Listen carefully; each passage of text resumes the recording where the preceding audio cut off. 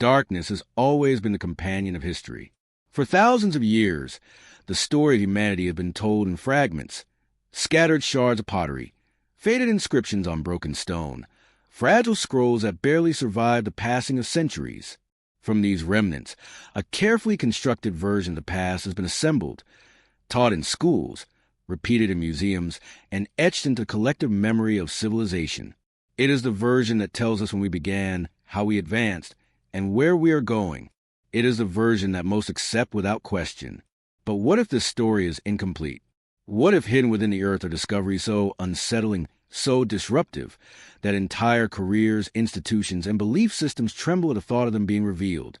Every so often, an archaeological find emerges that doesn't just add a footnote to history. It threatens to tear the entire book apart. This is one of those discoveries. Buried deep, overlooked for centuries, it should not exist. According to the official timeline, it cannot exist, and yet it does, silent and immovable, daring us to confront a possibility that everything we thought we knew about our origins is wrong. Imagine for a moment that the entire framework of human history is a house of cards, delicately balanced on accepted dates, theories, and assumptions.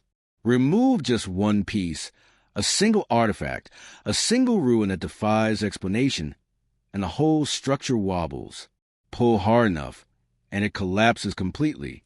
That is a terror that grips historians when they are confronted with evidence that does not fit. It is not merely about rewriting textbooks.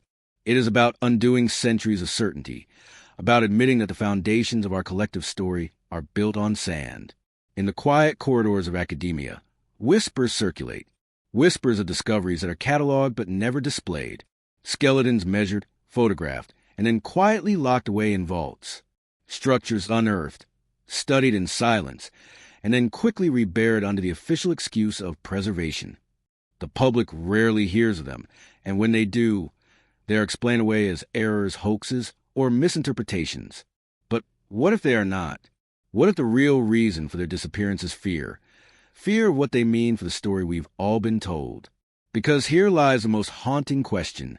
Why would historians fear discovery? Aren't historians supposed to seek the truth, no matter where it leads? The answer is more complex than it appears. Truth, when it challenges power, is dangerous. A single revelation can discredit an entire profession, destroy reputations, and topple the carefully maintained hierarchy of knowledge.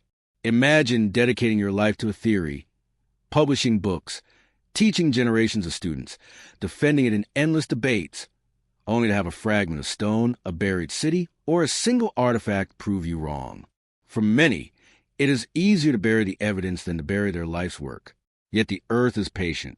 No matter how many discoveries are hidden, more emerge with every passing year. The ground itself seems determined to reveal what humanity has tried to forget. In remote deserts, beneath frozen ice sheets, and under the crushing weight of oceans, ruins stir from their slumber. And each time they rise into the light, they bring with them questions that cut deeper than any official explanation can answer. This story begins not with certainty, but with doubt. Doubt that the neat, linear version of history we were taught, the rise from primitive hunter-gatherers to the builders of great cities, is the full picture. Doubt fueled by evidence of technologies far too advanced for their time, monuments aligned with the stars in ways we still struggle to replicate, and myths that speak of lost civilizations swallowed by water and fire. These are not the inventions of modern imagination. They are the scars of memory left by those who came before us, echoes from forgotten chapter of humanity. And so, the question returns, sharper this time, what if the official timeline is wrong? What if civilization did not begin 5,000 or 6,000 years ago in Sumer or Egypt, but stretches back tens of thousands of years, perhaps longer, to an age we cannot comprehend, an age erased by cataclysm, remembered only in myth, and denied by those who fear what its confirmation would mean? This is not simply an archaeological puzzle. It is a battle over our identity as a species. Because history is not just about the past. It defines who we are in the present. To change it is to change ourselves. If we discover that others came before us, builders, astronomers, engineers, then the narrative of progress we hold so tightly begins to unravel. We are no longer the pinnacle of advancement, but merely the inheritors of fragments left behind. Consider the implications. Entire religions reshaped, scientific models questioned, the arrogance of modernity humbled. That is why this discovery is feared. Because it does not just suggest an alternate story, it demands one. It asks us to set aside the comfort of certainty and step into the abyss of possibility. It forces us to confront the idea that we are not the first, and perhaps not the greatest. And yet, even as historians tremble at the thought, curiosity remains. Humanity has always been drawn to the unknown, the forbidden, the hidden. We cannot help but peer into the shadows, no matter how unsettling the shapes we find there. The discovery you are about to hear is one such shadow, long concealed, resisted, and denied. But once seen, it cannot be unseen. It lingers, it gnaws, it demands that we reconsider everything. By the end of this journey, you will see why the single piece of evidence, dismissed by some, buried by others, holds a power to change our understanding of human history forever. You will see why historians fear it, why institutions avoid it, and why its truth, once revealed, cannot be ignored. This is more than a story. It is a reckoning with the past, a confrontation with the unknown, and perhaps a glimpse into the destiny of humankind. The question is not whether you are ready for the truth. The question is whether you can accept what the truth demands of you. For most of us, history is something fixed, a tidy progression from primitive beginnings to the sophisticated world we know today. In classrooms, we are taught that the story of humanity is straightforward. Nomadic tribes learned to farm. Farming led to villages. Villages became cities, and cities birthed civilization. This timeline has been polished, simplified, and passed down as an unquestioned truth. But beneath this smooth surface lies a fractured foundation, riddled with contradictions. Archaeology, when examined without filters, often tells a very different story, a forbidden story. It begins with the fragments that don't fit, tools too advanced for their supposed era, bones that appear far older than the strata in which they are found, maps showing coastlines that should have been unknown. Each of these anomalies is small on its own, easy to dismiss as an error or coincidence. But when viewed together, they form a picture so radically different from the official account that it threatens to unravel the entire narrative. The accepted version of our past insists that civilization emerged around 6,000 years ago in Mesopotamia. Before that, we are told, humanity was little more than scattered tribes, barely surviving in a harsh and unforgiving world. Yet scattered across the globe are sites and artifacts that whisper of a deeper antiquity, of knowledge far beyond what so-called primitives should have possessed. These discoveries, if acknowledged, would force us to admit that human history is not a straight line of progress, but a cycle of rise, collapse, and rebirth. Why, then, are these anomalies so often ignored? The answer is simple. History is more than memory. It is power. The version we are taught gives order and meaning to the chaos of the past. It tells us who we are, where we come from, and what our place in the world should be. To challenge that version is to challenge authority itself. It would mean rewriting not just textbooks, but entire worldviews. And so the evidence that doesn't fit is often hidden away, dismissed as a hoax, or explained with impossible stretches of logic. Yet the anomalies keep surfacing. Ancient ruins discovered beneath the ocean, suggesting advanced societies long before the end of the last ice age. Stonework carved with a precision rivaling modern engineering, found in places where no primitive tools should have been capable of creating them. Entire mythologies describing floods, fires, and lost worlds. Myths repeated across continents, as if every culture remembered the same catastrophe. These are not isolated curiosities. They are signposts pointing to a forgotten past. Imagine if everything you learned about human progress was only half the story. Imagine that advanced civilizations thrived thousands, even tens of thousands of years earlier than official history admits. Imagine that the knowledge we celebrate as modern, astronomy, mathematics, engineering, was not discovered anew, but remembered, passed down in fragments from those who came before. This is a possibility that historians fear, because once we open the door to it, the entire narrative must be rebuilt from the ground up. The forbidden past is not forbidden because it is unknowable. It is forbidden because it is inconvenient. In the archives of museums, in the basements of universities, in the unpublished notes of archaeologists, there exists a shadow record of humanity. Evidence that doesn't fit, and therefore cannot be allowed to matter. But the Earth is vast, and secrets cannot remain buried forever.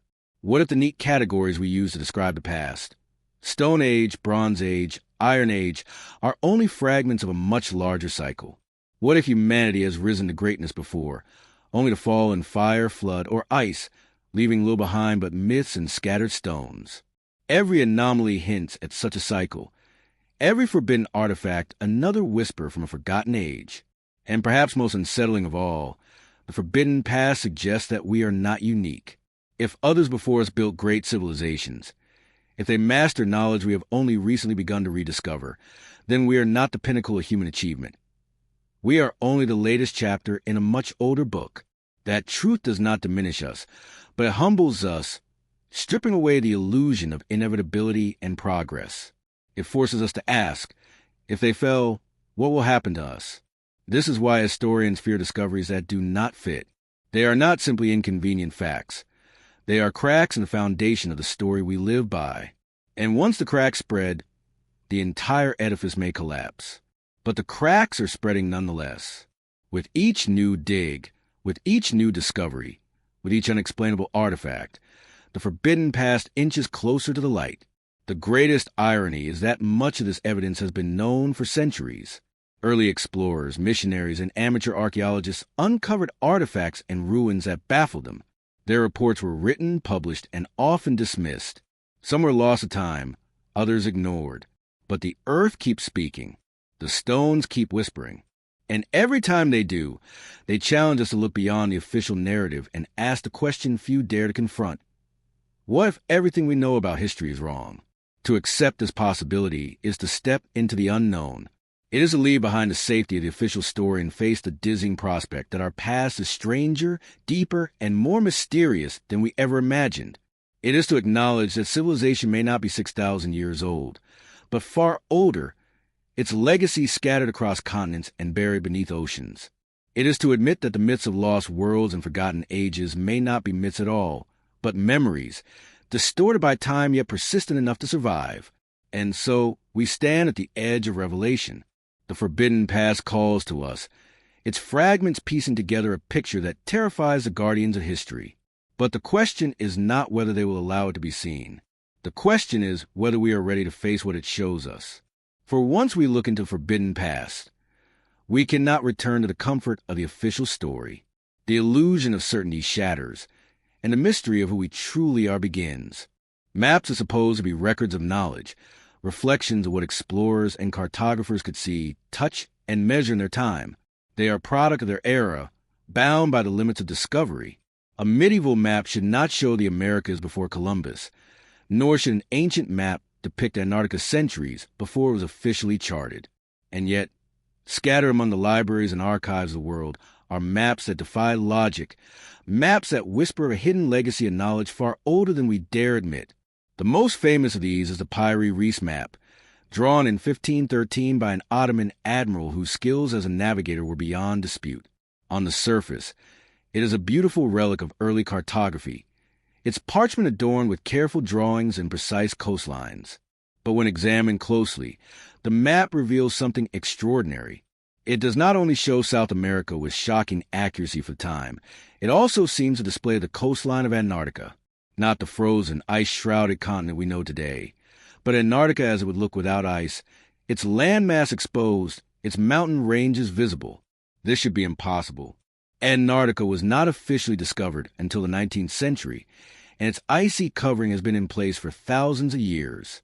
If the Piri Reis map truly depicts a continent in its ice-free state, then it suggests one of two things. Either Admiral Piri Reis had access to a source far older than his own era, or a civilization long before ours possessed knowledge of global geography we cannot explain. The admiral himself left notes on the map, claiming that he had compiled it from even older sources, maps drawn centuries, perhaps millennia, earlier. Some of those sources, he wrote, were said to date back to the time of Alexander the Great. How could maps that old display coastlines that modern satellites would only confirm in the 20th century? And the Piri Reis map is not alone. Another puzzling relic is the Orontius Phineas map of 1531, which also shows Antarctica in shocking detail. Like Piri Reis, Phineas depicted river valleys, bays, and mountain ranges that match what lies beneath the ice today. How did cartographers in the 16th century have access to such precision? Some suggest chance, but the accuracy of the details invisible to explorers of that time, makes coincidence unlikely. The anomalies do not stop there. Other maps, such as the Zeno map of 1380 or the Dulcer Portolan chart of 1339, depict regions of North America and Greenland long before they were discovered. These maps suggest an ancient knowledge of the world's geography, knowledge that should not have existed. If we take these maps seriously, the implications are staggering. They hint at the possibility that an advanced civilization once charted the world, long before the rise of Greece, Rome, or even Egypt. A civilization capable not only of long-distance travel, but also of precise measurement, the kind of knowledge we attribute to modern science. And if that civilization existed, what happened to it? Was it erased by cataclysm, its memory surviving only in fragments of parchment passed down through time? Mainstream historians often respond to these mysteries with silence or deflection. They argue that the maps are the result of creative guesswork, distortions, or lucky mistakes. But how many lucky mistakes does it take before coincidence becomes a pattern? How many times must we see the same impossible detail repeated across maps from different centuries before we admit that someone, somewhere, knew more than they should have? The idea of forgotten knowledge is not new. Plato spoke of Atlantis, a civilization lost beneath the waves, yet remembered in fragments. Ancient myths across the world describe great cities destroyed by fire, flood, or ice. Could these maps be the echoes of that memory, relics from a time when seafarers charted a world we thought was beyond their reach? Consider for a moment the difficulty of mapping Antarctica even today. Satellite imaging, aerial surveys, and advanced sonar allow us to glimpse beneath the ice, revealing mountain ranges and coastlines hidden for millennia. And yet, centuries ago, someone drew those same features with uncanny accuracy. That is not the work of guesswork or imagination. It is the work of knowledge. The existence of these maps also raises an uncomfortable possibility that history as we know it has been filtered, edited, and rewritten. If there were civilizations capable of such feats in the distant past, then our story is not one of steady progress from ignorance to enlightenment. Instead, it may be a story of cycles. Civilizations rise in the heights of knowledge and power, only to fall into ruin, their memory surviving only in whispers. And if that is true, what else might they have known? If they could chart the world, could they also have understood the stars? If they could map coastlines hidden beneath ice, could they have mastered sciences we have only recently rediscovered? These are the questions that historians fear, because they lead us down a path that does not end with tidy answers, but with profound uncertainty. The Pyre Reis map, the Orontius Phineas chart, and their companions are more than curiosities. They are cracks in the wall of official history. Each line of coastline, each mountain range drawn centuries before it should have been possible, is a challenge to the story we have been told. And together, they suggest that we are missing a vast chapter of our past. Perhaps one day, more ancient maps will be uncovered, their origins traced back further still. Perhaps hidden in the archives of forgotten monasteries or the vaults of private collections are parchments that tell the full story. Maps not a speculation, but a memory, preserved across the ages.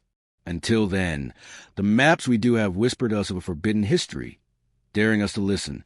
If humanity once possessed knowledge far beyond what we admit, then the question becomes inevitable. Who were the map makers? Were they seafarers from a forgotten age, survivors of a lost civilization, or custodians of knowledge passed down from a world destroyed? The answers remain buried, but the maps themselves remain undeniable, silent testimony that the world was known long before it was discovered.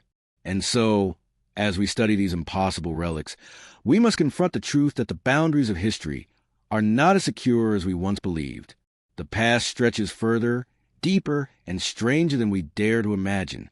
And if these maps are fragments of that truth, then we must ask, what else lies hidden, waiting to redraw the map not of the world, but time itself? The ocean has always been the greatest vault of secrets, covering more than 70% of the planet.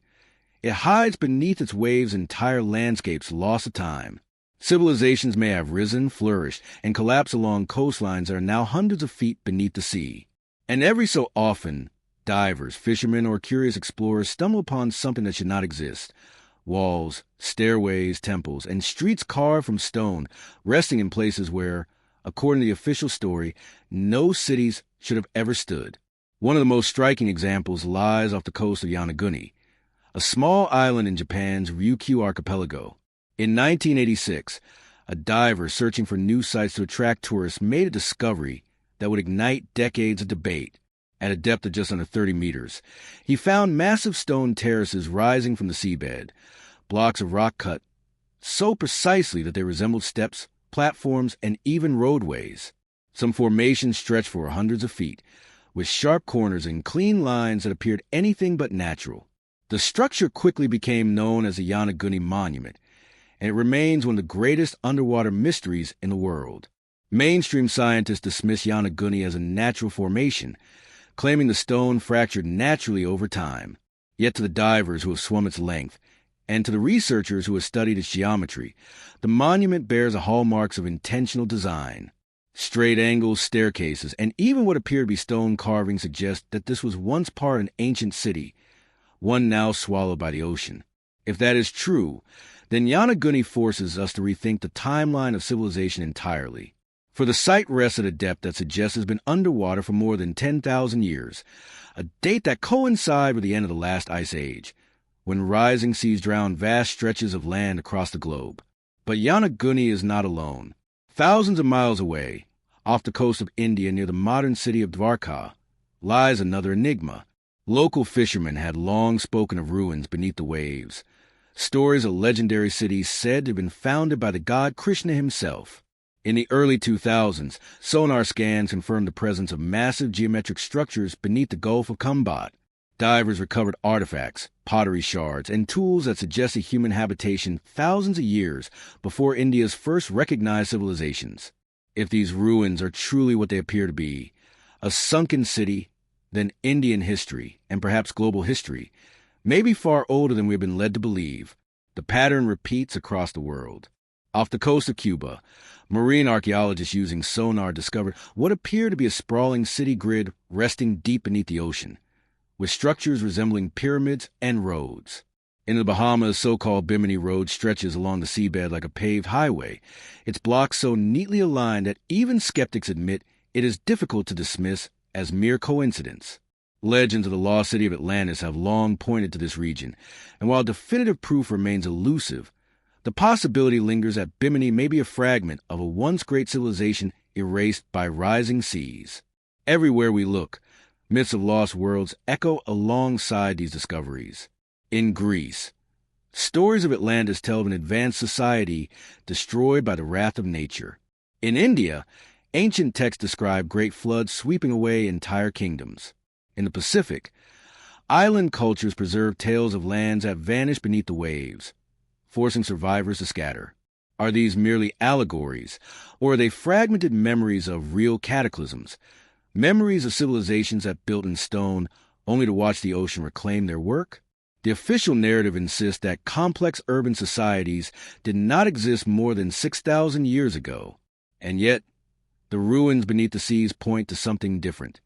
That humans may have been building cities long before they accepted dawn of civilization, cities that were lost not to conquest, but to the slow, unstoppable rise of the oceans.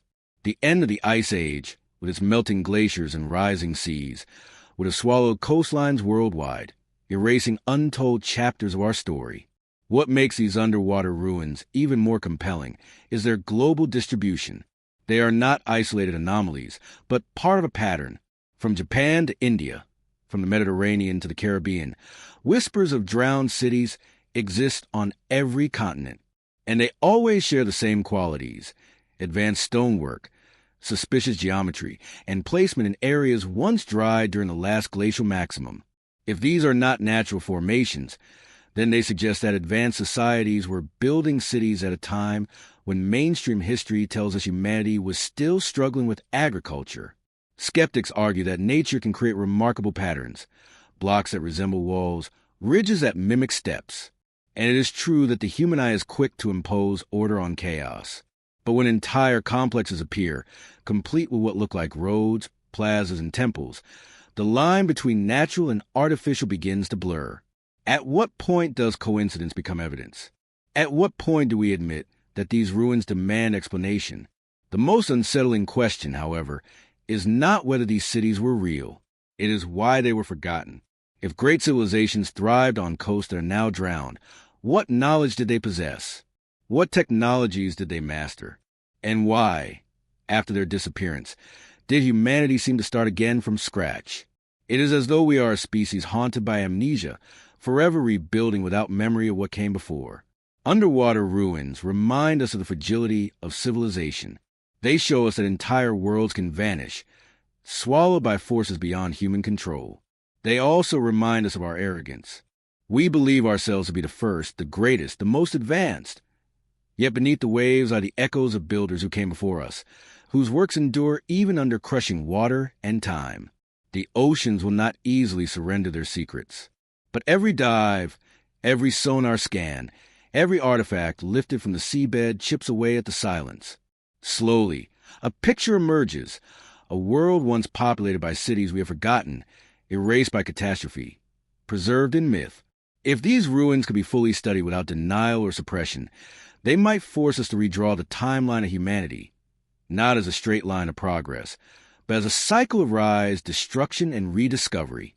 And that is the true terror for historians, because to acknowledge these lost cities is to admit that we are not unique, that others long before us reached heights we have only begun to understand, and that they fell, leaving us to repeat their story. Across the world, scattered like the bones of forgotten giants, lie structures so immense, so precise, and so utterly baffling that they seem to mock our understanding of history. These are not simple piles of stone, not crude walls built by primitive hands.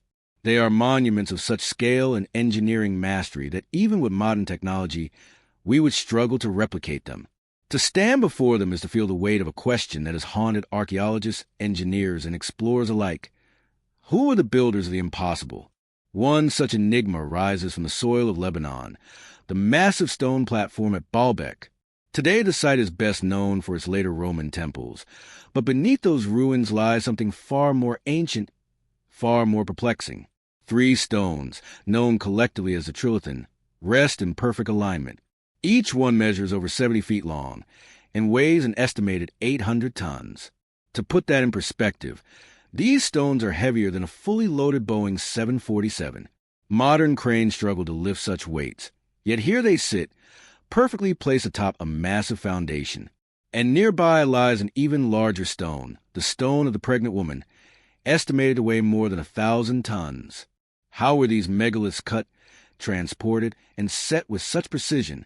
The official explanation insists that ancient workers used simple ropes, wooden rollers, and manpower, but the logistics are staggering.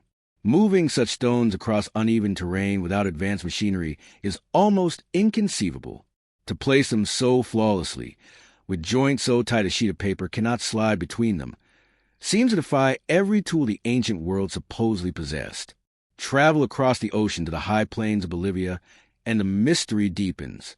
Here, at Pumapunku, lies a shattered complex of stone blocks carved with geometric precision. Some are cut into intricate interlocking shapes, resembling giant three-dimensional puzzles. Others feature perfectly drilled holes, razor-sharp grooves, and right angles so precise that modern engineers admit they would require advanced saws and lathes to reproduce. Yet, Pumapunku is said to be over 1,500 years old, attributed to the Tiwanaku culture. How could society without iron tools or written records create such flawless work in andesite, one of the hardest stones on Earth? Mainstream archaeologists explain Pumapunku as a product of stone hammers, chisels, and patience. But those who have examined the site firsthand often come away unconvinced. The precision is simply too great, the symmetry too exact. If primitive tools were used, then the builders of Pumapunku achieved a technological miracle that rivals anything we can do today. And if that is true, then perhaps they were not as primitive as we have been taught. Another marvel lies in the highlands of Peru, the fortress of Sacsayhuaman. Its walls are composed of massive polygonal stones, some weighing over 100 tons, fitted together with uncanny accuracy. The stones are irregularly shaped, yet they lock so perfectly that no mortar was required. and they have withstood earthquakes for centuries without shifting. The effort required to quarry, move, and place these stones boggles the imagination. To this day, engineers struggle to explain how such a feat could have been accomplished with the tools available at the time. These sites share common traits: stones of staggering size, joints of remarkable precision, and techniques that seem out of place in their supposed era. They are scattered across continents, separated by oceans and cultures, yet they echo the same impossible mastery. Were they built by isolated societies that each discovered the secrets of advanced engineering? Or were they inheritors of knowledge passed down from an earlier, forgotten civilization? The contrast is striking. According to the official story, many of these sites were built by cultures with limited technology, societies that should have struggled even to lift stones weighing a fraction of what we see. Yet here are monuments that demand solutions beyond simple manpower.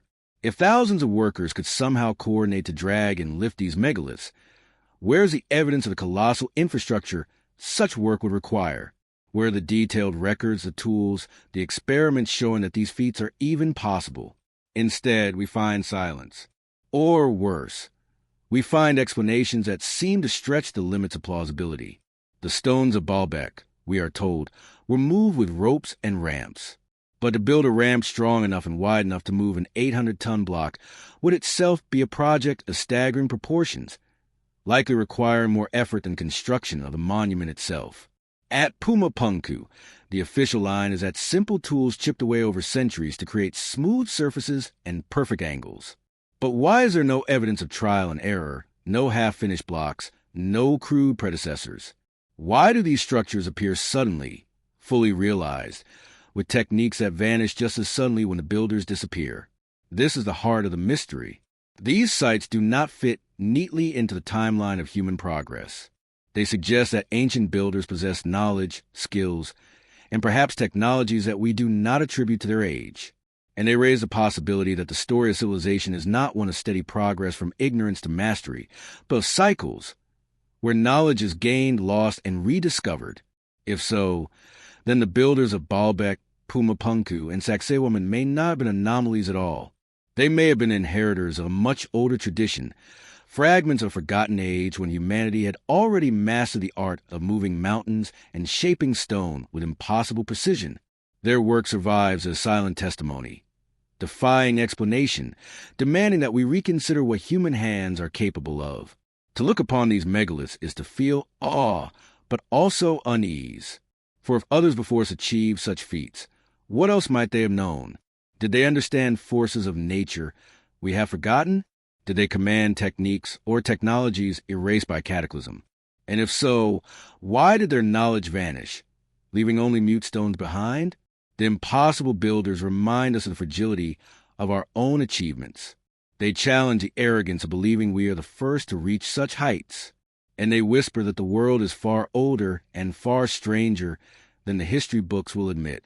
Rising from the sands of Giza, silhouetted against the desert sky, stands the most iconic and enigmatic monument of all human history, the Great Pyramid. To the casual observer, it is a simple marvel, an ancient tomb built for a mighty pharaoh. But to those who dare look deeper, it is something far more unsettling, because the Great Pyramid is not merely a monument. It is a riddle carved in stone, a structure that challenges everything we think we know about the abilities of ancient builders. Officially, the Great Pyramid of Khufu was completed around 2560 BC, built over a span of about 20 years.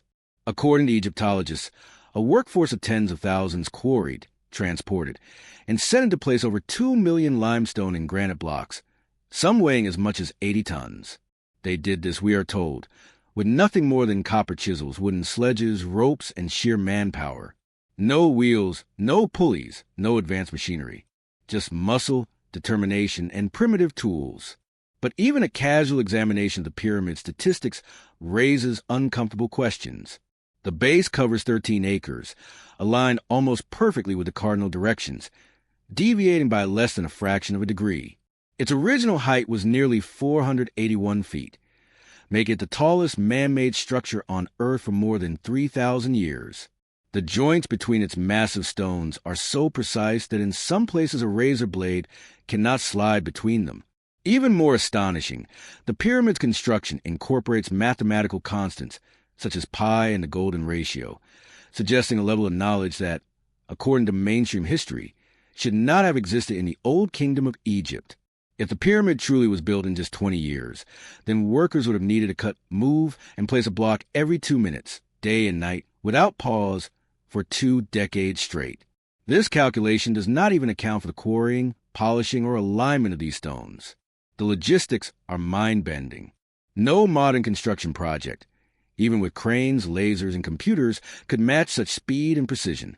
Then there's the mystery of the granite blocks inside the pyramid. These blocks, used to line the king's chamber, were quarried from Aswan, nearly 500 miles away.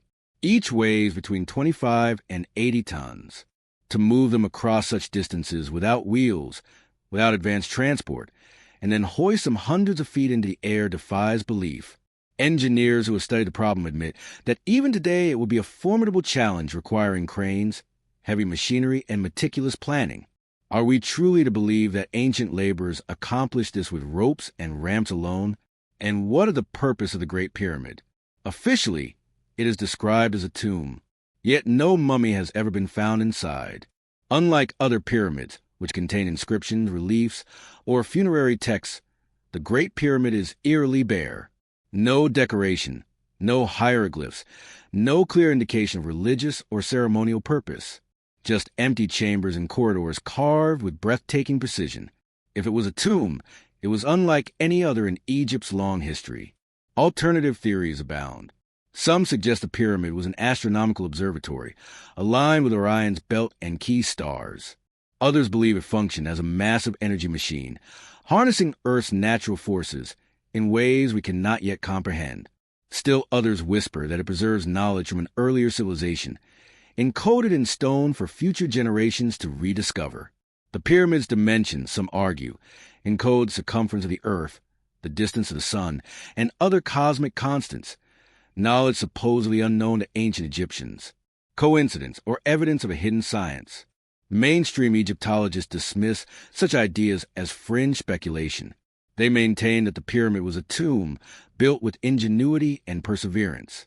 But their explanations often raise more questions than answers. For instance, the supposed use of massive ramps to move stones into place. To build a ramp long and stable enough to reach the pyramid's height would have required more material than the pyramid itself. And there is no archaeological trace of such a structure. And how were the stones set so precisely without advanced surveying tools? The deeper one looks, the stranger the pyramid becomes. Inside, the so-called air shafts leading from the king's chamber are not aligned for ventilation, but appear to point to specific stars. The subterranean chamber, hewn directly into bedrock, seems unfinished yet serves no obvious purpose.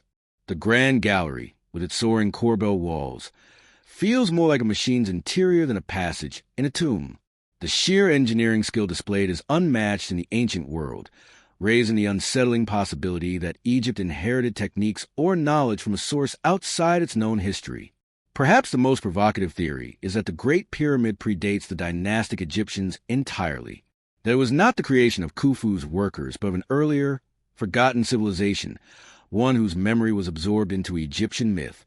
If true, then the Great Pyramid is not just a crowning achievement of ancient Egypt, but a relic of something far older, a legacy of builders who understood the earth, the stars, and the forces of nature in ways we can barely imagine. What makes this possibility even more compelling is the broader pattern we have already seen. From Baalbek to Puma Punku, from Yanaguni to Dvarka, there are signs that advanced stoneworking and monumental construction appeared suddenly, without clear evolution.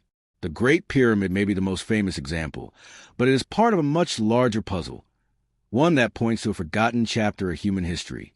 And if this is true, then historians have every reason to be uneasy, because the Great Pyramid is not merely a wonder of the world. It is a smoking gun. It is physical, undeniable evidence that someone thousands of years ago knew how to achieve feats that defy our understanding. Its presence demands an explanation, one that mainstream history cannot easily provide. To gaze at the Great Pyramid is to confront a paradox. Either ancient Egyptians accomplished the impossible with tools far more advanced than we give them credit for, or they inherit the knowledge to do so from a source lost time. In either case, the official timeline of human civilization begins to crumble. For if people 4,500 years ago could master geometry, engineering, and astronomy on this scale, then what else might they have known? The Great Pyramid is not just a monument of stone. It is a message written in mathematics and precision, encoded in perfect alignment with the stars, preserved for millennia, a message that whispers of a history far older and far stranger than we dare to admit. Guarding the Giza Plateau with an inscrutable gaze, its weathered face staring across the desert sands, lies one of the most enigmatic monuments on Earth, the Great Sphinx. Towering nearly 70 feet high and stretching over 200 feet long, it is the largest monolithic statue of the ancient world, carved directly from the limestone bedrock. The Sphinx is a riddle wrapped in stone, a monument that raises more questions than answers. The official story is straightforward. The Sphinx was built during the reign of Pharaoh Khafre, around 2500 BCE, to serve as a guardian of his pyramid complex.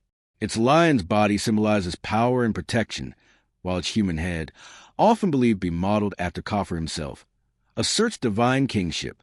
Egyptologists insist it was nothing more than a royal statement, a monument of authority carved by skilled artisans. But the closer one looks, the less convincing that explanation becomes. For one thing, the Sphinx appears far older than the pyramids it is said to guard. The weathering patterns on its body do not match the effects of desert winds and sand.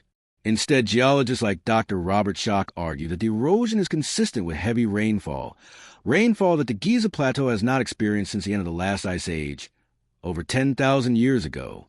If this analysis is correct, then the Sphinx predates Khafre by millennia, belonging not to the dynastic Egyptians but to a far earlier civilization. This is a terrifying possibility for mainstream historians, because it pushes the origins of monumental architecture back thousands of years, into a time when humans were supposedly hunter-gatherers incapable of such feats. It suggests that the Egyptians inherited the Sphinx rather than built it, that it was already ancient when Khafre's workers shaped its head into a pharaonic likeness.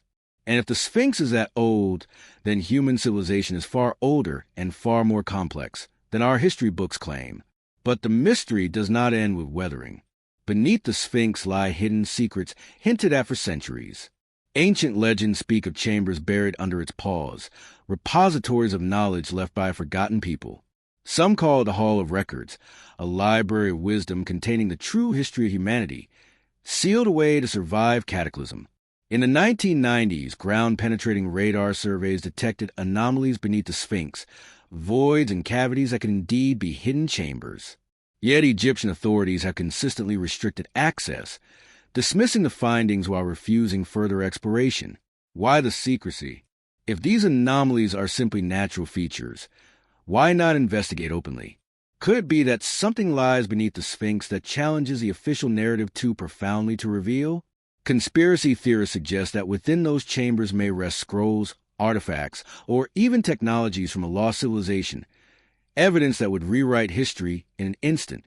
And perhaps that is precisely what must remain hidden. Then there's the riddle of alignment.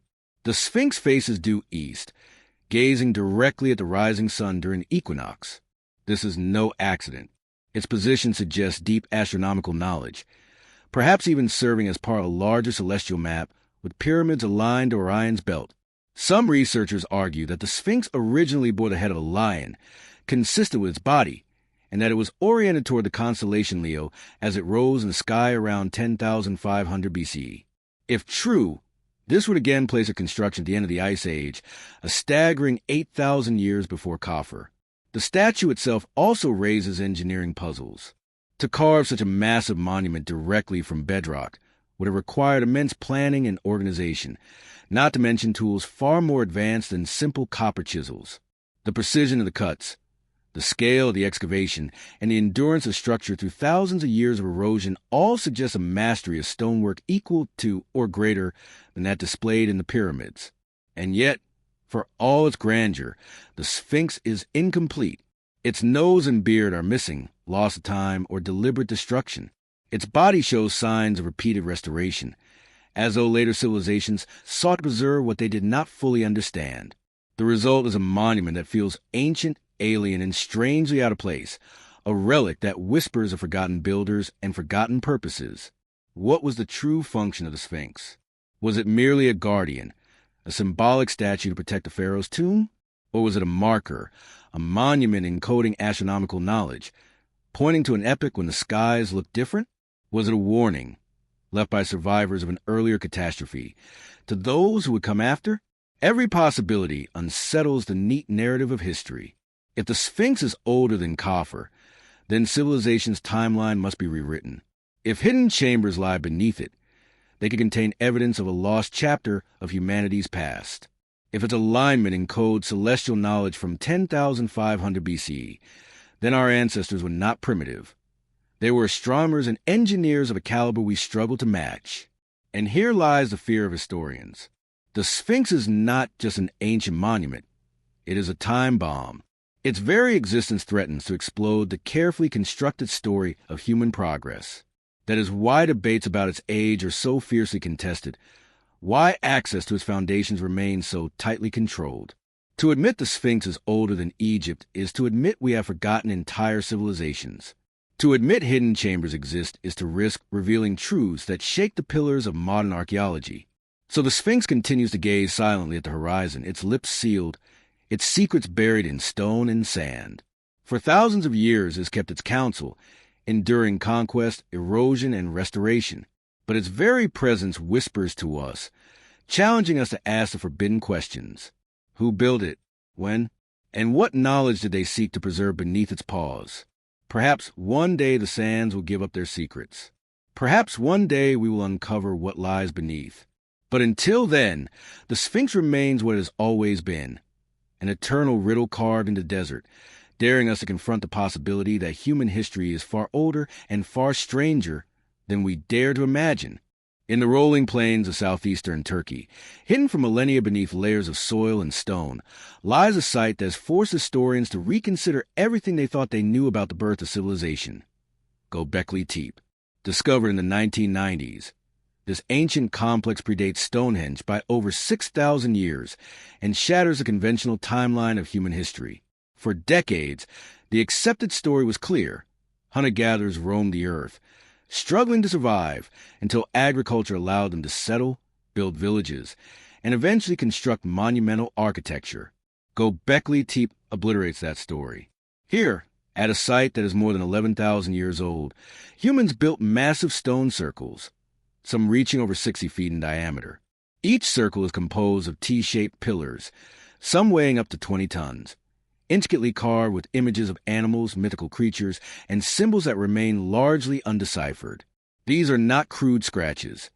They are works of astonishing artistry, etched with a precision and forethought that suggest organization, planning, and a deep understanding of materials and tools.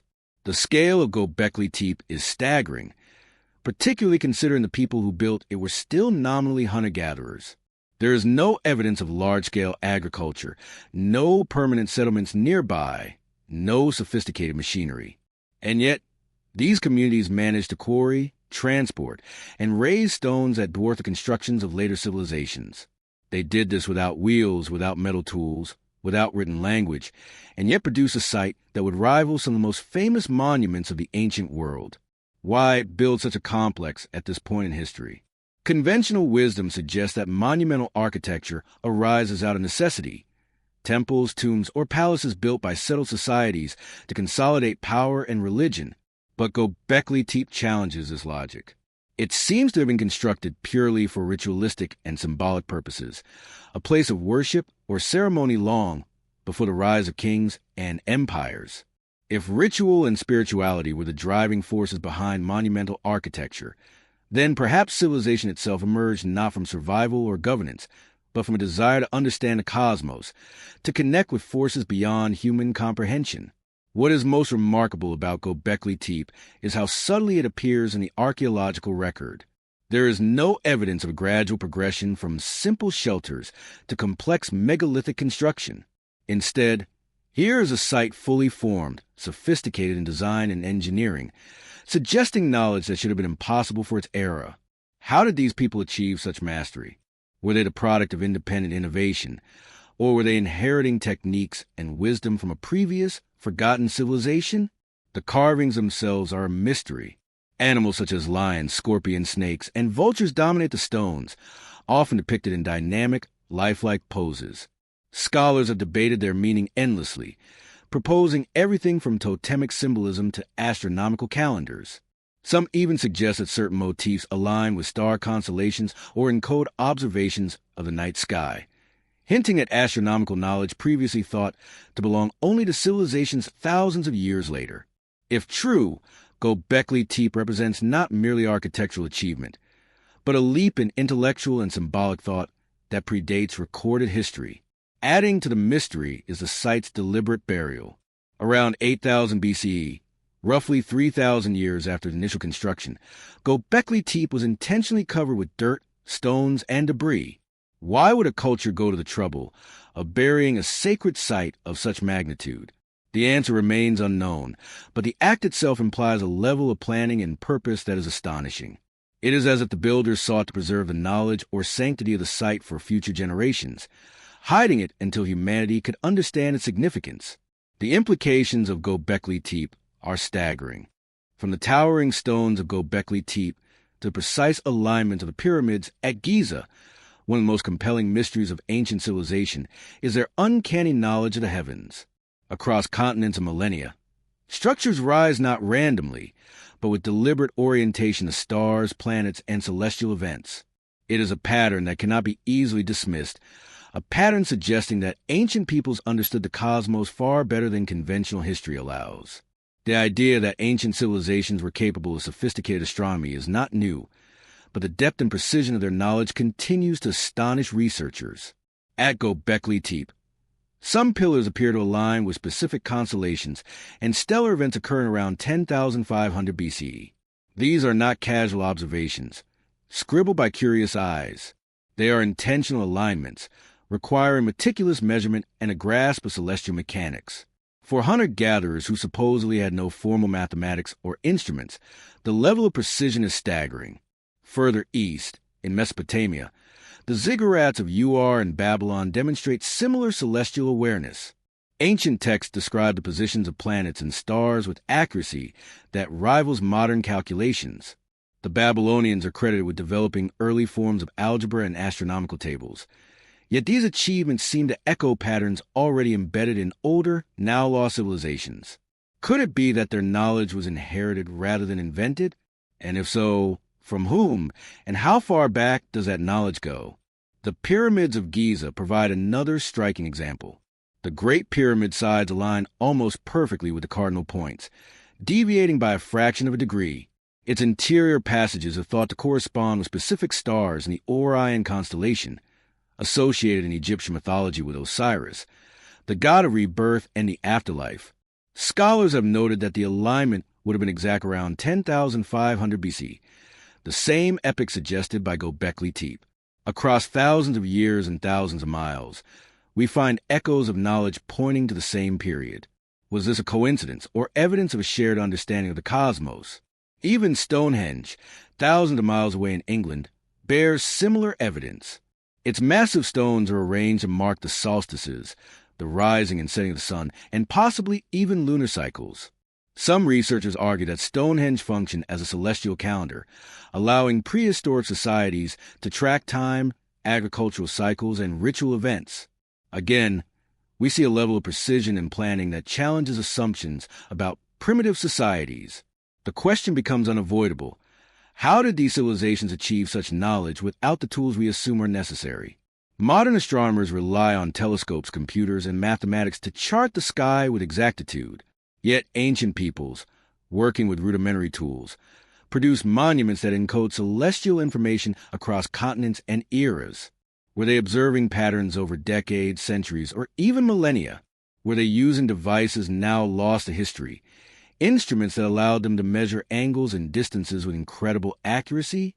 Perhaps the most provocative examples are found in the Americas. The Mayan civilization, flourishing thousands of years later, developed calendars of astonishing sophistication. They calculated solar years with near-perfect precision, predicted eclipses, and embedded astronomical knowledge into their temples, pyramids, and codices. The alignment of structures such as El Castillo at Chichen Itza to equinoxes is precise enough to cast serpentine shadows along the steps of the pyramid, a phenomenon that occurs reliably twice a year. The level of observation and understanding required seems far beyond what the historical narrative credits to pre-Columbian societies. In Peru, the Nazca lines present another enigma. These enormous geoglyphs, visible only from the air, depict animals, humans, and abstract shapes, some extending hundreds of meters across the desert floor. Researchers have proposed that some of these lines align with solstices, celestial bodies, or the movements of planets, functioning as a massive open-air observatory. The purpose of these lines may never be fully understood, but the fact that they encode celestial knowledge with such scale and precision is undeniable. Taken together, these examples suggest that humanity once possessed a sophisticated understanding of astronomy, mathematics, and geometry long before the accepted dawn of civilization. From Göbekli Tepe to Egypt, from Mesopotamia to the Americas, the same patterns emerge, monumental structures oriented to the stars, reflecting knowledge that seems impossible for their supposed creators. These patterns raise uncomfortable questions. Were these skills independently discovered multiple times, or do they reflect the inheritance of knowledge from an earlier, forgotten civilization? The implications are staggering. If civilizations thousands of years apart, across thousands of miles, encoded the same astronomical knowledge, then the history of human intelligence must be reconsidered. It is no longer sufficient to assume linear progress. Instead, we must entertain the possibility of a far older human intellect, one capable of profound understanding, engineering, and observation, a capability that may have been lost and rediscovered multiple times across history. And then there are the anomalies that defy even these advanced interpretations.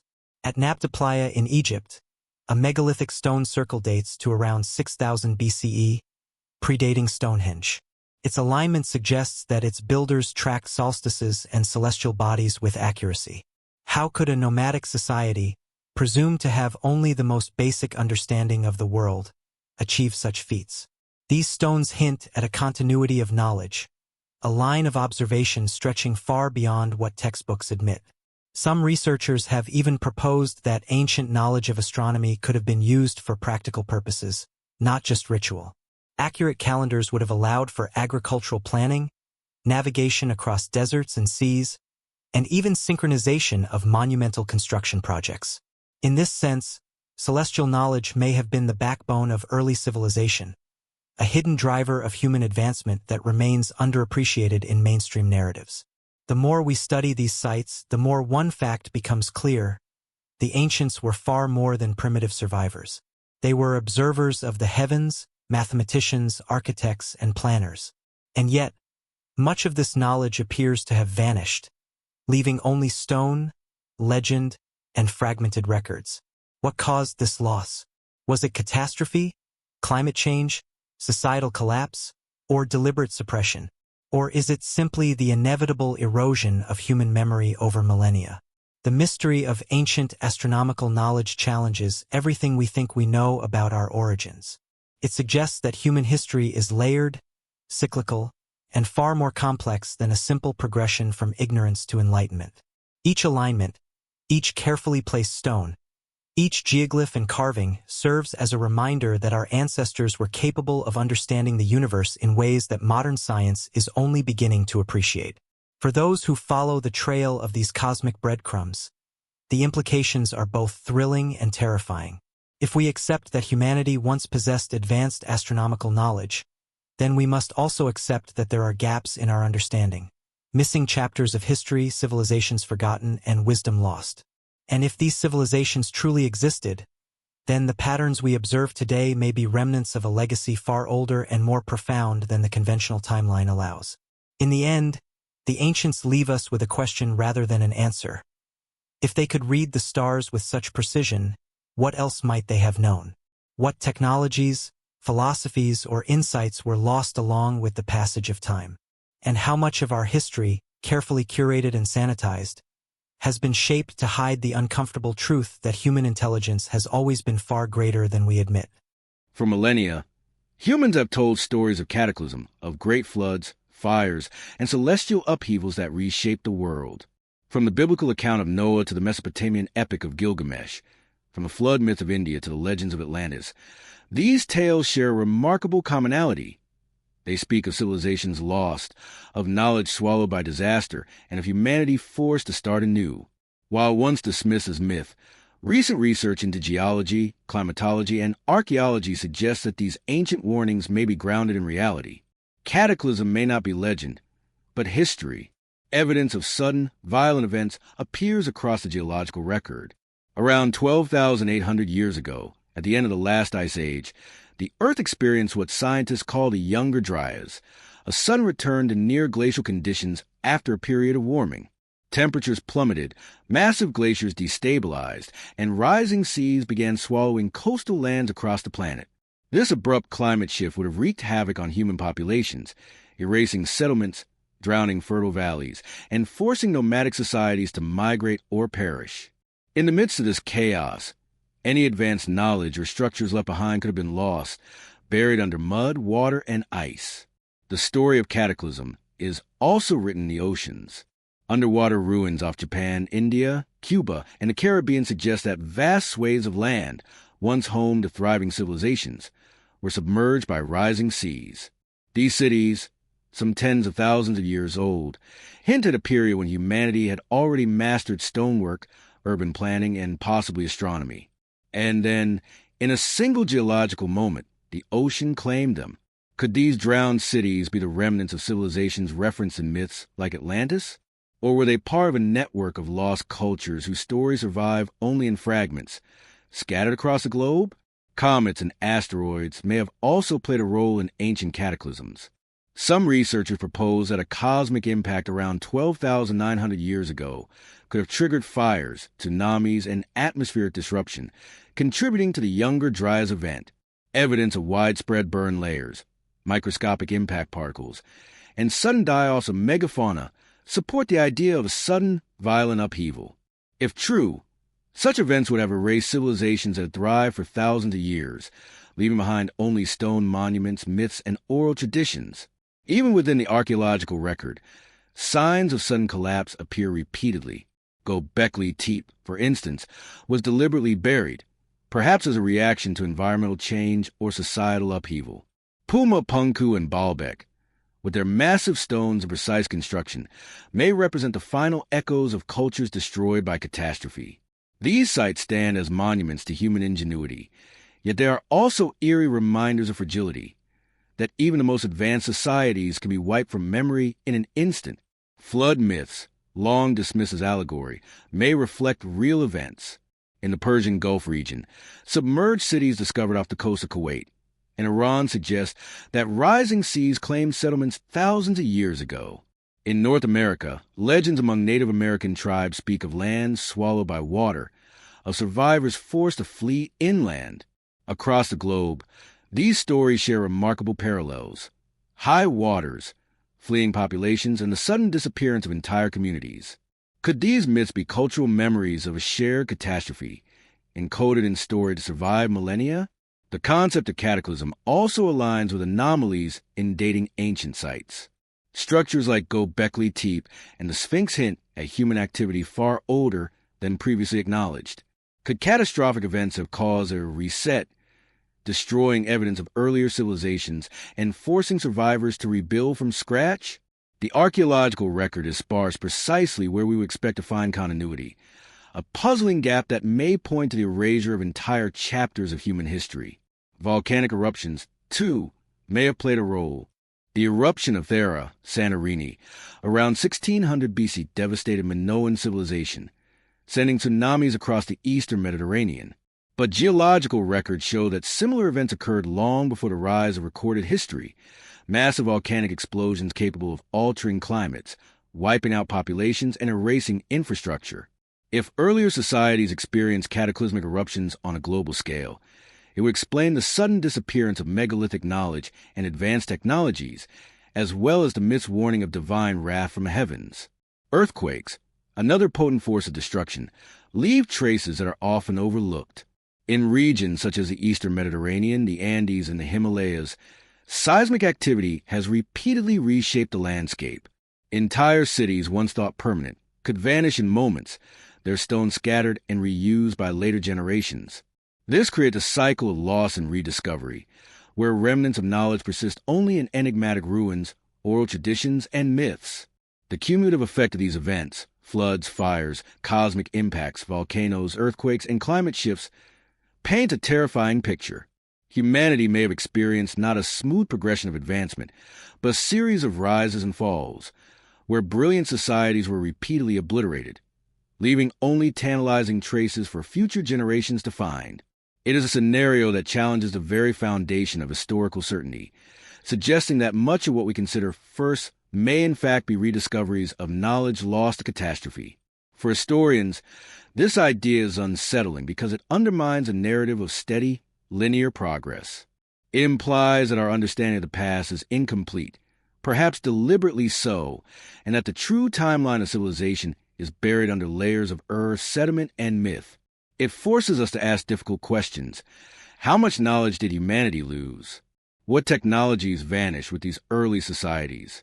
And if they were capable of feats that rival or surpass our own, what might we learn from their rediscovery? Ancient cataclysms also intersect with astronomy in fascinating ways. Many catastrophic myths are tied to celestial events, floods linked to comets, firestorms to meteor impacts, and omens to planetary alignments. Sites like Göbekli Tepe, Stonehenge, and the pyramids may encode not only ritual and symbolic knowledge, but warnings and observations of past cosmic disruptions. If so, then our ancestors were not only survivors but chroniclers of catastrophe, embedding vital information in stone for future generations. Ultimately, the evidence of ancient cataclysms forces a radical reconsideration of history. It suggests that humanity is older, more advanced, and more resilient than conventional narratives allow.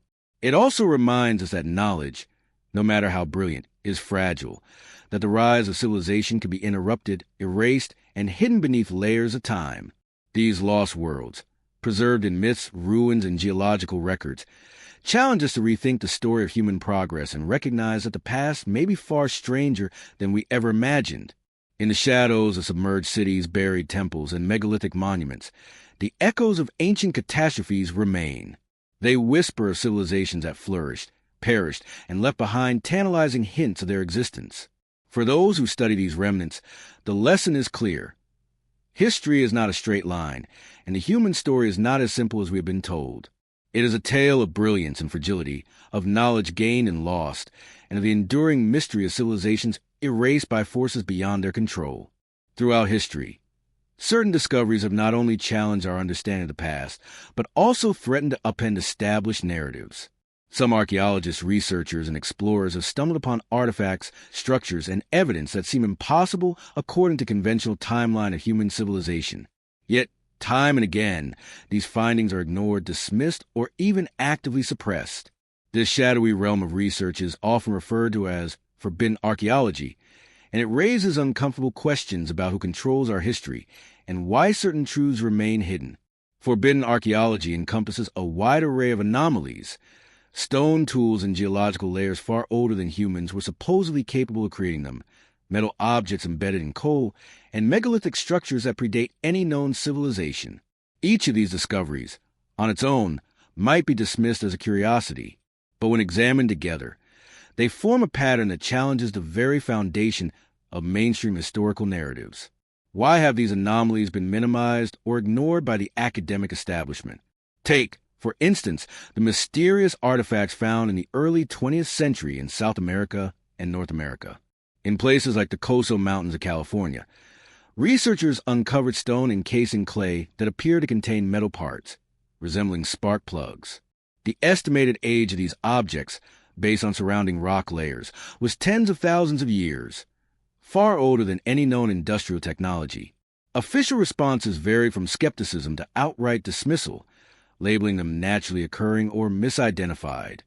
Yet for those who examined them closely, the implications were staggering. Could advanced technology have existed long before recorded history? Similar anomalies have been found across the globe. In India, ancient metallurgical sites produced iron and steel of extraordinary purity thousands of years before modern techniques were supposedly developed. In Egypt, Certain artifacts, like granite spheres and intricate metal objects, seem to reflect knowledge of tools and precision beyond what we associate with their respective eras. And in Europe, sites such as the Karnak stones in France and the submerged structures off the British Isles suggest engineering that predates recorded civilization. In each case, mainstream historians offer conventional explanations, but the evidence often defies simple categorization. Forbidden archaeology is not limited to tools and structures. It also encompasses writings and symbols that hint at lost knowledge. Ancient maps, such as the Piri Reis map, depict coastlines and continents with astonishing accuracy, suggesting an understanding of geography far beyond what scholars attribute to the explorers of their time. Some theorists argue that these maps were based on sources from civilizations that existed long before the Greeks or Egyptians, civilizations now lost to history. The presence of such detailed information raises profound questions. If these civilizations existed, why is there no record of them in the historical canon? Suppression and dismissal of such findings have a long and complex history. Academic institutions, for reasons both practical and political, have often rejected evidence that does not fit the accepted timeline. Researchers who present controversial data risk their careers, funding, and reputations.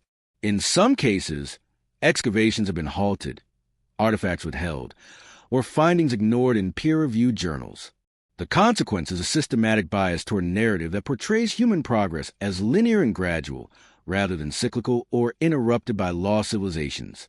Consider the case of the Dropa stones, discovered in a cave in China in the 1930s. These stone discs, inscribed with tiny hieroglyphs, allegedly tell the story of a long-extinct people who may have had contact with beings from beyond Earth. The mainstream academic response has been almost entirely dismissive, labeling them a hoax or misinterpretation. Yet for those who study them, the Dropa stones represent a tantalizing glimpse of knowledge deliberately hidden or forgotten, raising questions about the limits of human history and the forces that shape it. Even in the field of paleontology, forbidden archaeology has emerged.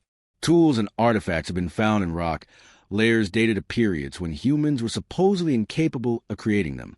Bones of early humans bear markings that suggest advanced tool use, while stone constructions are sometimes discovered in geological strata that challenge the accepted evolutionary timeline.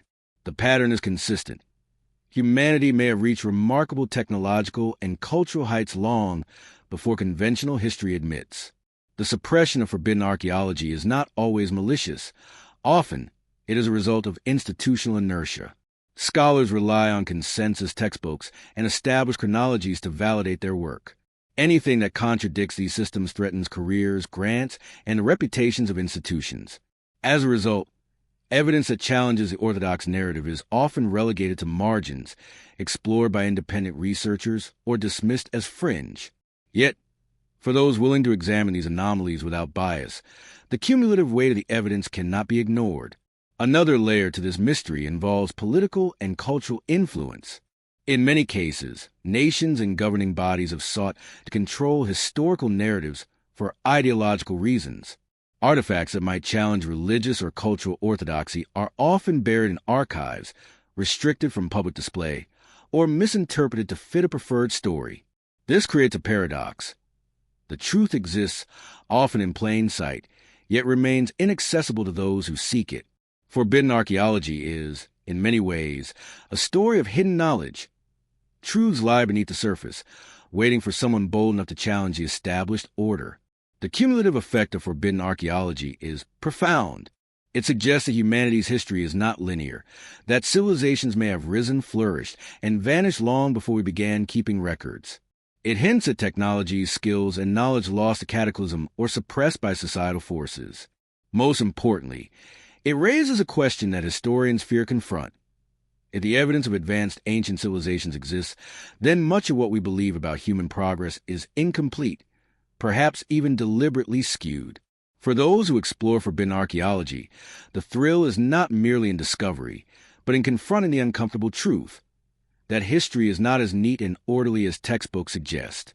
Each anomaly, each suppressed artifact, each buried city represents a crack in the facade, a glimpse into a past that refuses to be fully tamed. It is both exhilarating and terrifying to realize that everything we think we know about human origins could be incomplete, and that the story of civilization is far richer, far stranger, and far more mysterious than we have been taught. Ultimately, forbidden archaeology challenges us to question authority, to think critically about evidence, and to remain open to possibilities that mainstream scholarship struggles to accommodate. It forces us to confront the possibility that we are only seeing fragments of our true history, pieces scattered across the globe, waiting to be connected into a coherent, albeit astonishing, whole. And in that realization lies both fear and hope. Fear because the past is stranger than we can imagine, and hope because, with persistence and courage, we may finally uncover the knowledge that has been hidden for millennia. When most people think of pyramids, their minds immediately leap to Egypt, the colossal monuments on the Giza Plateau that have fascinated explorers for centuries. But pyramids are not unique to Egypt. Across the globe, from the jungles of Central and South America to the plains of Sudan, China, and even Indonesia, we find structures remarkably similar in shape, purpose, and sometimes scale. This raises a provocative question. Are these isolated architectural coincidences, or evidence of shared, ancient knowledge that once connected civilizations across continents? In Mesoamerica, the pyramids of the Maya and the Aztecs are perhaps the most famous. The Pyramid of the Sun at Teotihuacan, standing over 200 feet tall, and El Castillo at Chichen Itza are precisely aligned with cardinal directions and astronomical events.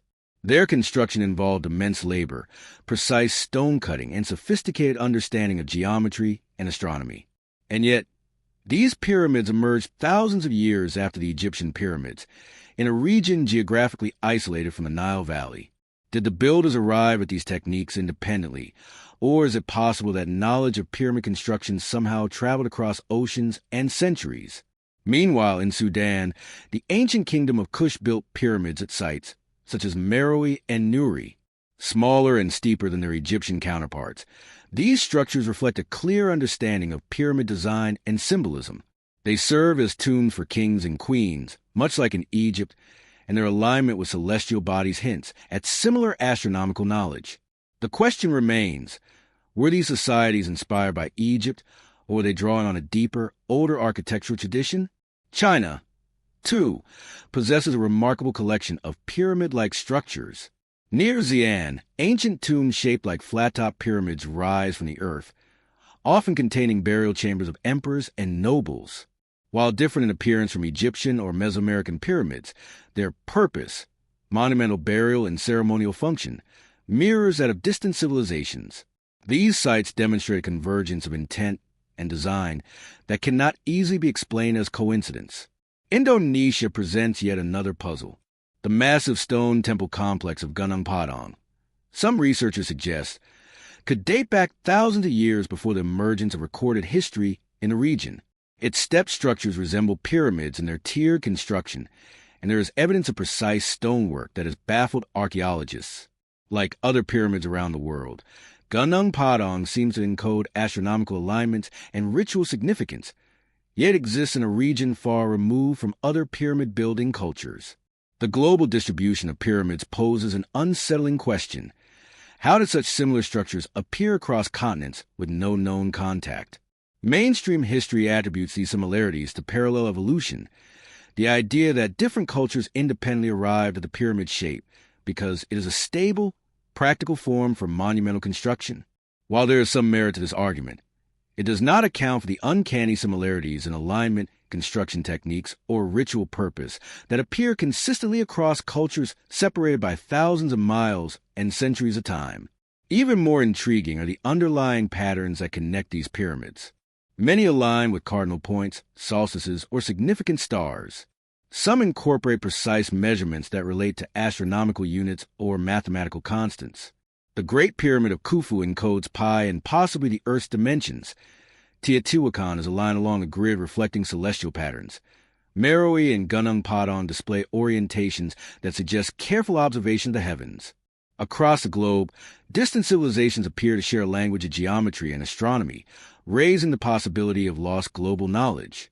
Some researchers propose a radical hypothesis, that these pyramids are remnants of a pre-flood or pre-cataclysmic civilization, one with advanced architectural and astronomical understanding, whose knowledge spread across continents before being largely erased by disaster. According to this theory, survivors carried fragments of this knowledge into civilizations we now recognize, leading to the sudden appearance of pyramids in disparate locations. While speculative, the evidence of recurring patterns, shared symbolism, and advanced techniques lends a certain weight to this idea. Consider the pyramids of Mesoamerica. The Maya built El Castillo with precise astronomical alignment to create the illusion of a serpent descending during equinoxes. The builders understood shadow, light, and geometry with remarkable sophistication. Similarly, Egyptian pyramids encode cardinal alignment and, some argue, even precession of the equinoxes. Across oceans, cultures separated by millennia and geography achieve comparable feats, suggesting either an improbable convergence or the inheritance of knowledge from a lost global tradition. Even within local contexts, the construction techniques raise questions.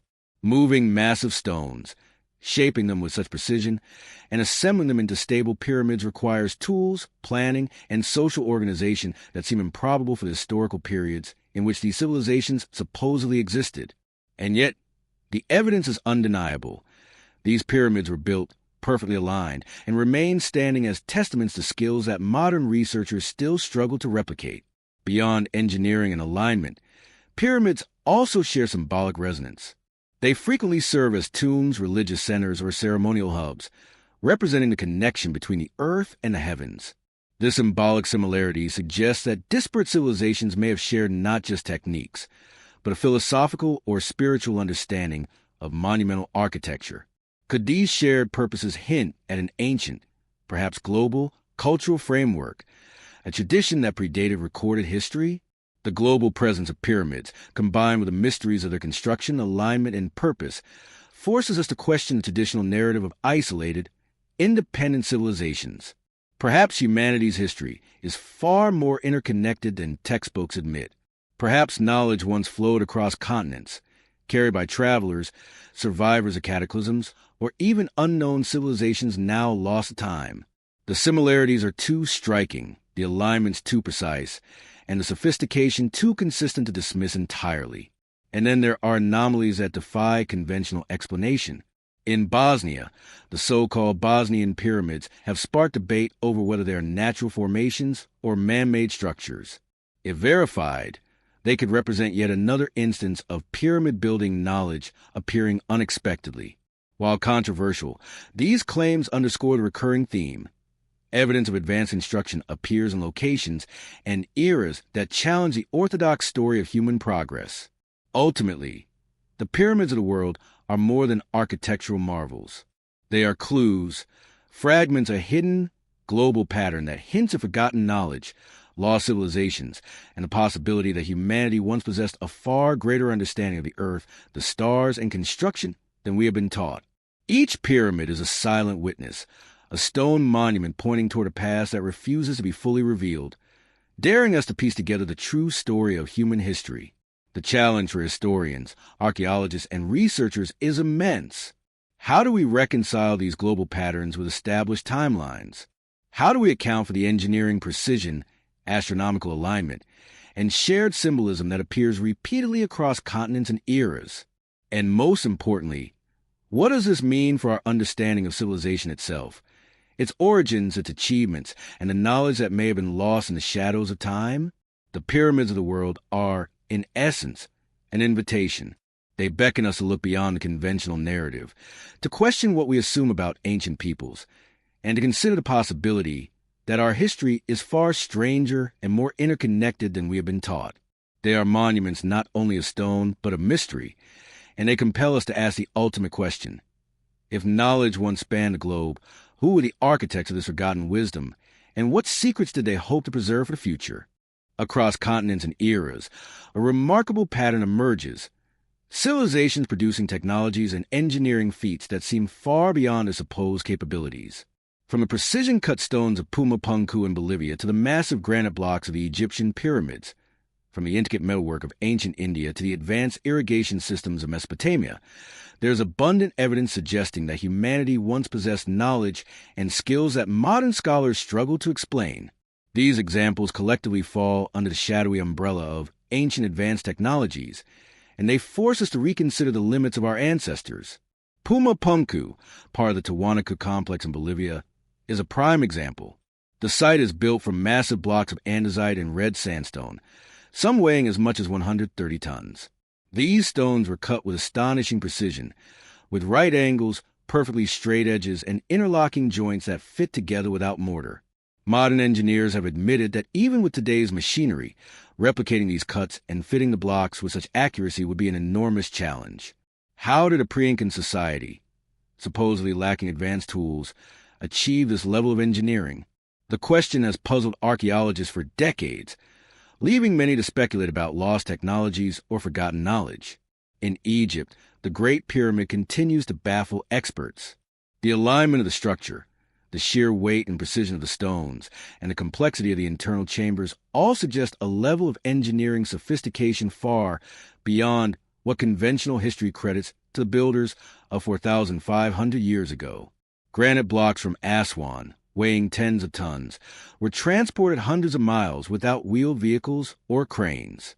The internal chambers were constructed with such precision that some modern engineers claim it would still be a formidable challenge today.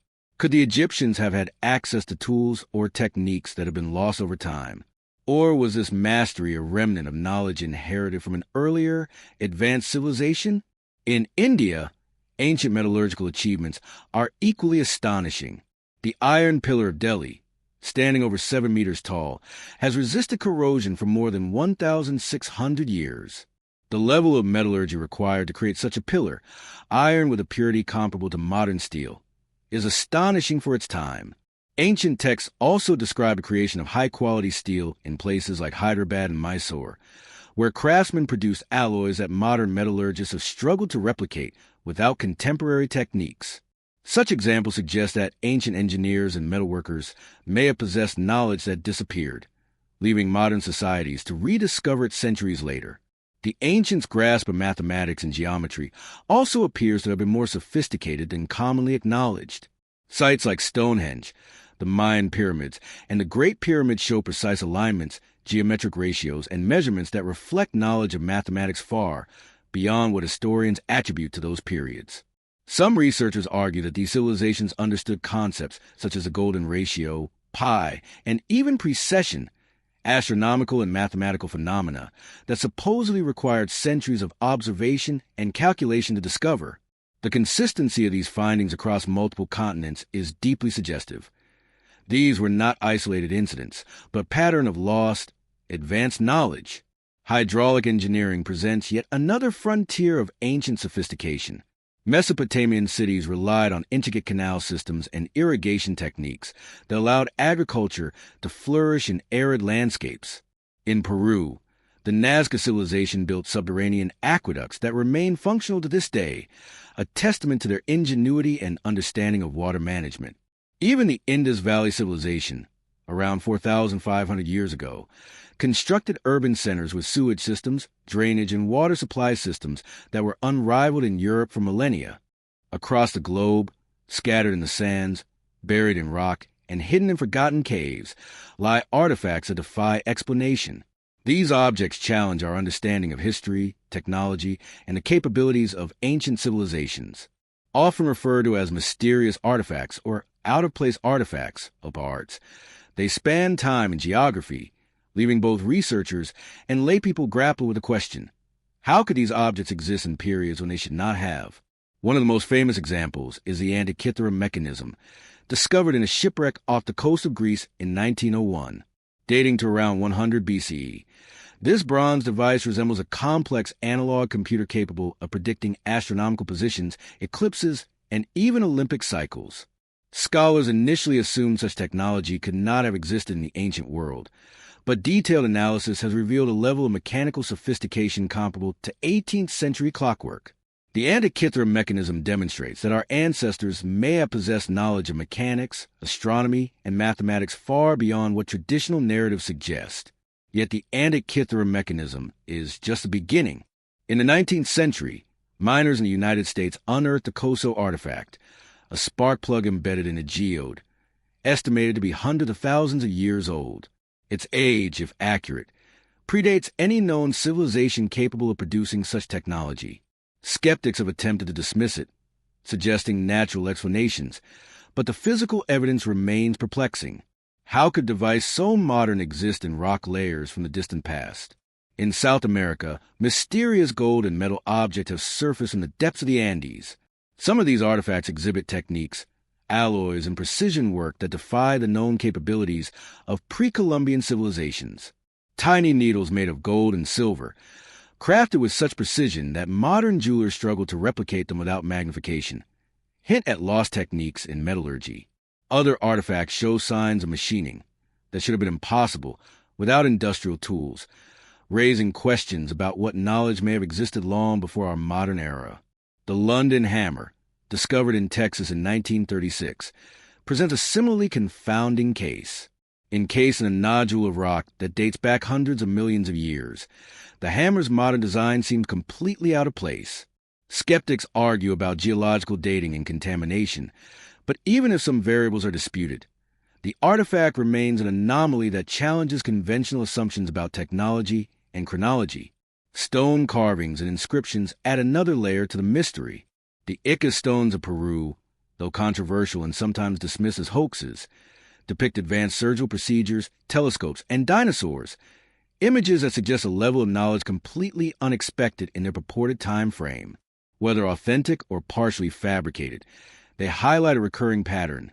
Humans, or perhaps a lost civilization, may have possessed knowledge far in advance of their era. Mysterious artifacts are not limited to tools or instruments. Some suggest contact with beings or technologies from beyond Earth. In China, the Dropa stones, discs found in caves in the 1930s, reportedly contain hieroglyphs telling the story of an extraterrestrial visitation thousands of years ago. While mainstream science has largely dismissed these claims, the enduring legend persists, capturing the imagination of those who wonder whether humanity's past may include interactions with advanced beings, human or otherwise. Even mundane-seeming objects can challenge chronology. The Baghdad battery, for example, is a clay jar containing a copper cylinder and an iron rod, thought by some to function as a primitive galvanic cell. While some archaeologists dispute this interpretation, others argue that it demonstrates knowledge of electricity far earlier than previously documented. The implications are staggering.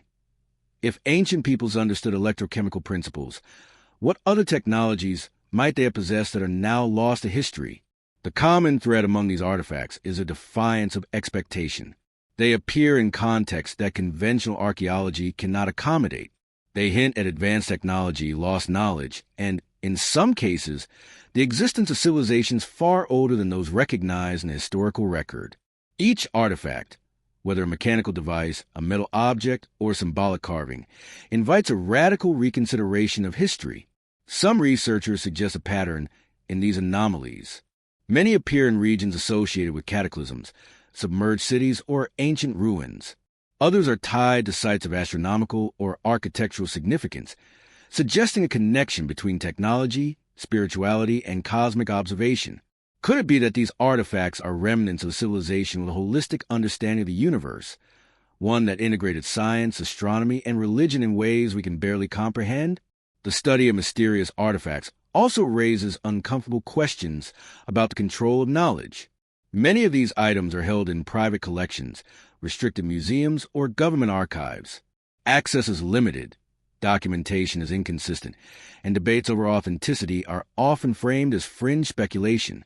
This creates an atmosphere of secrecy and suppression, fueling theories that there may be far more evidence hidden from public view, evidence that could radically alter our understanding of human history.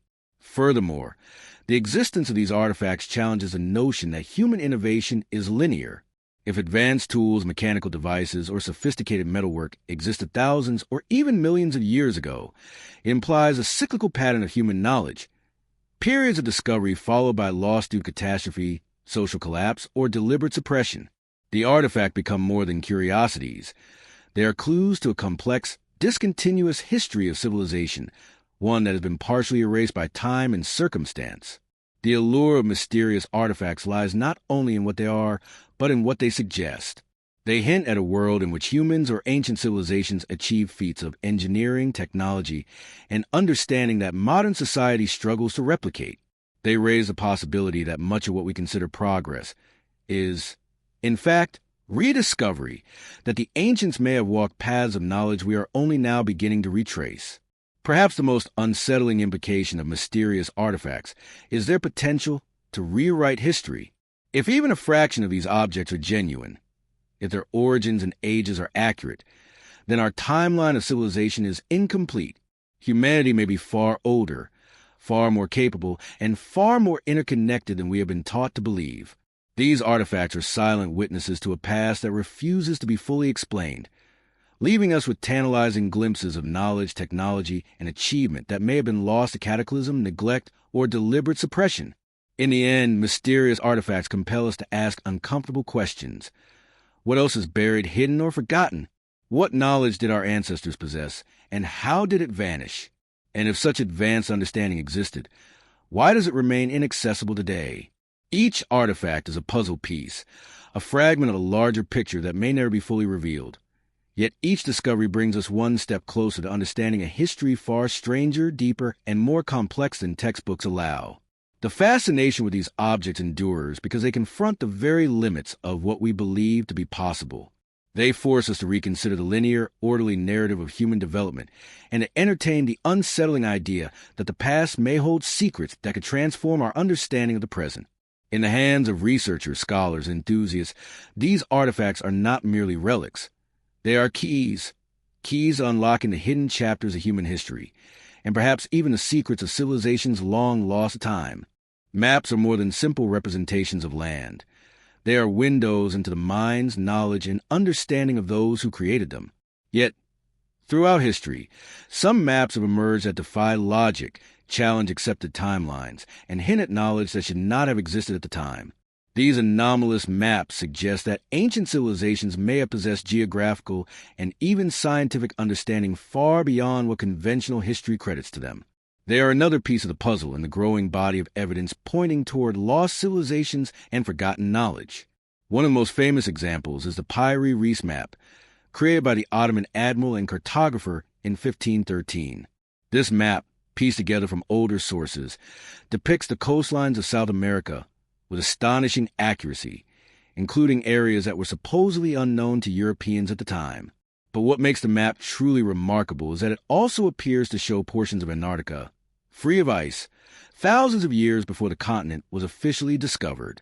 The level of precision in latitude, coastline detail, and scale suggests that the cartographers who contributed to the Piri Reis map had access to highly advanced knowledge of geography that should not have existed in the early 16th century. Similarly, the Orange Fine map of 1531 depicts the southern continent in a manner strikingly similar to later explorations of Antarctica.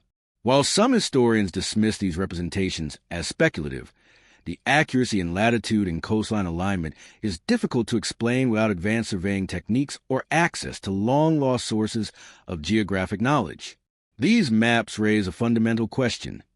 How did early map makers, centuries before modern exploration, obtain precise information about lands that were supposedly undiscovered? Even older maps challenge the conventional timeline. The Ptolemaic maps of the 2nd century CE, for example, demonstrate surprisingly sophisticated understanding of latitude and longitude, depicting regions of Europe, Africa, and Asia with remarkable accuracy for the era. While scholars often attribute these maps to careful observation and compilation of travel reports, certain anomalies, such as accurate representation of distant coastlines and regions far beyond the Mediterranean, remain difficult to reconcile with the accepted knowledge of the time. Maps from ancient India also add to the mystery. The Mahabharata and other early texts describe lands, rivers, and mountain ranges in intricate detail. Some surviving cartographic depictions suggest a level of geographic and astronomical awareness that implies long-term observation and record-keeping, possibly spanning millennia. Could this knowledge have been inherited from older civilizations now lost to history? The recurring theme is clear. Ancient maps often encode knowledge that seems too advanced for their stated age. One particularly puzzling example is the Wald Seemuller map of 1507, which first identified the New World as a separate continent. While celebrated as a milestone in cartography, some researchers note that certain geographic features appear to have been drawn from sources predating European exploration. Combined with anomalies in other maps, This raises a possibility that cartographers may have had access to older, forgotten maps, preserving knowledge of continents, coastlines, and topographical features that mainstream history cannot explain. The implications of these cartographic anomalies extend beyond simple geography. They hint at a level of global knowledge of oceans, continents, and coastlines that could only have been achieved through systematic observation, long-distance travel, or inheritance from a previous civilization. This raises profound questions. Did humanity once explore the globe more thoroughly than we currently understand? Were these maps copied from sources that recorded the results of journeys or civilizations now lost to time? And if so, what other knowledge did those civilizations possess that has disappeared from the historical record? Some researchers propose that the accuracy of ancient maps may be linked to the same civilizations responsible for monumental architecture and advanced technologies. If knowledge of the stars, mathematics, and engineering was available to builders of pyramids and megalithic complexes, it is plausible that this knowledge extended to cartography. After all, mapping requires understanding of distance, scale, angles, and often astronomy, skills demonstrably present in ancient structures like Göbekli Tepe, Stonehenge, and the Egyptian pyramids. The correlation is compelling.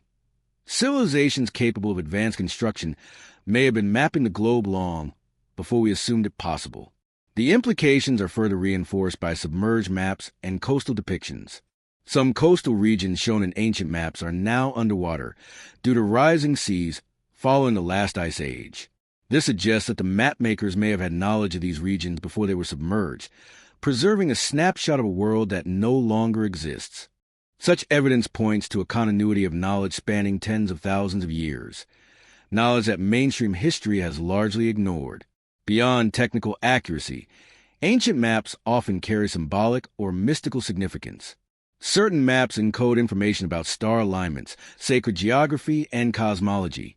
The mapping of sacred sites, rivers, and mountains in precise relation to celestial bodies hints at a worldview in which geography, astronomy, and spirituality were intertwined. This reinforces a broader theme seen across ancient civilizations. Knowledge was holistic, integrating observation, mathematics, ritual, and myth into a coherent understanding of the world. The cumulative evidence suggests that these maps are not mere accidents or conjecture. They represent tangible proof of observation, measurement, and record-keeping that predates the accepted historical narrative. From the Pyre Reis map to the Oran's Fine depiction, from ancient Indian cartography to Ptolemaic compilations, we see a continuity of knowledge that challenges the orthodox timeline of discovery. It is a continuity that hints at a lost understanding of the globe, and perhaps even of the universe itself. The presence of these maps also intersects with other anomalies in ancient history, advanced technology, megalithic construction, and forbidden archaeology. Taken together, they suggest the possibility of a global civilization or network of knowledge that predates recorded history. These maps become more than mere representations of land. They are evidence of a civilization with the ability to observe, calculate, and preserve information across generations. They are fragments of lost intellectual heritage, tantalizing glimpses of a human past far more sophisticated than we are willing to admit. Ultimately, ancient maps that defy history compel us to question the foundation of our knowledge about the past. They remind us that history is constructed not only from artifacts and ruins, but from information, and that information can endure across millennia, even when the civilizations that produced it vanish. Each map is a puzzle, a coded message, and a challenge. To read them correctly is to step closer to a truth about humanity that has long been obscured.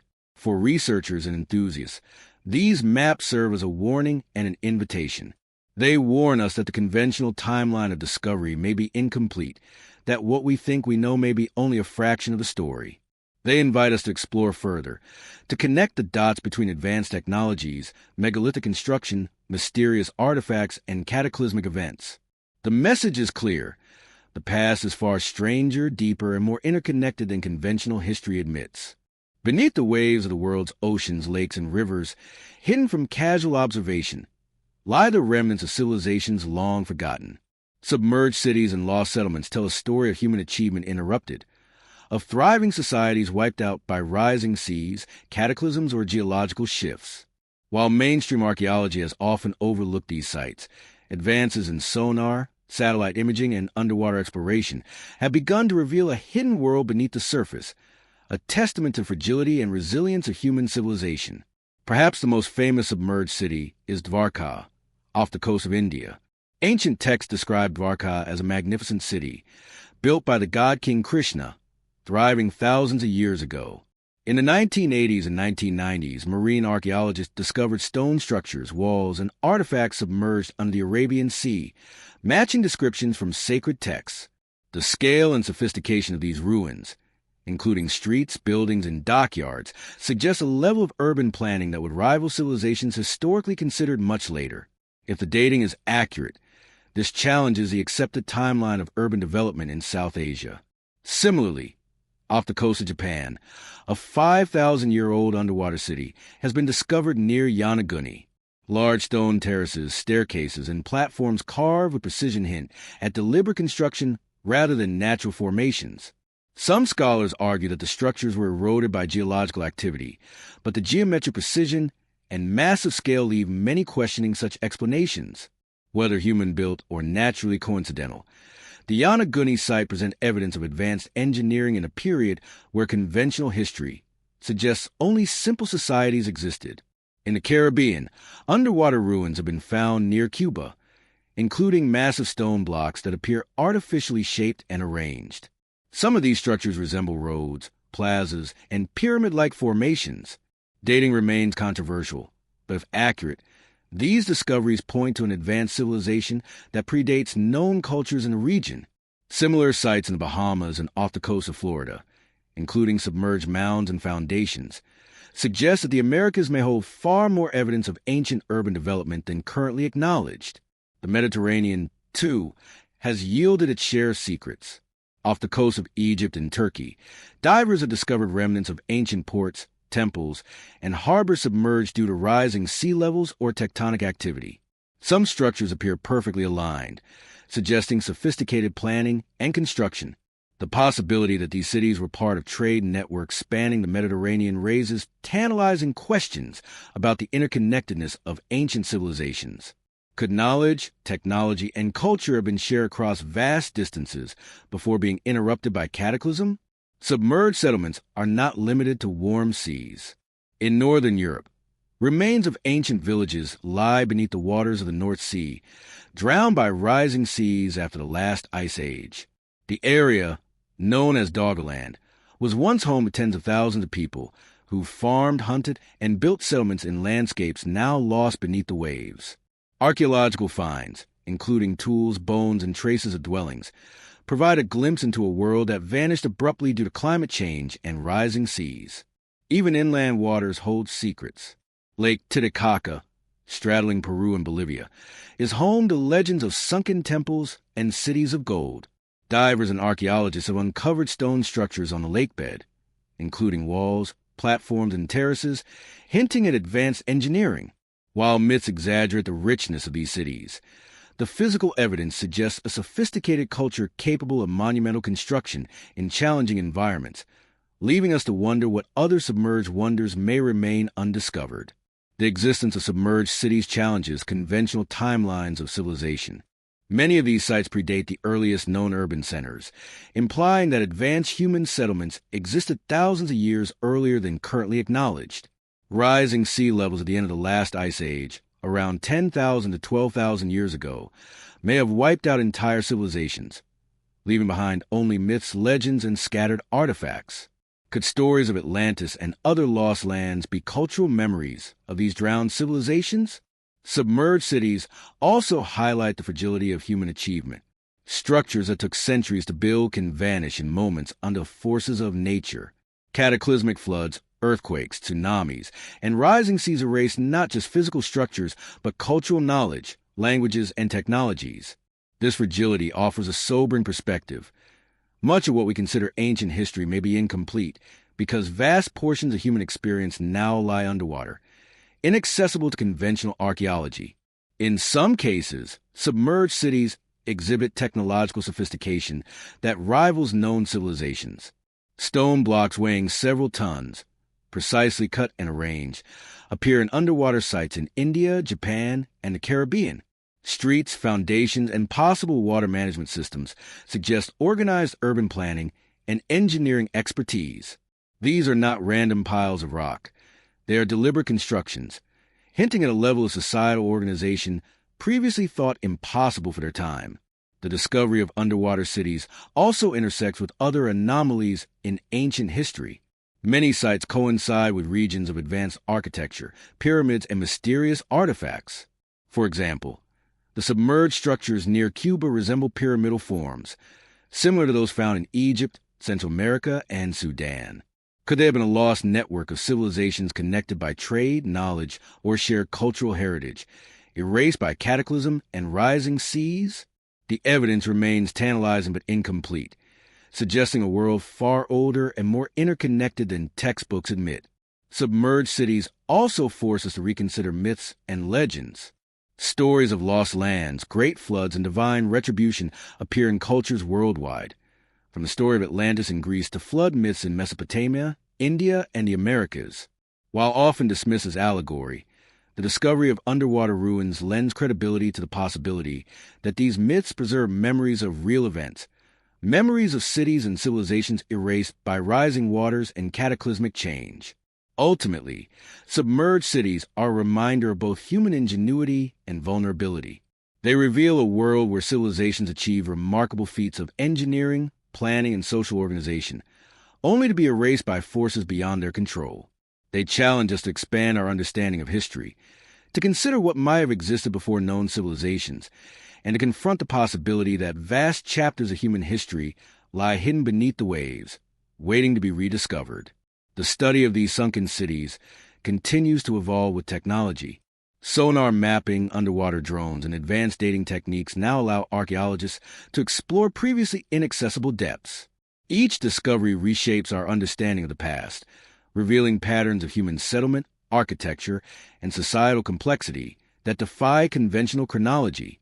And yet, for every submerged city we uncover, countless others may remain hidden, lying silently beneath the sea, their stories lost to time, but waiting to be revealed. Submerged cities are more than archaeological curiosities. They are evidence of a history that defies expectations, challenges accepted timelines, and invites us to explore the mysteries of our ancient world. They remind us that human civilization is not static and linear, but dynamic, fragile, and cyclical, rising, flourishing, and sometimes vanishing without a trace. In uncovering these lost cities, we may finally begin to glimpse the true scale of humanity's achievements, the civilizations that came before us, and the knowledge that has been lost beneath the earth and the sea. Long before the invention of modern science, human civilizations recorded knowledge in ways that remain mysterious and, at times, incomprehensible. Across the globe, unexplained ancient texts, inscriptions, and codices hint at advanced understanding of astronomy, mathematics, medicine, and even the cosmos itself. These writings challenge our assumptions about what early societies knew and suggest that our conventional timeline of human intellectual development may be incomplete or deliberately constrained. In Mesoamerica, the Maya created codices that record complex astronomical calculations. The Dresden Codex, one of the few surviving texts, charts lunar and solar cycles with astonishing accuracy. It predicts eclipses, tracks Venus, and integrates mathematics into ritual and agricultural planning. Considering that these texts were created over a millennium ago, the knowledge contained within them rivals what medieval European scholars would only rediscover centuries later. For a civilization often labeled primitive by early colonial observers, the Maya demonstrate intellectual sophistication that continues to surprise historians and astronomers alike. Far to the east, in India, the Vedas and other ancient Sanskrit texts contain references to astronomical phenomena, advanced mathematics, and descriptions of the cosmos that are startlingly precise. Concepts such as zero, the decimal system, and even an element of algebra were recorded in these texts thousands of years ago, long before similar discoveries appeared elsewhere. Some passages even suggest an understanding of celestial mechanics and cycles of time far more advanced than conventional history allows. Could these insights have been passed down from an earlier, lost civilization, or were they the result of independent intellectual achievement? Egyptian hieroglyphs offer yet another layer of mystery. Beyond documenting pharaohs' conquests and religious rites, some inscriptions hint at knowledge of anatomy, chemistry, and geometry that seems unusually sophisticated for the period. The Edwin Smith Papyrus, for instance, provides detailed surgical instructions, including treatments for fractures and wounds. The knowledge it contains implies systematic observation and experimentation, scientific principles centuries ahead of their time. How did ancient Egyptians acquire such detailed understanding, and why is there such a sudden leap in knowledge during certain periods? In China, texts like the I Ching and astronomical records dating back millennia reveal complex understanding of cycles, numerology, and cosmology. The Chinese meticulously track celestial events, eclipses, and planetary movements, often linking them to societal or political predictions. These records were not isolated observations, but part of a broader framework of knowledge, suggesting systematic recording over generations. Their precision and continuity indicate an intellectual tradition that surpasses simple folk wisdom and hints at advanced observational and mathematical capabilities. Even more enigmatic are texts that appear to encode knowledge lost to time or that reference phenomena seemingly beyond the scope of human comprehension. The Voynich manuscript, for instance, is written in an unknown script and illustrated with strange diagrams, plants that do not exist, and cosmological charts that defy conventional interpretation. Despite exhaustive study, linguists and cryptographers have failed to decipher it. Some theorists suggest it could represent a lost scientific tradition, an alien contact record, or even entirely unknown human language. Whatever its origin, the manuscript illustrates the possibility of hidden knowledge preserved in coded form for millennia. Ancient Sumerian texts also hold extraordinary insights. Clay tablets from Mesopotamia contain complex mathematical calculations, astronomical observations, and references to precise calendrical systems. Some tablets describe planetary movements with surprising accuracy, raising questions about the extent of their observational tools and methods.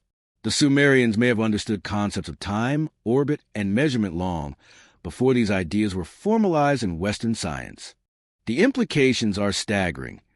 A civilization thriving more than 5,000 years ago may have possessed knowledge that would only be rediscovered millennia later. Unexplained ancient texts often intersect with forbidden archaeology and mysterious artifacts. Some writings describe technologies or phenomena that have yet to be understood, suggesting a continuity of knowledge that has been lost due to catastrophe, deliberate suppression, or the gradual decay of civilizations. For example, certain Indian and Mesopotamian texts reference flying machines or divine weapons with details that are difficult to reconcile with conventional history. While skeptics argue these are metaphorical, their specificity, when paired with anomalies in artifacts and architecture, is difficult to dismiss entirely. Religious and mystical texts add another layer of intrigue. Across cultures, sacred writings often encode astronomical, mathematical, or scientific information in symbolic or allegorical form. The Zoroastrian Avesta, the Mayan Popol Vuh, and ancient Egyptian religious texts all contain hidden layers of knowledge. Information about the cosmos, celestial alignments, and cycles of time. This suggests a pattern in which early civilizations deliberately encoded advanced knowledge in ways accessible only to those trained to interpret it. It hints at a deliberate preservation strategy, ensuring that knowledge could survive societal collapse or cataclysm. The consistency across these disparate cultures is striking. Mesoamerican codices, Egyptian papyri, Sanskrit texts, Chinese astronomical records, and Sumerian clay tablets all display an unexpected depth of knowledge. The topics, mathematics, astronomy, cosmology, medicine, and engineering, are remarkably similar, even when separated by thousands of miles and centuries. This convergence raises tantalizing questions. Was there a common source of knowledge? Did these civilizations share ideas through lost networks of communication? Or does it point to a human capacity for intellectual achievement far greater than we currently credit? The study of unexplained texts also intersects with the mysteries of lost cities, cataclysmic events, and submerged civilizations. Written records, unlike stone structures, can survive in fragments, preserving knowledge even when physical civilizations are erased. Ancient manuscripts often carry coded references to lost cities, vanished civilizations, or technologies that were destroyed over time. They serve as bridges to a past that is otherwise inaccessible, offering tantalizing glimpses of a human story far more complex than conventional history admits. Ultimately, unexplained ancient texts compel us to reconsider the trajectory of human knowledge. They suggest that intellect, observation, and technology were far more sophisticated in the ancient world than often acknowledged. They hint at a history in which knowledge could rise, flourish, and disappear, only to reemerge centuries later in fragmented form. And perhaps most provocatively, they challenge the assumption that modern society is the pinnacle of human achievement, instead presenting the possibility that earlier civilizations may have reached heights that we are only beginning to understand. For historians, archaeologists, and scholars, these texts are both a challenge and an opportunity. They demand critical analysis, interdisciplinary study, and a willingness to entertain unconventional ideas. Each tablet, manuscript, and codex is a doorway to a past that refuses to be fully tamed, offering clues to technologies, understanding, and civilizations that have been lost to time. In exploring these writings, we are reminded that the human story is far stranger, deeper, and more mysterious than we've been taught to believe.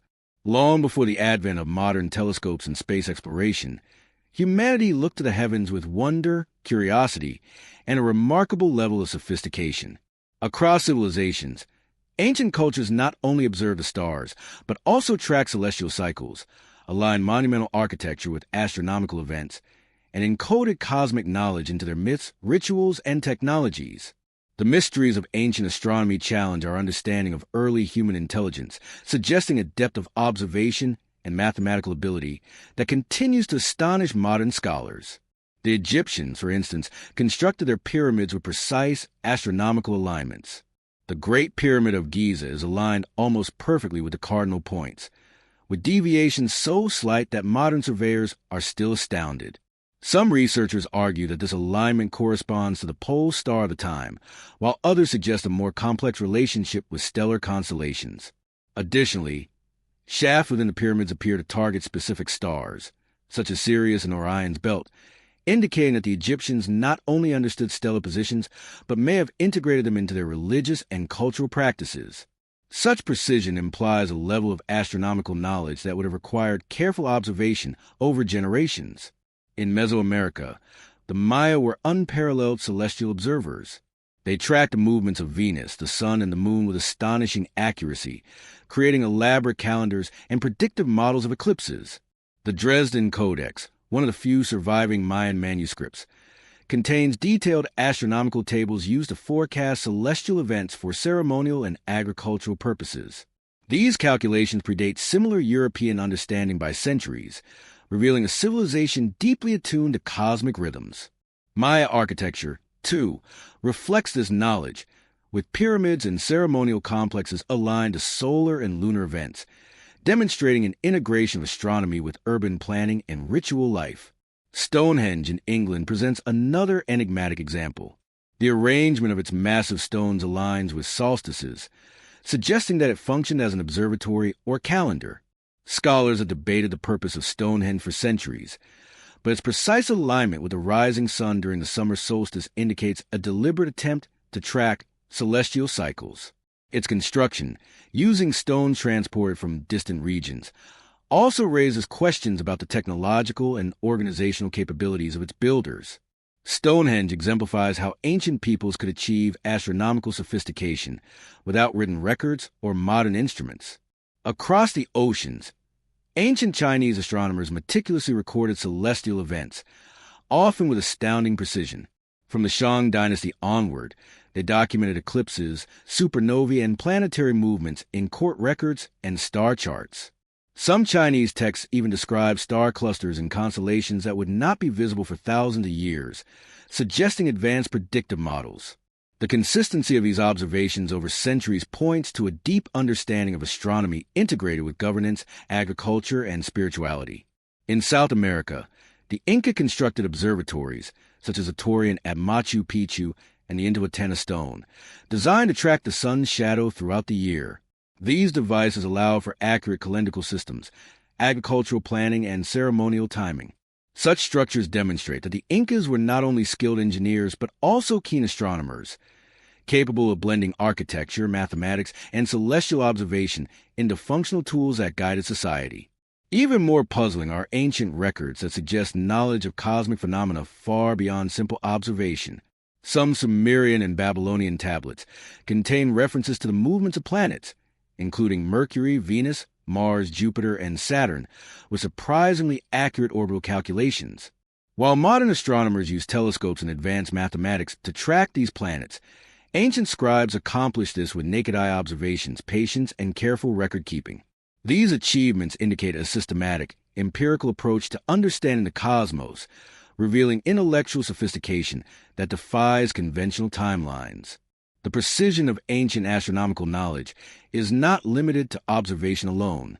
Some researchers argue that the ancients may have understood precession, the gradual wobble of the Earth's axis, and incorporated this into their calendars and architectural alignments. Evidence from Egyptian, Mayan, and other ancient sites suggests awareness of long-term celestial cycles, implying observation over centuries, if not millennia. Such knowledge would have required systematic record-keeping and an understanding of mathematical principles, highlighting capabilities that challenge assumptions about the intellectual limits of early civilizations. Myths and legends often encode astronomical knowledge in symbolic form. Throughout human history, the Earth has been both a cradle and a destroyer of civilizations. Cataclysmic events, massive floods, devastating earthquakes, volcanic eruptions, and shifting climates have repeatedly reshaped the planet, erasing entire societies and leaving behind only fragmented evidence of their existence. These cataclysms, often preserved in myth, legend, and geology, offer crucial clues to understanding why advanced civilizations sometimes vanish without a trace and why our historical record may be incomplete. One of the most discussed cataclysms is a flood event often linked to the end of the last ice age, roughly 10,000 to 12,000 years ago. Rising seas inundated vast coastal regions across the globe, from the Black Sea and the Persian Gulf to North America's eastern seaboard. Some researchers propose that these floods destroyed flourishing settlements, forcing survivors to migrate inland and inadvertently erasing traces of advanced urban centers. Could the stories of Atlantis, Noah's flood, and similar myths around the world be cultural memories of these global inundations? The alignment of legend and geological evidence suggests they may be more than mere coincidence. Geological records support the possibility of sudden, devastating events. Evidence from sediment cores, tsunami deposits, and submerged landscapes indicates that massive floods occurred in regions like the Mediterranean, the Caribbean, and the Pacific. Entire settlements, ports, and cities could have disappeared under rising seas in a matter of decades, leaving only fragmented artifacts for modern archaeologists to discover. The sudden disappearance of these sites complicates the traditional narrative of gradual human development, implying abrupt interruptions in human progress. Volcanic eruptions have similarly shaped history. The eruption of Thera, Santorini, around 1600 BCE, for instance, devastated Minoan civilization on Crete. The eruption generated massive tsunamis, widespread ash fallout, and climate disruptions that likely triggered crop failures and societal collapse. Evidence suggests that such volcanic events could simultaneously impact multiple civilizations, reshaping trade, politics, and technology. Could other, even older volcanic cataclysms have erased civilizations predating recorded history, leaving only mysterious ruins and anomalies for us to ponder? Earthquakes and tectonic shifts also have a long record of altering civilizations. Areas along the Mediterranean, the Middle East, and Asia have experienced repeated seismic activity over millennia. Ancient cities like Jericho and several submerged settlements in the Aegean bear signs of sudden destruction, consistent with massive earthquakes. Such events could annihilate entire urban centers almost instantaneously, leaving behind layers of debris that obscure the true sophistication of these societies. The sheer frequency and scale of seismic activity suggests that cataclysms were a recurring and influential force in shaping human history. The sudden disappearance of civilizations often correlates with evidence of advanced knowledge or technology that seems lost afterward. Could it be that cataclysms wiped out not only populations, but also the expertise, written records, and cultural continuity necessary to preserve advanced understanding? The possibility that knowledge could vanish along with infrastructure is reinforced by anomalies in artifacts, texts, and architecture, suggesting that humanity may have repeatedly reached impressive technological and intellectual heights, only to see them erased by natural disaster. Ice Age climate shifts further complicate the picture. During glacial periods, vast areas of the Earth were inhospitable, forcing humans to adapt, migrate, or perish. Melting glaciers, Rising sea levels and changing rainfall patterns reshaped ecosystems, wiping out cities and agricultural systems dependent on stable conditions. Submerged settlements in Europe, the Middle East, and Asia may reflect the direct consequences of these dramatic environmental changes. Such transformations would disrupt continuity, creating gaps in the historical record that modern archaeologists struggle to reconcile. Interestingly, myths and oral traditions often encode memories of these cataclysms. Across cultures, tales of great floods, fire from the skies, and earth-shattering upheavals appear in remarkably similar forms. Ancient texts from Mesopotamia, India, the Americas, and the Mediterranean recount stories of gods punishing humans with floods, earthquakes, or fire, sometimes specify locations and times that align with geological evidence. These myths may preserve knowledge of cataclysms long before modern science could identify them, acting as vessels of memory across generations. Even beyond floods and eruptions, cosmic events may have played a role. Some researchers suggest that meteor impacts, cometary debris, or solar flares could have triggered environmental crises, from sudden climate cooling to widespread fires. Evidence of such impacts exists in layers of soot, iridium, and shocked minerals around the world. While mainstream history tends to dismiss these events as minor, the possibility that they catalyze societal collapse in multiple regions cannot be ignored. Could some mysterious gaps in the archaeological record, including lost cities and unexplained artifacts, be the result of such cosmic catastrophes? The concept of cataclysms also dovetails with the idea of lost civilizations. Consider the sudden appearance of pyramids, advanced metallurgy, and astronomical knowledge across the globe. These achievements could indicate a previously widespread civilization that was largely destroyed by cataclysms, leaving isolated pockets of survivors to pass fragments of knowledge to subsequent societies. Submerged cities, mysterious artifacts, and anomalous texts may all represent the remnants of a sophisticated civilization that vanished due to natural disaster, leaving tantalizing clues scattered across the globe. Some researchers argue that cataclysms explain the recurring mystery gaps in human history.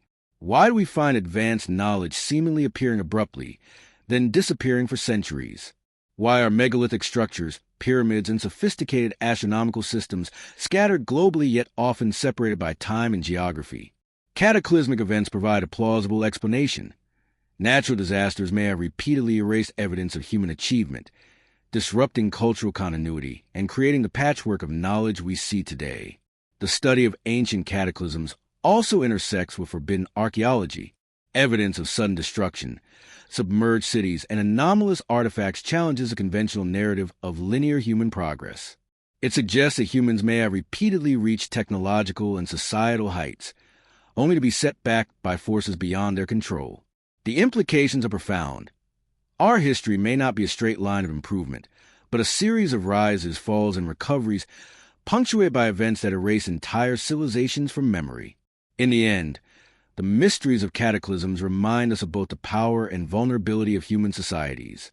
They show us that civilization is fragile, that knowledge can vanish almost as easily as it is gained, and that our understanding of history is necessarily incomplete.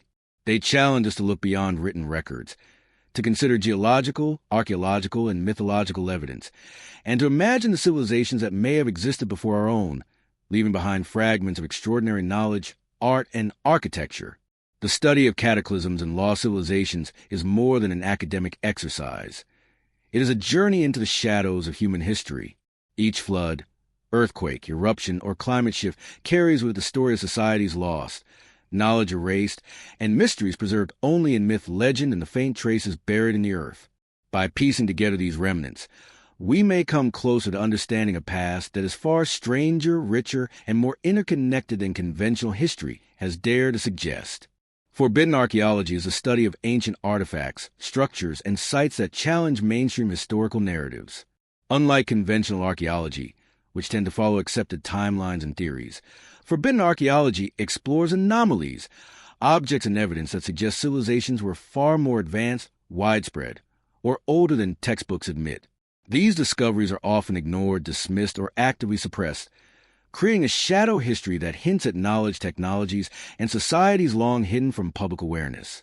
One of the most provocative examples comes from South America, where massive stone complexes, such as Pumapunku and Tiwanaku, defy conventional explanation.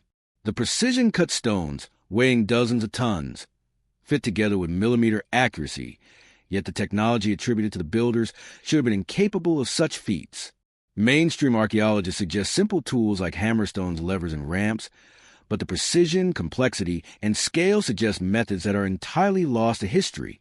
Forbidden archaeology asks the question, what knowledge did these civilizations possess, and why has it disappeared from the historical record?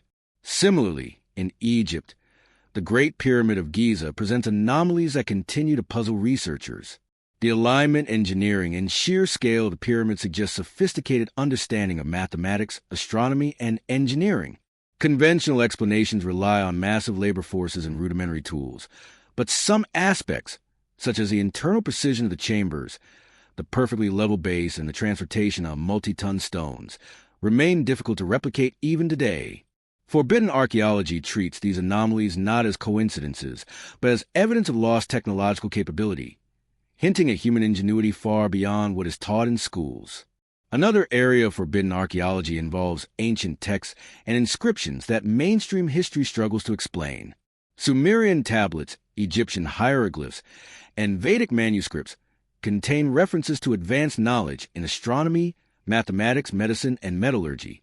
The Antikythera mechanism, a 2,000-year-old analog device capable of calculating planetary movements, provides physical evidence of technological sophistication that was presumed impossible for the era. Scholars in forbidden archaeology argue that such discoveries indicate knowledge gaps deliberately ignored or minimized by traditional institutions. Mysterious artifacts or out-of-place artifacts, OPARTs, form a central pillar of forbidden archaeology. Objects such as the London Hammer, the Koso artifact, and the Dropa discs appear to contradict accepted timelines of technological development. They suggest that advanced metallurgy, electrical knowledge, or even extraterrestrial interaction may have existed far earlier than acknowledged. These items are often marginalized or dismissed by mainstream archaeology, but they provide crucial clues when viewed through the lens of forbidden archaeology, forcing us to reconsider the possibility that our ancestors were far more sophisticated than history admits. Globally, forbidden archaeology also examines megalithic structures, many of which predate known civilizations. Sites such as Göbekli Tepe in Turkey, dating back over 12,000 years, challenge the assumption that complex society emerged only after agriculture.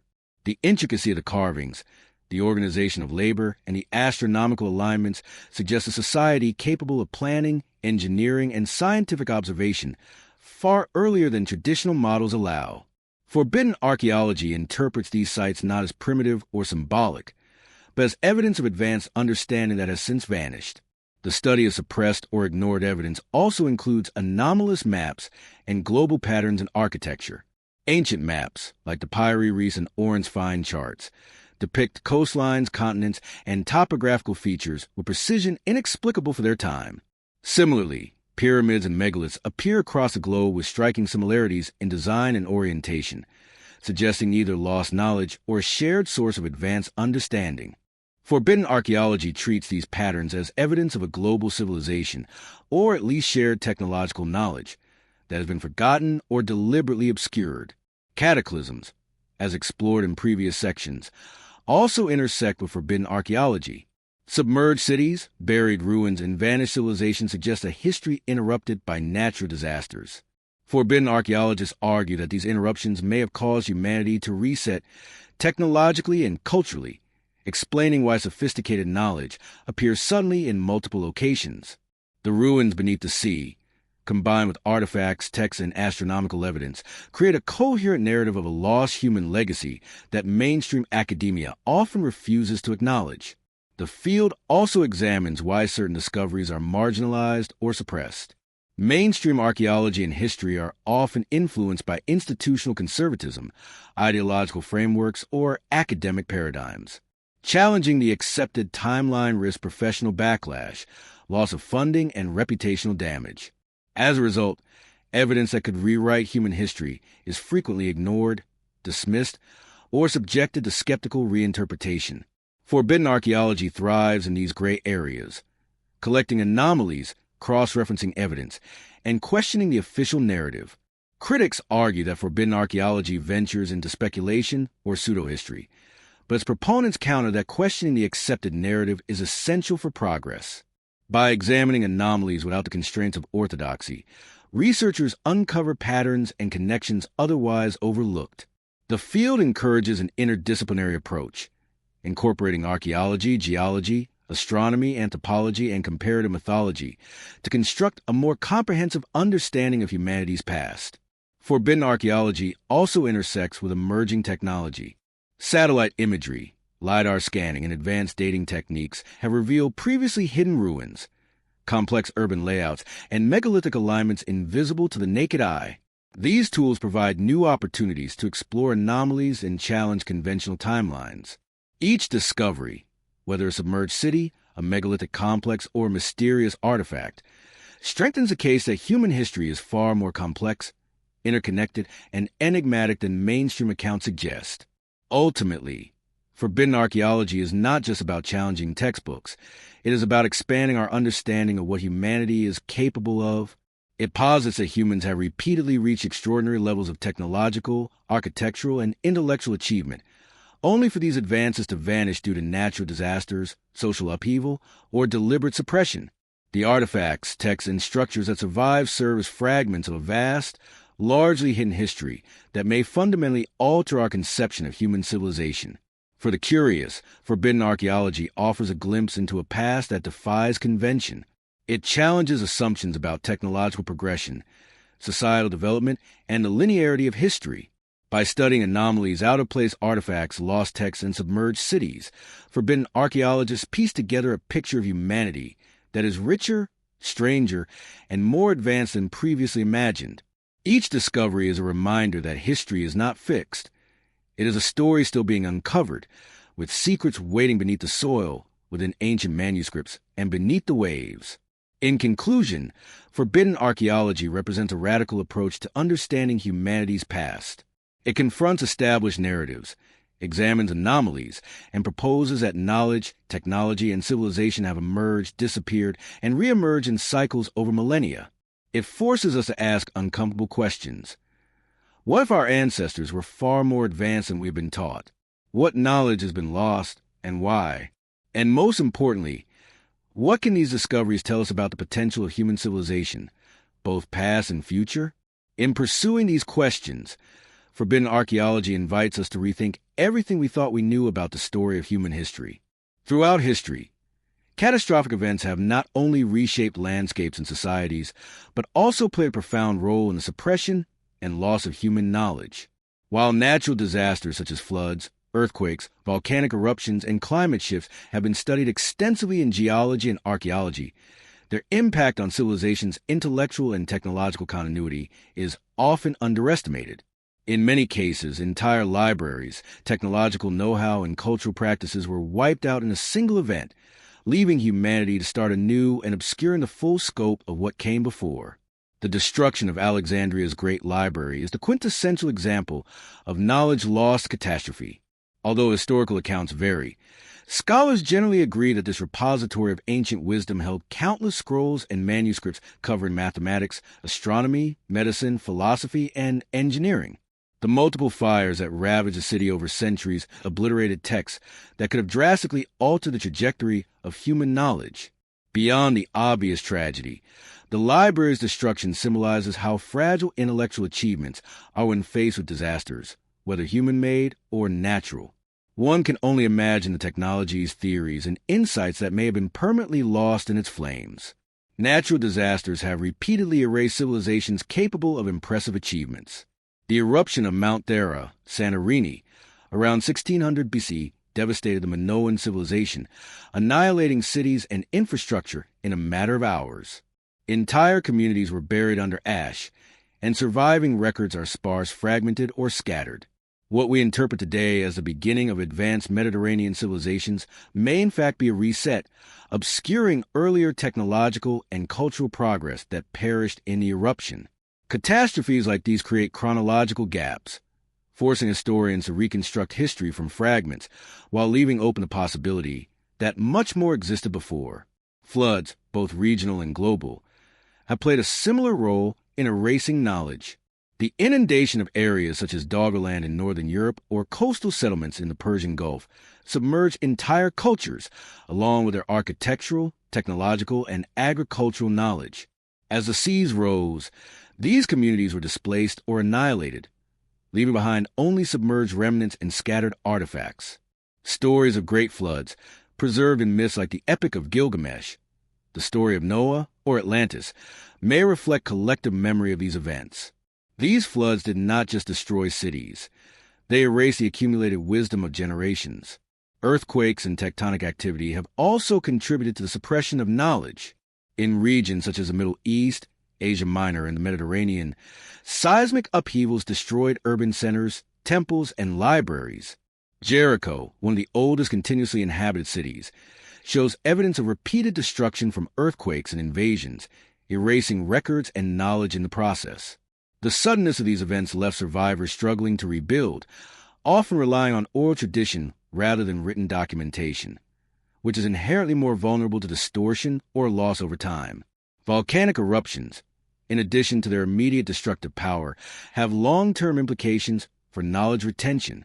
Ash clouds, lava flows, and climatic disruptions can devastate agriculture, trade, and urban centers, fragmenting societies and destroying their technological infrastructure. When a civilization loses the means to produce or transmit knowledge, whether through the destruction of writing materials, instruments, or skilled artisans, their expertise may vanish within a generation. This pattern suggests that much of what we consider lost knowledge could have been destroyed in moments of catastrophic upheaval, rather than being unknown or inaccessible by choice. Even cosmic events may have contributed to knowledge suppression. Impacts from meteorites or comets could trigger widespread fires, tsunamis, or climate anomalies, obliterating settlements and their intellectual heritage. Evidence of such events exists in geological layers of soot, iridium, and shock minerals, correlating with periods of societal collapse or unexplained cultural discontinuities. If these cosmic events coincide with the disappearance of civilizations or sudden gaps in technological progress, it suggests that catastrophes may have repeatedly interrupted humanity's accumulation of knowledge. Climate shifts, including prolonged droughts, glacial retreats, or sudden cooling periods, further complicate the survival of knowledge.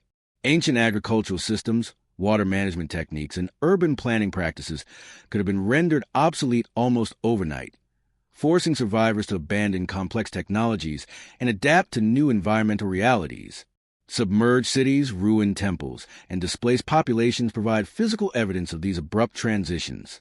Each catastrophe may have erased not only structures and art, but also the practical, scientific, and cultural knowledge embedded within them.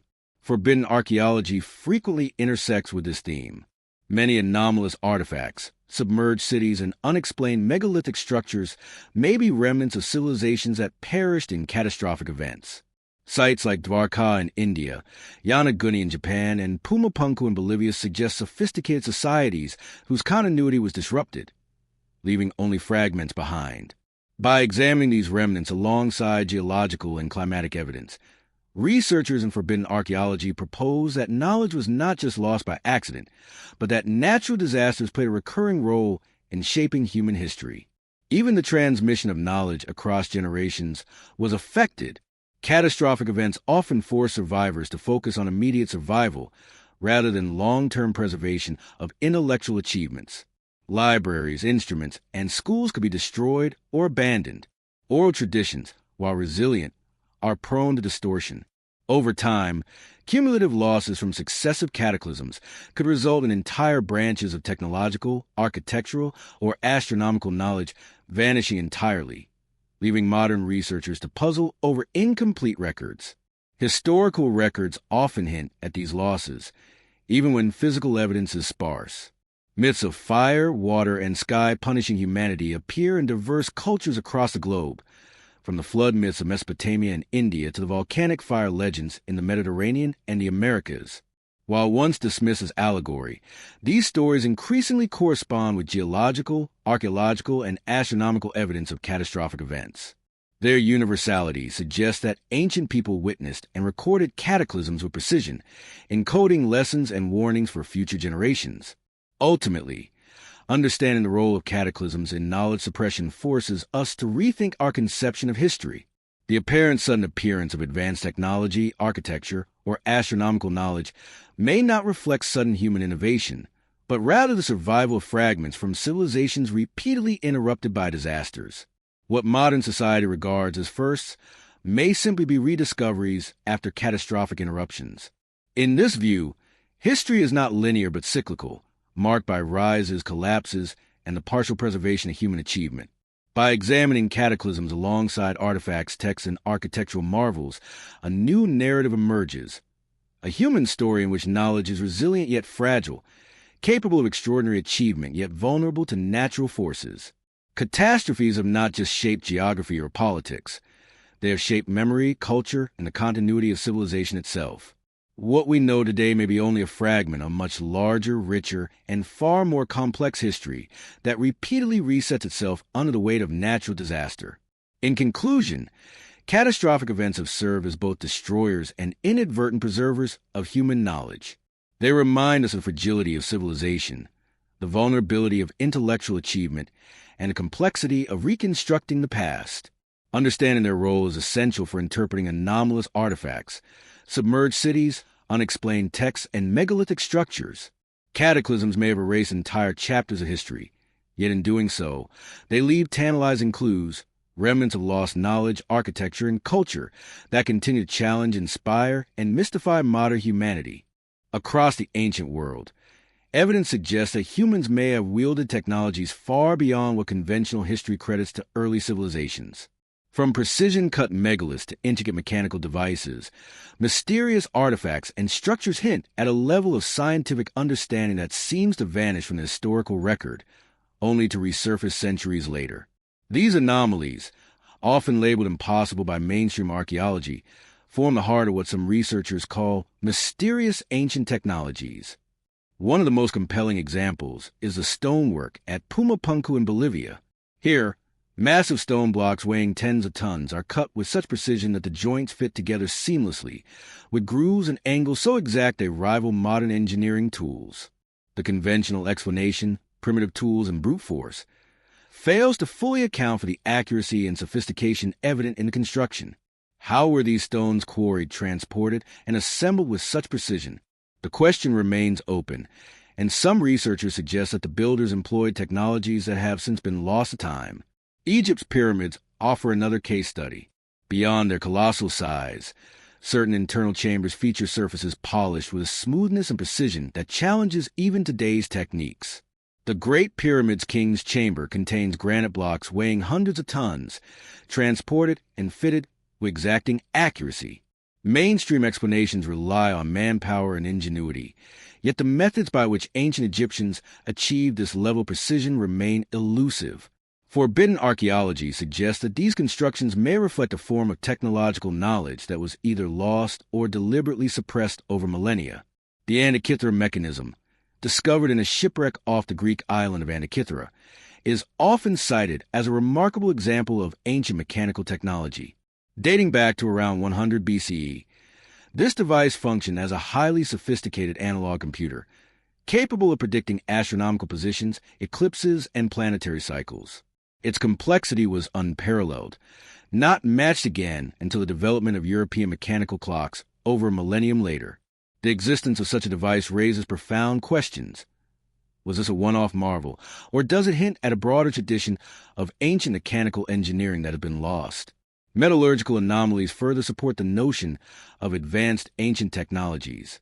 Artifacts such as the Iron Pillar of Delhi, which has resisted corrosion for over 1,600 years, demonstrate metallurgical sophistication that rivals modern processes.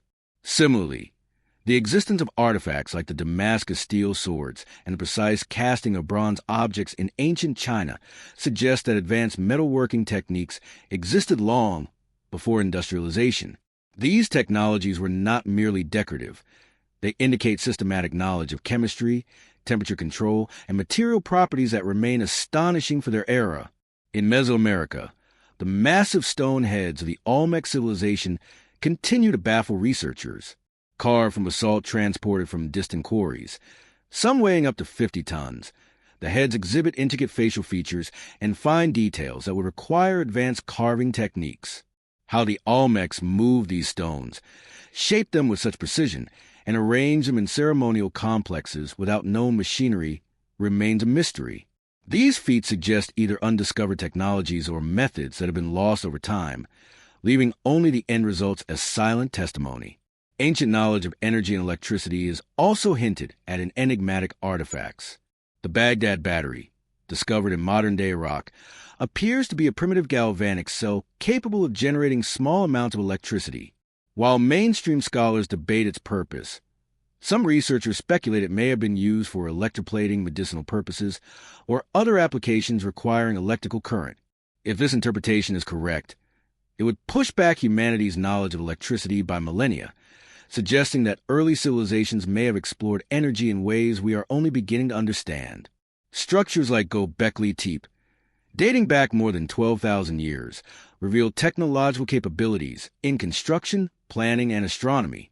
The massive stone pillars, carved with intricate animal symbols and arranged in circles, require precise labor coordination, advanced understanding of materials, and perhaps even tools that have not survived. These achievements predate agriculture and urban civilization as traditionally understood, challenging the linear progression narrative that dominates mainstream archaeology. Globally, similar patterns emerge. From the megalithic temples of Malta to the stone terraces of Japan, to submerged ruins off the coast of India and the Caribbean, ancient technologies appear across continents, separated by time and geography. The precision, scale, and sophistication suggest either a shared global knowledge or repeated rediscoveries of advanced methods. These technologies are often absent from written records or are only hinted at in myth, implying a loss or deliberate suppression of critical knowledge. The mysterious technologies of the ancients also intersect with astronomy. Many structures, including pyramids, ziggurats, and megalithic observatories, are aligned with celestial events with remarkable precision.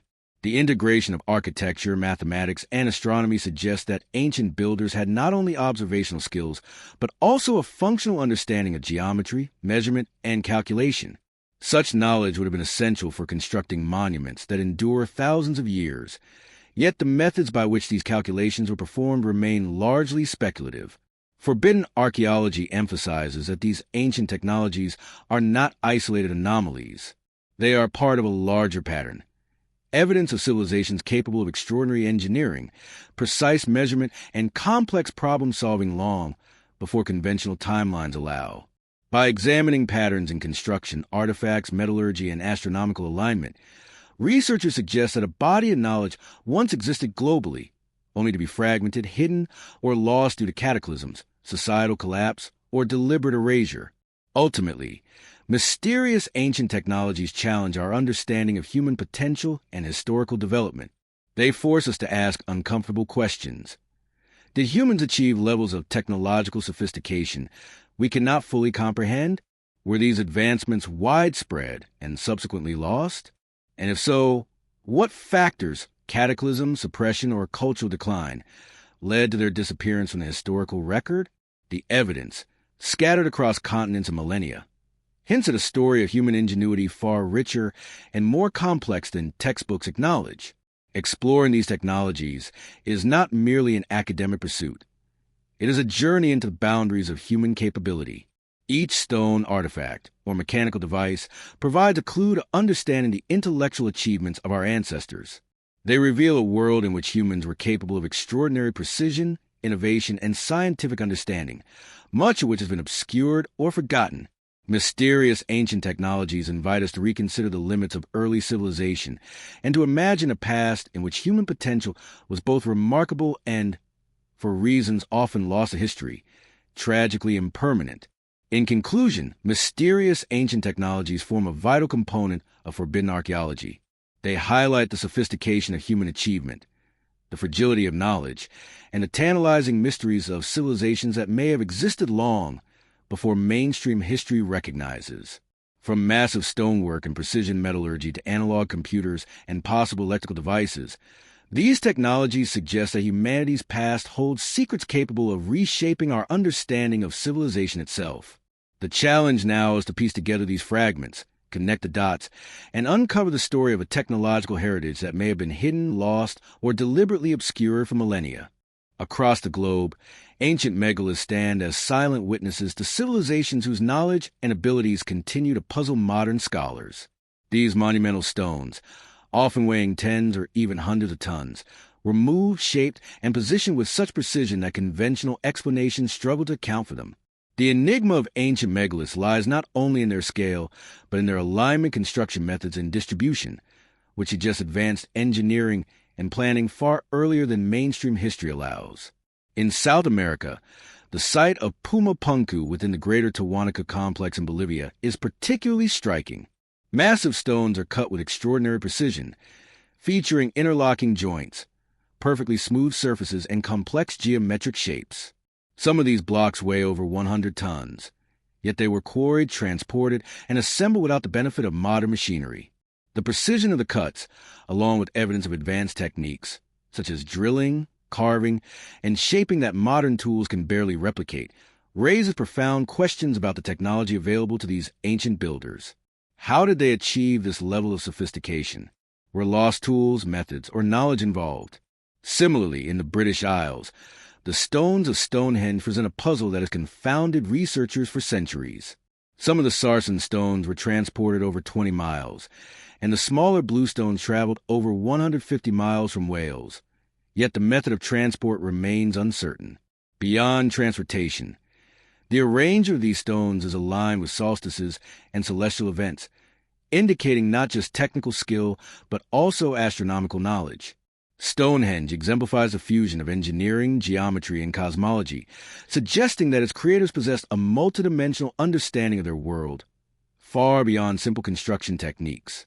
In Egypt, the pyramids, particularly the Great Pyramid of Giza, highlight another layer of the megalithic mystery. Constructed over 4,500 years ago, the pyramid's base is nearly perfectly level across an area of 13 acres, and its sides are closely aligned with the cardinal points. The precision of the internal chambers, the exact placement of multi-ton stones, and the use of granite for critical structural elements point to a highly sophisticated knowledge of materials, engineering, and geometry. The logistical feat alone, organizing labor, materials, and construction methods, remains a subject of debate, suggesting knowledge that may have been lost or deliberately preserved in secrecy. Moving to the Mediterranean, the megalithic temples of Malta offer another enigma. Sites like Antigua, dating back over 5,000 years, feature massive stone blocks arranged with extraordinary care. The architectural layout, including corbel roofs and precise stone alignment, indicate a mastery of construction techniques and an understanding of structural forces. These temples predate the Egyptian pyramids, challenging the assumption that monumental architecture was first developed in Egypt and then spread elsewhere. Could there have been a global, prehistoric knowledge of megalithic construction? The consistency in design principles across continents suggests the possibility. In Asia, Japan's Yashinagiri and Okinawa megalithic sites reveal similar mysteries. Stones are arranged with careful orientation to cardinal points, celestial phenomena, or sacred landmarks. Some of these structures display precise jointing and interlocking techniques, echoing those seen in South America and the Mediterranean. The recurrence of such sophisticated methods across regions separated by thousands of miles and years raises tantalizing questions. Did these civilizations share knowledge through lost networks, or were these feats independently rediscovered multiple times? Submerged megalithic sites add another dimension to the mystery. Off the coast of India, Japan, and the Caribbean, divers have discovered stone structures lying beneath the waves.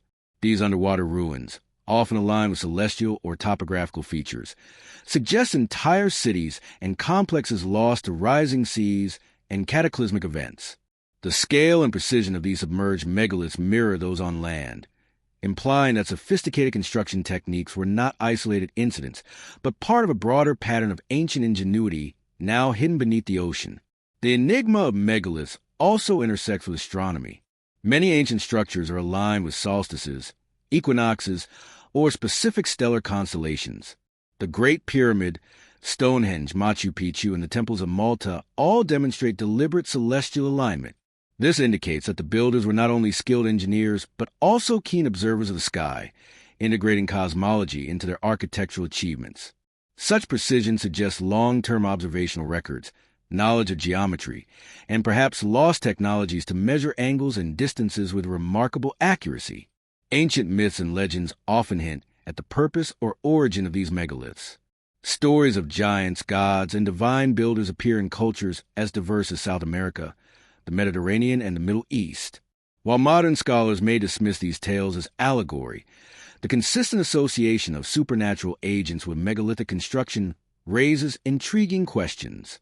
Could these myths preserve memory of lost knowledge or forgotten technological capabilities? The cultural memory encoded in legend may provide clues about the techniques, organization, and societal importance of megalithic construction. The question of methodology remains central to the enigma. How did ancient civilizations cut, transport, and place stones weighing tens or hundreds of tons? Conventional theories often suggest ramps, levers, and human labor, yet these explanations fail to account for precision, interlocking joints, or long-distance transportation. Some researchers propose lost technologies, including advanced tools, machinery, or techniques that have not survived the passage of time. Others speculate about knowledge of energy, vibration, or other principles now unknown, implying that human ingenuity reached heights that were subsequently forgotten or suppressed. Globally, the pattern of megalithic construction suggests a shared or recurring knowledge of advanced engineering. From the Andes to the Mediterranean, from the British Isles to Japan, civilizations separated by time, culture, and geography achieved remarkably similar feats. This consistency challenges the notion that early humans were primitive and isolated. Instead, it points to a capacity for innovation, organization, and observation that is difficult to reconcile with mainstream historical models. In conclusion, ancient megaliths are far more than monumental stones. They are enduring evidence of human ingenuity, sophistication, and mystery. They reflect advanced knowledge of engineering, geometry, astronomy, and logistics, preserved in stone for millennia. Whether the result of independent discovery, lost global networks, or forgotten technologies, these structures challenge our understanding of human history and civilization. The enigma of megaliths invites us to reconsider the potential of our ancestors, explore forgotten knowledge, and acknowledge that humanity's past may be far richer, more complex, and more mysterious than conventional history admits. Among the most compelling evidence of forgotten civilizations and mysterious ancient technologies are unexplained artifacts and out-of-place objects, often abbreviated as OOPArts. These items challenge conventional timelines and question the narrative that human technological progress has been linear. From metallic devices to sculpted figures and precision-cut objects, OOPArts suggest that ancient humans may have possessed advanced skills, knowledge, or even access to technologies that mainstream archaeology struggles to explain. One of the most famous examples is the London hammer, discovered in Texas in 1936.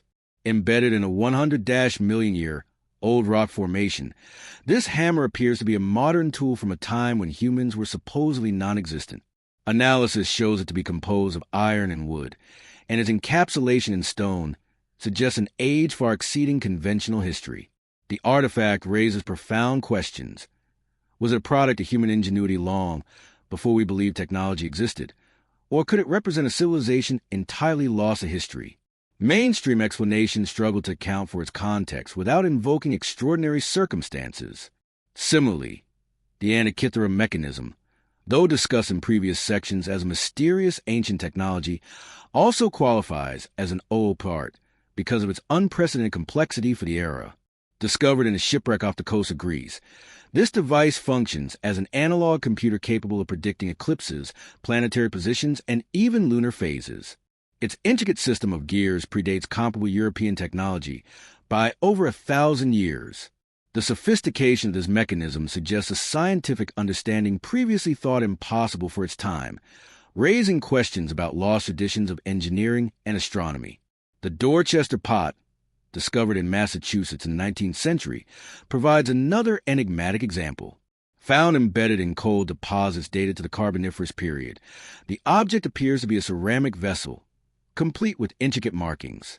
Conventional geological timelines place humans far beyond this period, yet the pot's existence implies either an anomaly in dating or the presence of civilization far earlier than established history allows. Such objects force a reevaluation of accepted timelines and hint at civilizations that may have flourished then vanished, leaving only fragments behind. In South America, the Ica stones of Peru have sparked intense debate. These stones bear carved depictions of advanced medical procedures, dinosaurs, and complex technologies, suggesting knowledge that mainstream history attributes only to modern times. While many claim the stones were fabricated in the 20th century, some argue that the sheer volume, consistency, and stylistic variation indicate a tradition rooted in antiquity. Whether authentic or not, the Ica stones provoke questions about the transmission of knowledge, the representation of advanced skills, and the possibility of forgotten or suppressed civilizations. Metallic anomalies such as the Coso artifact further challenge conventional chronology. Discovered in California encased in rock dated hundreds of thousands of years ago, this object appears to be a spark plug, a device far beyond the technological capabilities of any known human society at the time. If genuine, it implies either lost civilizations with advanced metallurgy and engineering or an incomplete understanding of Earth's history. Such anomalies hint at technological sophistication that was either forgotten due to catastrophe or deliberately obscured. The phenomenon of out-of-place objects is not limited to tools or mechanical devices. Figurines, sculptures, and inscribed stones often appear in unexpected contexts. The Acambaro figures of Mexico, for example, depict dinosaurs, advanced machinery, and human-like figures interacting with prehistoric creatures. These items, if authentic, suggest knowledge of prehistoric life, technology, and anatomy that contradicts mainstream evolutionary timelines. Similar artifacts have been found across the globe, from the stone spheres of Costa Rica to intricate carvings in India and Egypt, reinforcing the idea that advanced knowledge was far more widespread than conventional history acknowledges. Submerged and buried artifacts also provide compelling evidence. Items recovered from underwater ruins, ancient riverbeds, and peat bogs often appear in contexts that challenge dating assumptions. For instance, tools found in the submerged city of Dwarka in India or the prehistoric carvings at Yonaguni in Japan show levels of sophistication inconsistent with the presumed capabilities of the period. These discoveries suggest that advanced civilizations may have existed, only to be erased by rising seas, earthquakes, or other cataclysmic events, leaving behind tantalizing remnants. The distribution of OOPRs globally suggests a pattern rather than isolated anomalies. Artifacts of advanced metallurgy, complex geometry, or precise craftsmanship appear in regions as diverse as South America, Europe, Asia, and North America. This geographic spread raises questions about cultural exchange, lost global networks, or shared sources of knowledge now forgotten. Could humanity have once possessed a level of technological understanding that rivaled or even exceeded what we assume existed in antiquity? The consistency of these anomalies challenges the linear model of human progress taught in textbooks. Forbidden archaeology interprets OOPRs not as curiosities, but as evidence of a hidden or lost history. Each artifact, from metallic tools to precision-cut stones and intricately carved figurines, hints at civilizations with advanced knowledge that was later obscured, forgotten, or deliberately suppressed. When viewed collectively, these objects form a pattern.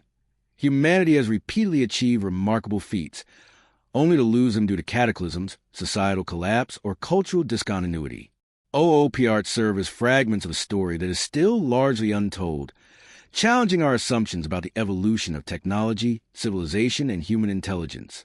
Myths and oral traditions often corroborate the implications of OOPRs. Legends of ancient giants, advanced civilizations, and lost cities appear across the globe, from Atlantis and Lemuria to the civilizations described in Vedic texts and Mesoamerican codices. These stories, while often dismissed as allegory, align uncannily with the anomalies revealed by OOPRs. Together, they hint at a narrative in which human achievement has been far greater and more vulnerable to erasure than mainstream history admits.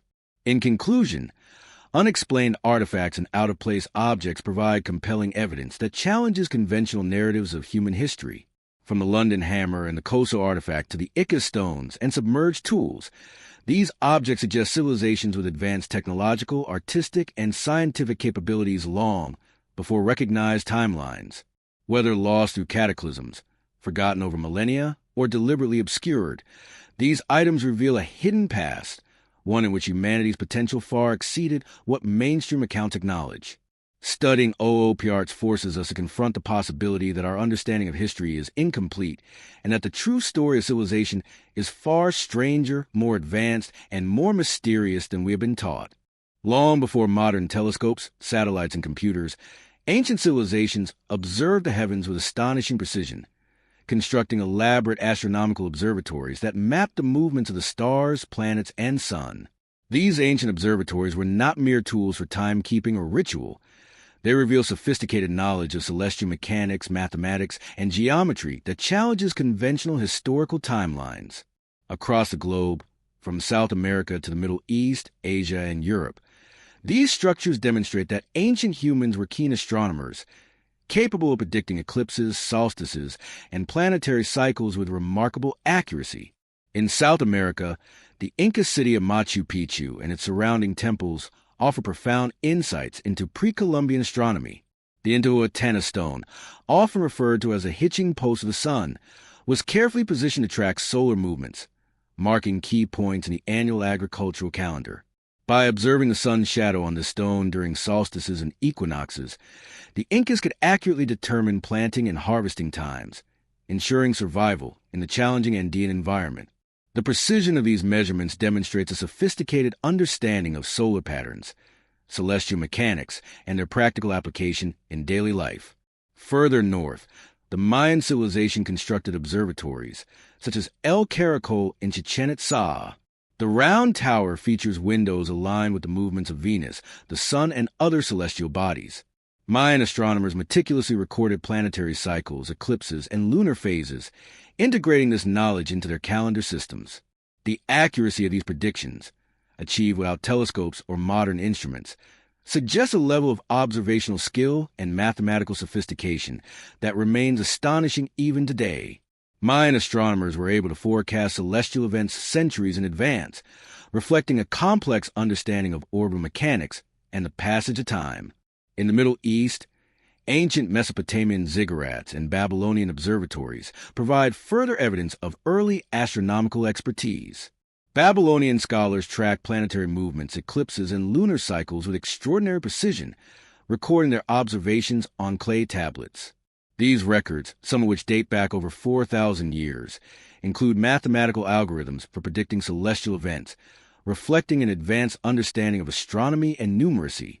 The sophistication of Babylonian observations suggests that early civilizations possessed not only meticulous observational skills, but also abstract mathematical reasoning that underpinned their celestial knowledge. Egyptian monuments, such as the pyramids and the Sphinx, are also aligned with celestial bodies. The Great Pyramid's orientation to the cardinal points, coupled with the shafts aligned to specific stars, demonstrates intentional astronomical design. These alignments may have served both ritualistic and practical purposes, including timekeeping, navigation, and recording celestial events. Some researchers argue that such precision required tools and techniques now lost to history, imply that Egyptians had a deeper understanding of astronomy than previously acknowledged. In Asia, ancient observatories in India and China provide remarkable evidence of celestial observation. India's Jantar-Mantar observatories, built in the 18th century, feature massive instruments for tracking stars and predicting eclipses, but even earlier sites such as the alignment of Harappan cities suggest astronomical awareness dating back thousands of years. Similarly, Chinese observatories and star maps reveal meticulous tracking of comets, eclipses, and planetary motions, often used for agricultural, ritual, and astrological purposes. The consistency and accuracy of these observations across cultures suggests that celestial knowledge was both widespread and highly valued in ancient societies. Megalithic sites in Europe also hint at astronomical understanding.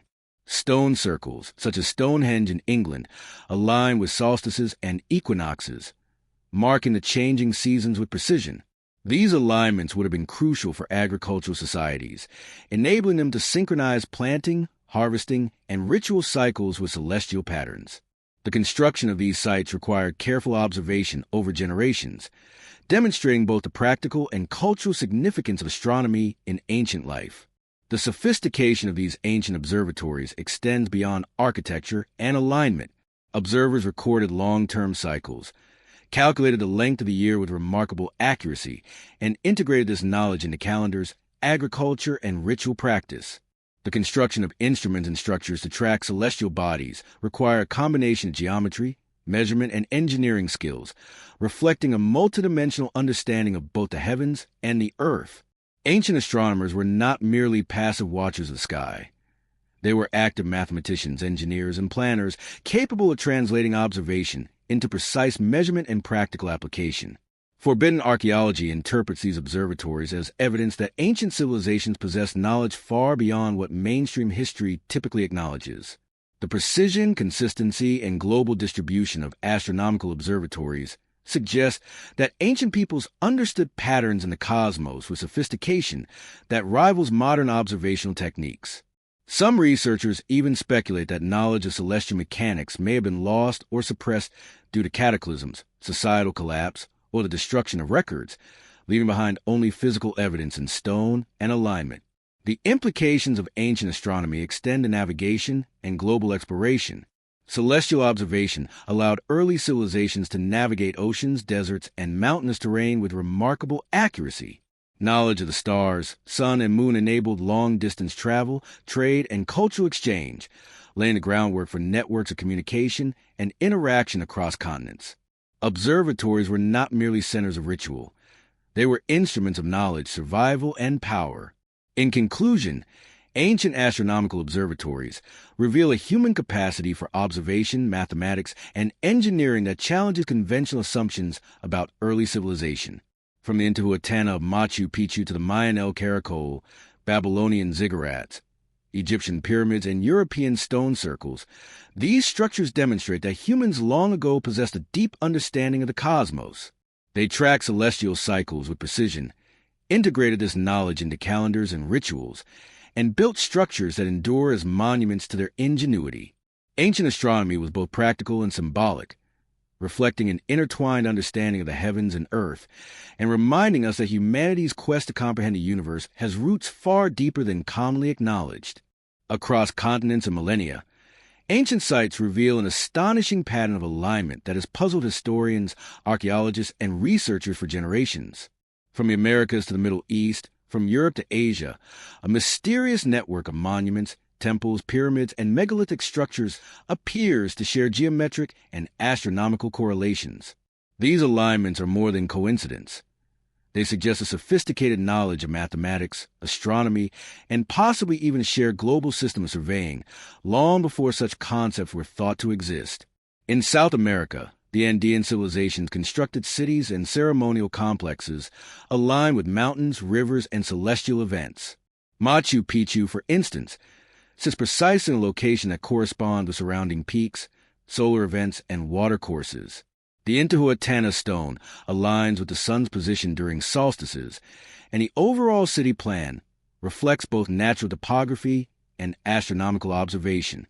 These alignments indicate deliberate design, merging the practical necessities of water management, agriculture, and urban planning with spiritual and celestial considerations. Further north, Mesoamerican civilizations also demonstrate remarkable alignment precision. Teotihuacan, the ancient city in central Mexico, is oriented 5 degrees east of true north, an alignment that corresponds with the setting of the Pleiades and other stellar phenomena. The city's main avenues, pyramids, and plazas reflect intentional placement designed to connect terrestrial architecture with celestial patterns. Similarly, the Mayan city of Uxmal is aligned according to Venus's cycle, integrating urban design with astronomical observation in ways that defy the notion of primitive construction techniques. In the Mediterranean, Egypt's pyramids provide a compelling example of global alignment sophistication. The Great Pyramid of Giza is oriented almost perfectly to the cardinal points. With an error margin of just a few minutes, of art scholars continue to debate the methods used, but the precision itself suggests careful observation, measurement, and perhaps instruments now lost to history. When considering the alignment of multiple pyramids along the Giza Plateau, a pattern emerges that may encode knowledge of celestial positions or even serve as a symbolic reflection of Orion's belt. The recurrence of such precision suggests a deliberate attempt to mirror the heavens on Earth. Across Europe, megalithic sites and stone circles reveal similar patterns. Stonehenge, for example, aligns with solstices and equinoxes, allowing observers to track the sun's movement and predict seasonal change. The Karnak stones in France form rows stretching miles, aligned in directions that appear to correlate with celestial events. Even smaller megalithic monuments, scattered throughout the British Isles, show orientation patterns that suggest a unified understanding of the cosmos, geography, and human experience. In Asia, ancient cities and religious sites reflect comparable geometric and astronomical alignment. Angkor Wat in Cambodia, for instance, was constructed with the main axis oriented to the spring equinox, reflecting careful observation of the solar cycle. Similarly, ancient Chinese observatories and tombs demonstrate precise cardinal alignment, integrating celestial events with ritual and political authority. Across the continent, evidence suggests that geomancy, astronomy, and mathematical planning informed urban and ceremonial design in ways that mirror patterns observed on other continents. Submerged ruins offer additional insights into the global alignment phenomenon. Sites such as the underwater city off India's coast near Dwarka or Yanaguni in Japan appear positioned according to topographical and potentially astronomical principles. The precision of these submerged structures, combined with their location relative to natural features, suggests deliberate planning rather than random construction. If these sites predate known civilizations, their alignment indicates that advanced surveying and architectural knowledge existed far earlier than mainstream history recognizes. One of the most striking aspects of global alignment is the recurrence of similar geometric principles across independent civilizations. From pyramids and megaliths to temples and observatories, we see recurring use of cardinal directions, equinox and solstice markers, and proportional ratios. These consistencies challenge the notion that ancient societies developed in isolation, suggesting either a shared source of knowledge, widespread diffusion of ideas, or convergent rediscovery of advanced principles. Forbidden archaeology interprets these patterns as evidence of lost global understanding, perhaps encoded in monuments, myths, and astronomical observations. Mathematics plays a crucial role in understanding these alignments. Many sites demonstrate knowledge of geometry, ratios, and even advanced trigonometry. The Great Pyramid's base and height ratios, the interlocking stones of Pumapunku, and the precise arrangement of Mayan and Incan complexes all indicate intentional mathematical application. These sites were not simply built for ritual or prestige. They were constructed according to a sophisticated understanding of proportion, symmetry, and measurement, often linked to celestial and terrestrial orientation. Cultural and ritual significance further underscores the importance of alignment. Many of these structures were designed not only to measure or observe, but to convey spiritual or symbolic meaning. Temples, pyramids, and ceremonial sites often connect human activity with the cosmos, reflecting a worldview in which the heavens, earth, and human society were intimately linked. These alignments serve as calendars, guides for agriculture, and instruments of social cohesion, as well as repositories of sacred knowledge. The implications of global alignment are profound. They suggest that ancient civilizations possessed surveying techniques, astronomical knowledge, and mathematical skills that rival or surpass those commonly attributed to their time. The consistency of these principles across continents challenges the traditional linear model of technological and cultural development, implying that humanity's intellectual achievements may have been far more advanced and interconnected than conventional history acknowledges. In conclusion, the global alignment of ancient sites is a striking testament to human ingenuity, observation, and understanding of both earth and sky. From Machu Picchu and Teotihuacan to the pyramids of Egypt, Stonehenge, Angkor Wat, and submerged cities, these structures reveal deliberate orientation with celestial bodies, topography, and geometric principles. Their consistency across cultures and continents points to advanced knowledge that was either shared globally, lost over time, or independently rediscovered in multiple regions.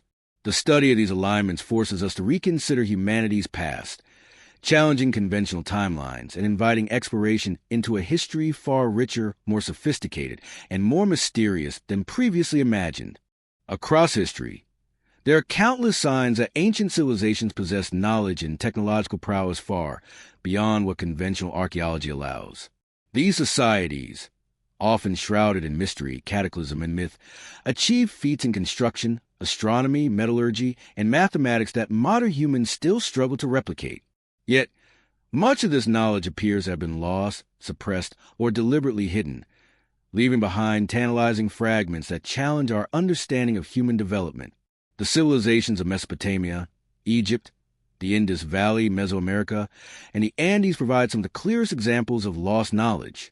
In Mesopotamia, the Babylonians meticulously recorded astronomical events and developed mathematical systems capable of predicting eclipses and planetary movements. These achievements were deeply integrated into agriculture, law, and governance, demonstrating a sophisticated comprehension of natural and social order. Over time, however, wars, invasions, and societal collapse contributed to the loss of much of this accumulated knowledge, leaving only tablets and ruins as incomplete records of a once thriving intellectual tradition. In Egypt, the construction of pyramids, temples, and monumental statues reveals advanced engineering and architectural understanding. The precision of the Great Pyramid, including its alignment with the cardinal points and its nearly perfect leveling across acres of land, continues to confound modern engineers. The Egyptians also mastered metallurgy, medicine, and mathematics in ways that appear underappreciated in mainstream accounts. Yet, despite their achievements, large portions of their intellectual heritage have been lost, destroyed, or buried in the sands of time, suggesting that much of what we know is merely the tip of a far deeper iceberg of ancient knowledge. The Indus Valley Civilization, flourishing around 2500 BCE, presents one of the most enigmatic examples of lost knowledge. Cities such as Mohenjo-daro and Harappa display advanced urban planning, including drainage systems, standardized bricks, and complex water management. The civilization also utilized a script that remains undeciphered, leaving scholars unable to access the full scope of their intellectual, scientific, or administrative knowledge. The sophistication evident in their urban centers suggests a level of organization and understanding that, if preserved, could have dramatically accelerated human development. In Mesoamerica, the Maya and Aztec civilizations combined mathematics, astronomy, and architecture in unprecedented ways. Mayan calendars track celestial movements with astonishing precision, while city layouts incorporated solar, lunar, and planetary alignments. Metallurgical, agricultural, and artistic techniques further indicate a high degree of scientific and cultural development. Yet, the arrival of European colonizers led to destruction of libraries, codices, and oral traditions, erasing vast quantities of knowledge and leaving modern scholars to reconstruct these civilizations' achievements from fragments. The Andes and other South American cultures similarly reveal lost knowledge. The Inca constructed roads, terraces, and irrigation systems that reflect deep understanding of engineering, geography, and environmental adaptation. Their Quipu system, knotted cords used for record-keeping, may have encoded not only economic information, but also mathematical and possibly astronomical data. The Spanish conquest disrupted and destroyed much of this intellectual infrastructure, leaving only material remnants and oral memory. The repeated erasure of knowledge in these cases highlights a recurring theme. Human advancement is often fragile, vulnerable to natural and societal upheavals. Lost knowledge is not limited to engineering or mathematics. It extends to medicine, metallurgy, and science. Texts and artifacts suggest that ancient civilizations developed techniques for metallurgy that modern scientists are still attempting to replicate. The corrosion-resistant iron pillar of Delhi, the high-quality Damascus steel, and the advanced alloying practices in South America and China all point to sophisticated metallurgical understanding. Similarly, evidence of ancient medicinal practices, surgical techniques, and herbal remedies indicates a level of scientific knowledge that was systematized and applied effectively long before modern science. Cataclysmic events have frequently played a role in the suppression of knowledge. Floods, earthquakes, volcanic eruptions, and societal collapse repeatedly erased records, destroyed cities, and interrupted the transmission of intellectual traditions. The destruction of the Library of Alexandria, the inundation of coastal settlements, and the decline of complex civilizations such as the Minoans illustrate how easily accumulated knowledge can vanish. In some cases, what survives today, monuments, artifacts, and myths, represents only a shadow of the full intellectual and technological capability that once existed. The concept of forbidden archaeology emphasizes that lost knowledge may have been more widespread than commonly acknowledged. Sites such as Göbekli Tepe, Pumapunku, Yonaguni, and submerged cities suggest the existence of advanced civilizations whose achievements were erased or hidden by time and cataclysm. Artifacts, out-of-place objects, and precise megalithic constructions provide further evidence of knowledge that modern humans are only beginning to understand. Collectively, these remnants hint at a hidden or forgotten chapter of human history in which civilizations attained extraordinary levels of scientific, architectural, and cultural development. Legends and myths often encode traces of this lost knowledge. Stories of Atlantis, Lemuria, or antediluvian societies describe advanced technology, astronomical understanding, and urban planning that correspond uncannily with archaeological and geological evidence. Across cultures, from the Vedic texts of India to the epics of Mesopotamia, the myths of South America, and European folklore, these narratives reflect a collective memory of advanced civilizations that predated recorded history. While often dismissed as allegory, they may contain kernels of truth about societies whose knowledge and achievements have largely disappeared. The implications of ancient lost knowledge are profound. If civilizations once achieved levels of sophistication comparable to or exceeding our own, it challenges the linear model of human progress and raises questions about the cycles of advancement and decline in human history. It suggests that the human story is not one of steady accumulation, but rather a series of rises and collapses, punctuated by moments of extraordinary ingenuity. By studying the remnants of these civilizations, researchers hope to recover insights into technologies, sciences, and societal organization that could reshape our understanding of the past and even inform the present. In conclusion, ancient civilizations and lost knowledge represent a window into human potential and ingenuity. From Mesopotamia to Egypt, the Indus Valley, Mesoamerica, and the Andes, societies achieve extraordinary feats in architecture, mathematics, astronomy, metallurgy, medicine, and urban planning. Much of this knowledge has been lost through cataclysm, conquest, and the passage of time, leaving only tantalizing fragments for modern scholars to interpret. The study of these remnants forces us to reconsider what we know about history, technology, and human capability. It suggests that humanity's past is far richer, more complex, and more mysterious than mainstream narratives acknowledge, a history waiting to be rediscovered. Piece by fragment, through artifacts, ruins, myths, and the echoes of civilizations that once flourished in ways we are only beginning to comprehend. Forbidden archaeology challenges the very foundations of conventional historical narratives. It is a field that examines anomalies, unexplained artifacts, megalithic structures, and evidence of advanced technologies that mainstream archaeology often dismisses or ignores. These anomalies raise profound questions about the accepted timeline of human civilization, suggesting that humans may have been far more technologically and intellectually advanced in the distant past than widely acknowledged. By questioning established interpretations, forbidden archaeology invites us to explore a hidden history, one in which knowledge was lost, suppressed, or deliberately obscured. One of the most compelling areas of forbidden archaeology involves megalithic structures that defy conventional explanations.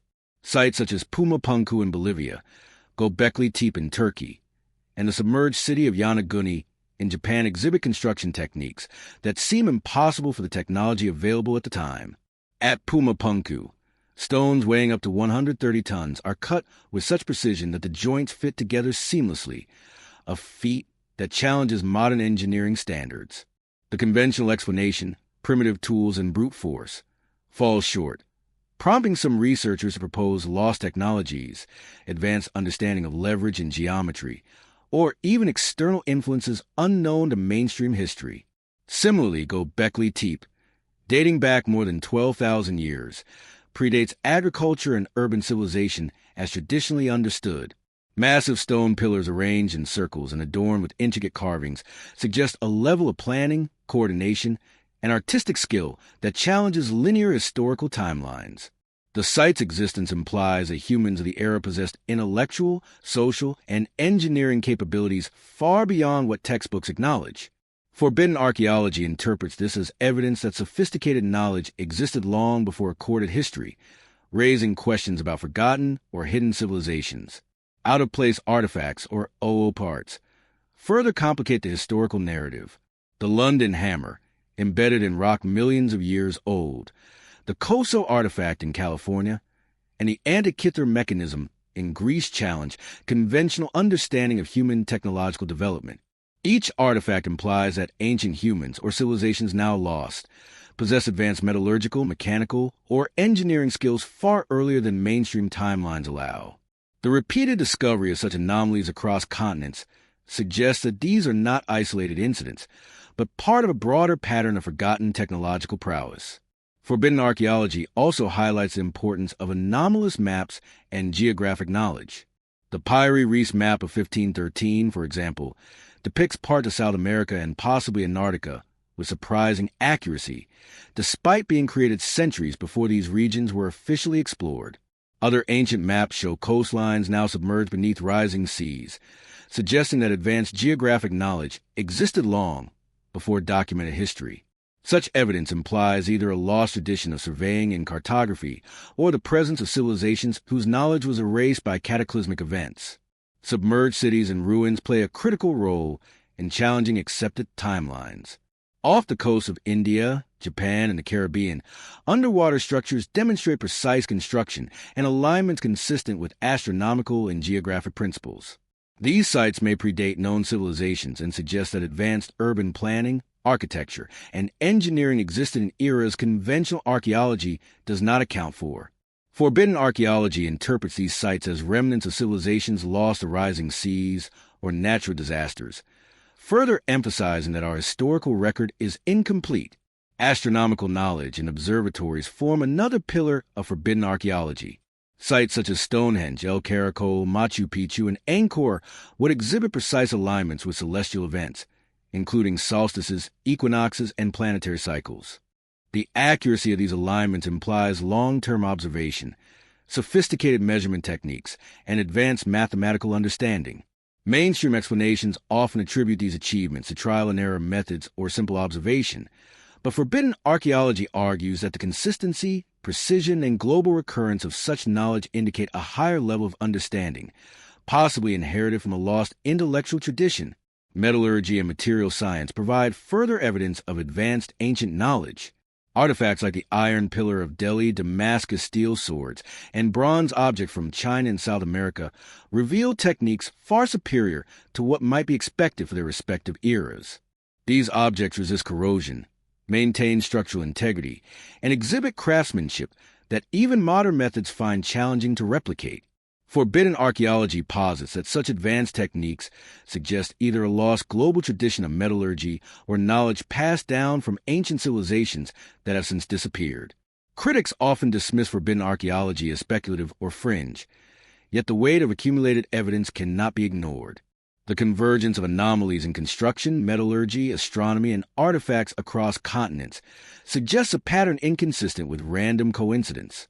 By re-examining evidence traditionally excluded from mainstream discourse, forbidden archaeology challenges us to consider alternative histories in which human civilization may have risen and fallen multiple times, leaving behind only tantalizing traces of extraordinary knowledge.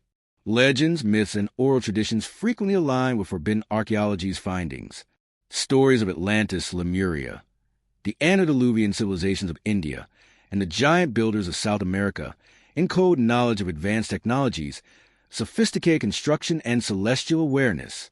While often dismissed as allegorical, these narratives echo archaeological anomalies and reinforce the possibility of a lost history that mainstream accounts have overlooked.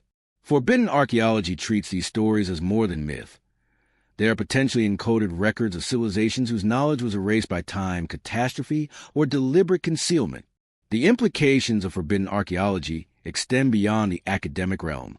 If humans were capable of advanced engineering, astronomy, and technological feats tens of thousands of years ago, it forces a re-evaluation of the very nature of progress.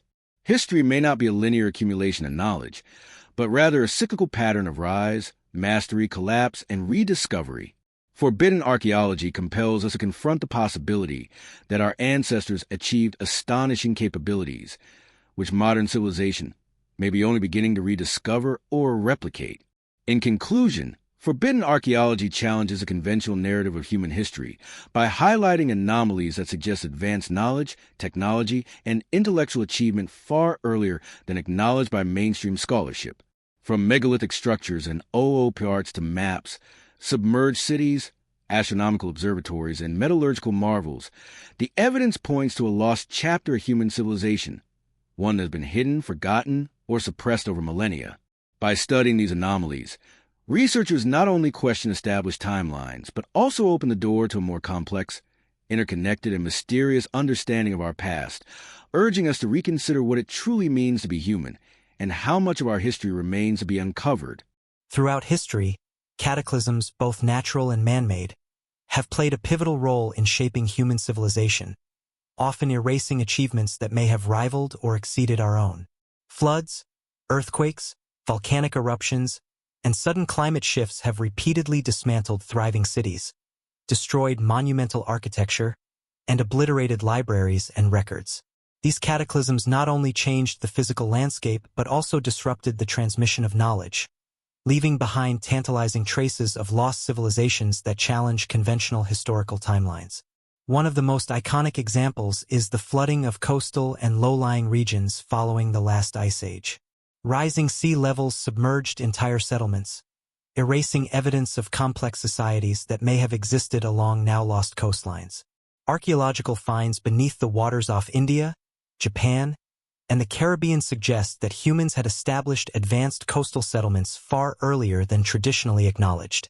These submerged cities, with remnants of sophisticated architecture and urban planning, indicate that cataclysmic flooding may have wiped out entire chapters of human history, leaving only fragments for future generations to discover. Volcanic eruptions have similarly reshaped history. The eruption of Thera, Santorini, around 1600 BCE, devastated the Minoan civilization, one of the most advanced societies of its time. Cities were buried under ash, records and artworks destroyed, and the survivors displaced. Despite the Minoan sophistication in architecture, art, and maritime trade, much of their knowledge vanished beneath layers of volcanic debris. Other eruptions, such as Mount Vesuvius in 79 CE, further illustrate how natural cataclysms can instantly freeze societies in time, leaving artifacts and architecture preserved yet severing the continuity of cultural and technological knowledge. Earthquakes have also played a destructive role. Ancient cities, particularly in seismic zones, were often leveled by sudden tremors. Structures like the collapsed cities of the Indus Valley or settlements in Mesopotamia show signs of sudden destruction consistent with seismic activity. Such events would have not only killed populations but also destroyed critical infrastructure, records, and knowledge transmission networks, contributing to the loss of technological and scientific understanding over generations. Climate change, both gradual and abrupt, has influenced the rise and fall of civilizations. Prolonged droughts, shifting rainfall patterns, and cooling or warming periods have disrupted agriculture, trade, and societal stability. The collapse of the Maya civilization, for instance, is partially attributed to centuries-long droughts that undermined their food production and political cohesion. Similarly, the decline of the Akkadian Empire around 2200 BCE has been linked to severe climate disruption. These environmental cataclysms demonstrate that ancient civilizations were vulnerable to natural forces beyond their control, which could erase entire societies and their accumulated knowledge. Comets, meteor impacts, and other cosmic events have also been hypothesized as triggers for cataclysmic change. The Tunguska event in 1908, though modern, serves as a reminder of the potential devastation that cosmic impacts can cause. Ancient accounts, myths, and geological evidence suggest that similar events may have impacted Earth in prehistoric times, causing sudden floods, fires, and societal collapse. Legends of deluges, fiery skies, and heavenly punishments may preserve memory of these events, encoding lost knowledge about the fragility of civilization in symbolic form. The cumulative effect of these cataclysms is striking. Entire networks of knowledge, spanning engineering, astronomy, mathematics, medicine, and metallurgy, may have been irretrievably lost. Artifacts, megalithic constructions, and submerged cities that survive today are tantalizing remnants of these vanished capabilities.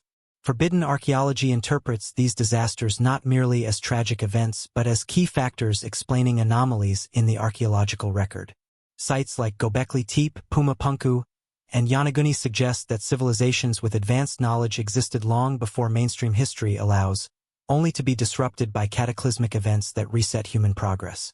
In some cases, survivors of these cataclysms preserved fragments of knowledge through myths, oral traditions, and scattered artifacts.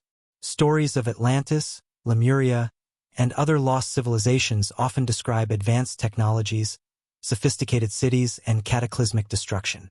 While dismissed by many as legend, these narratives may encode real memories of societal collapse and technological loss. By examining such myths alongside archaeological evidence, researchers can identify correlations that point to the presence of advanced, pre-cataclysmic civilizations. The effects of cataclysms also extend to cultural memory and historical continuity. When a civilization collapses suddenly, the infrastructure for preserving knowledge, libraries, temples, schools, and archives, is destroyed. Oral traditions, while resilient, are subject to distortion and loss over generations. Written records, if they survive, may be incomplete, fragmented, or inaccessible. Consequently, knowledge that once took centuries to develop can vanish almost overnight, forcing subsequent societies to rediscover or reinvent technologies and insights previously known. Furthermore, cataclysms can create gaps in the historical record that complicate the study of ancient civilizations. Archaeologists often struggle to piece together timelines when evidence has been destroyed, submerged, or scattered. Megalithic sites, submerged cities, and anomalous artifacts appear isolated or enigmatic precisely because cataclysmic events disrupted the continuity of human development.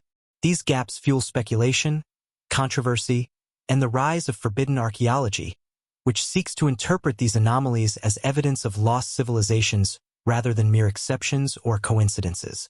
Modern science, including geology, climatology, and archaeology, increasingly supports the role of cataclysms in shaping human history. Sediment layers, ice cores, and fossil records reveal abrupt climate shifts, floods, and volcanic events that align with periods of societal collapse. Rising sea levels after the last ice age, coupled with local seismic activity, may have erased coastal civilizations that once thrived. By studying these natural forces, researchers gain insight into why advanced civilizations could vanish, leaving behind mysteries that continue to challenge conventional narratives. In conclusion, cataclysms and the collapse of ancient civilizations are central to understanding why so much knowledge appears lost in human history. Floods, earthquakes, volcanic eruptions, climate change, and cosmic events repeatedly disrupted societies, erasing infrastructure, technology, and cultural memory. Submerged cities, megalithic constructions, and anomalous artifacts provide tantalizing evidence of civilizations that may have been destroyed or reset by these forces. Forbidden archaeology interprets these events as critical factors explaining anomalies in the archaeological record and urging reconsideration of conventional historical timelines. Cataclysms remind us that human progress is not linear, that knowledge can vanish in moments, and that the remnants we uncover today may be echoes of civilizations whose achievements rival or surpass our own.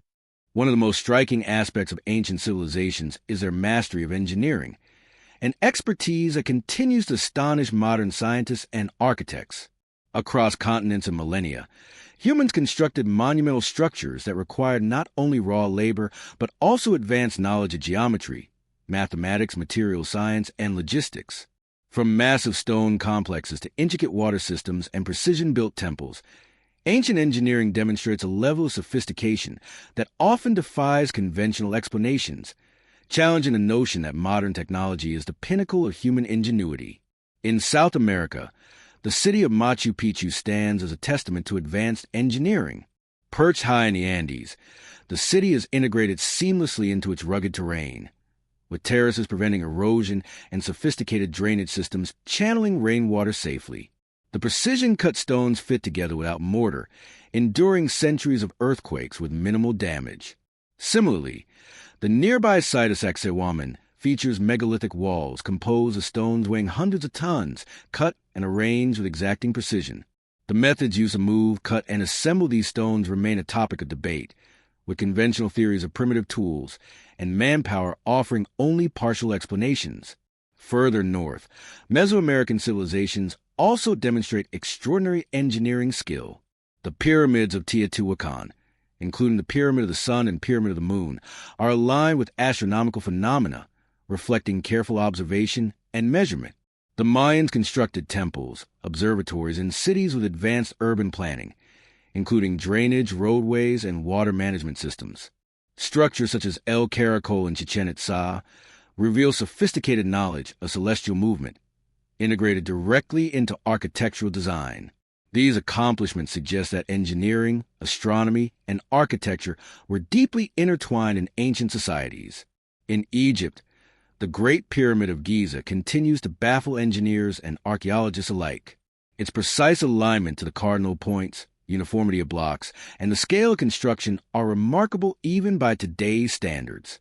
Each limestone block, weighing several tons, was quarried, transported, and fitted with exact precision, forming a structure that has endured for over 4,500 years. Theories regarding ramps, levers, or manpower provide partial explanations, yet the overall precision suggests knowledge of surveying, measurement, and structural engineering that is difficult to replicate without modern tools.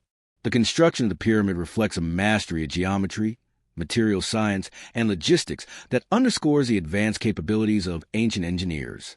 Asia also offers compelling evidence of advanced engineering. The water management systems of the Indus Valley Civilization, including Mohenjo-Daro and Harappa, featured drainage channels, wells, and sewage systems of remarkable complexity. Similarly, in China, the Great Wall required not only large-scale construction, but also advanced planning to adapt to diverse terrain, weather conditions, and defensive needs. These projects indicate that ancient engineers were capable of long-term planning, resource allocation, and technical problem-solving at a scale often underappreciated in mainstream historical accounts. Europe's megalithic structures, including Stonehenge and the Karnak stones in France, further reveal sophisticated construction methods. The precise alignment with solstices, equinoxes, and other celestial events suggests that these monuments were engineered not merely for ritual purposes, but also for observation and calculation. Moving massive stones over long distances required innovative techniques and a deep understanding of leverage, friction, and cooperation. These engineering feats illustrate that prehistoric humans were not limited to simple tools or rudimentary construction. Rather, they possessed practical knowledge that rivaled or exceeded what modern engineers might expect from societies of the era. Submerged engineering marvels, such as Yonaguni in Japan and the ruins off the coast of India, hint at advanced techniques applied in environments now lost to rising seas.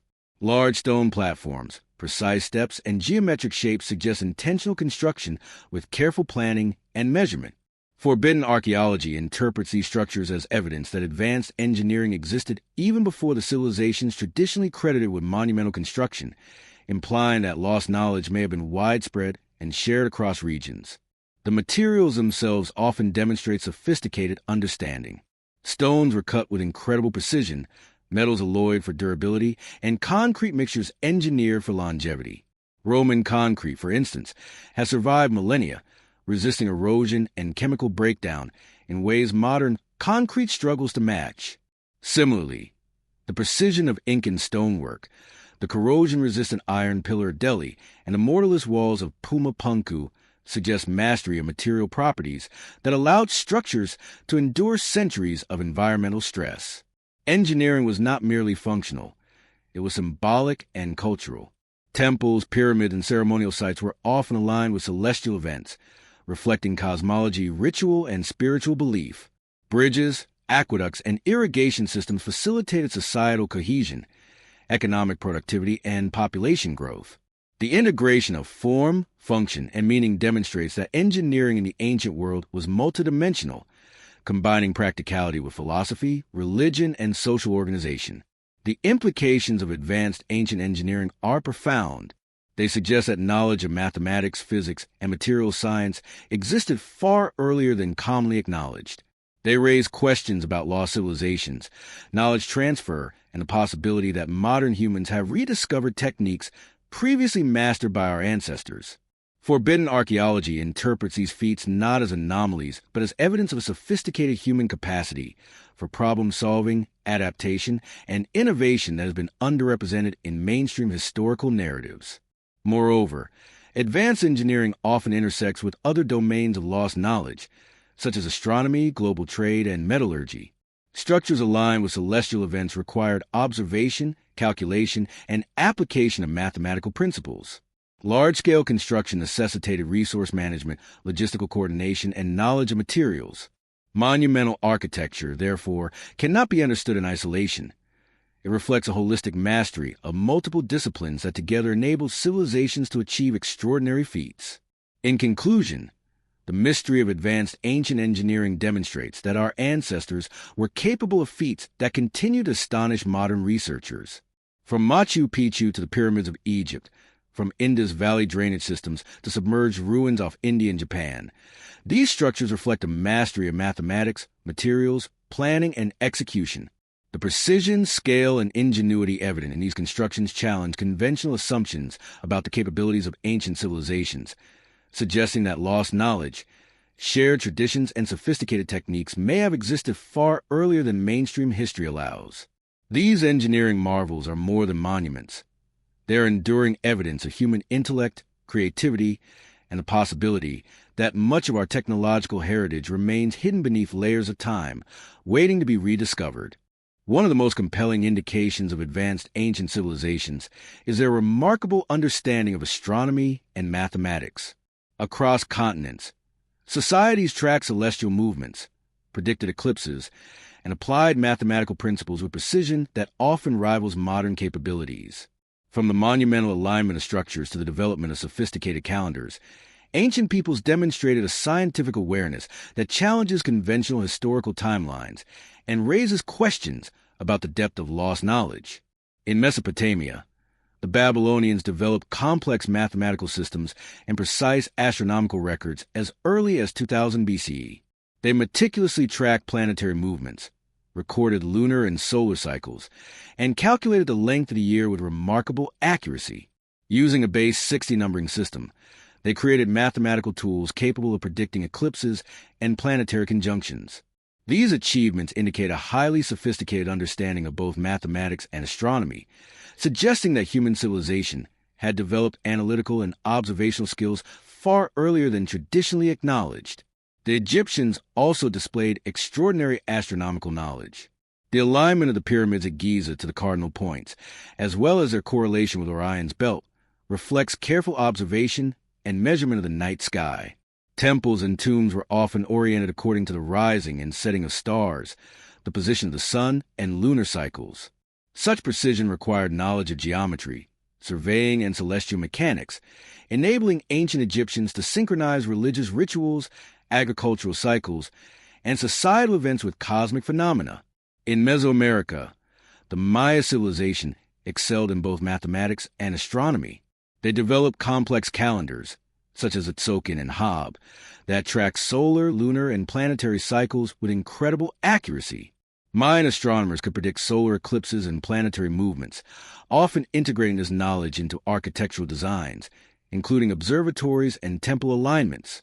Their mathematical system, which included the concept of zero, allowed for precise calculation and record-keeping, an innovation that was absent in many other contemporary civilizations. South American civilizations, particularly the Inca, also demonstrated advanced astronomical awareness. Machu Picchu and other Andean sites were designed to track solstices, equinoxes, and other celestial events, with structures like the Intihuatana stone functioning as solar clocks. These constructions required not only observation, but also geometric precision and mathematical planning. The correlation between architecture and celestial phenomena indicates that astronomy was not merely theoretical, but applied practically to agriculture, religion, and societal organization. Europe presents similar evidence. Stonehenge in England and the Karnak stones in France are aligned with solstices, equinoxes, and lunar events, suggesting a deep understanding of celestial cycles. Neolithic peoples used these megalithic constructions to measure time, predict seasonal changes, and guide agricultural and ceremonial activities. The recurrence of precise alignments across geographically distant sites implies that early humans were capable of sophisticated observation, calculation, and application of astronomical principles, challenging the notion that scientific inquiry was limited to later periods. Ancient Asia also reflects a rich tradition of astronomical knowledge. Chinese astronomers meticulously documented solar and lunar eclipses, comets, and planetary movements, preserving records that continue to inform modern astrophysics. Vedic texts from India describe planetary positions, eclipses, and the cyclical nature of time, reflecting an advanced understanding of cosmology.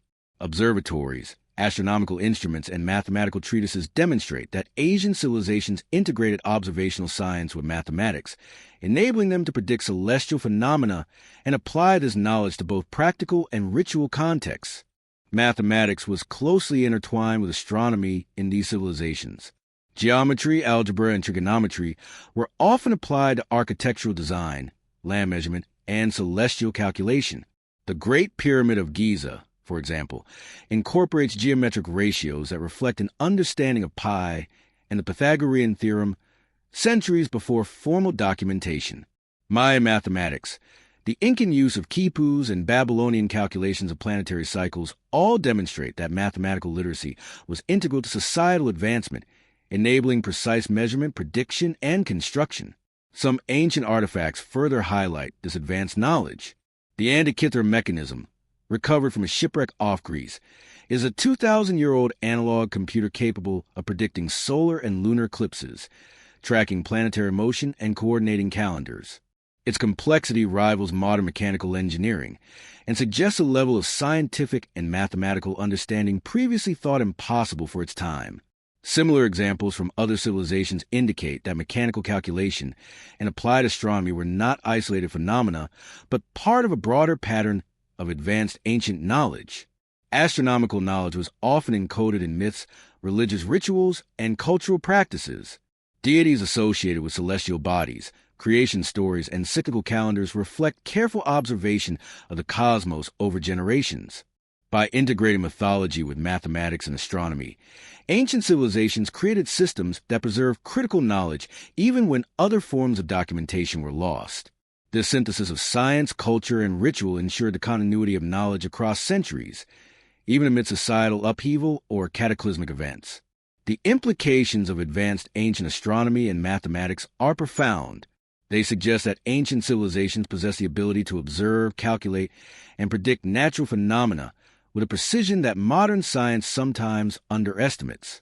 These capabilities enabled monumental construction, agricultural planning, navigation, and cultural cohesion, indicating that human intellectual achievement in prehistory may have been far more sophisticated than commonly acknowledged. Forbidden archaeology interprets these scientific accomplishments as evidence of a lost tradition of knowledge, potentially shared among civilizations across continents.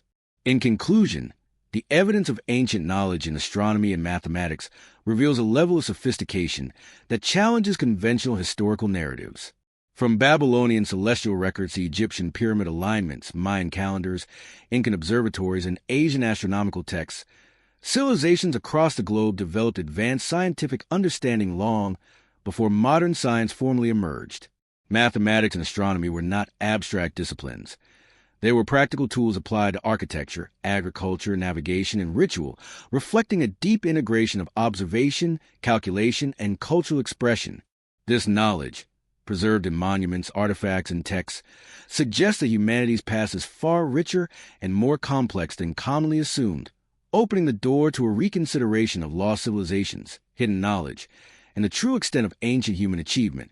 Among the most fascinating revelations of forbidden archaeology is the advanced level of ancient medicine and technology, a field that consistently challenges the conventional timeline of human knowledge. Across the globe, ancient civilizations developed sophisticated medical practices, surgical techniques, and technological solutions that rival modern methods in both complexity and efficacy.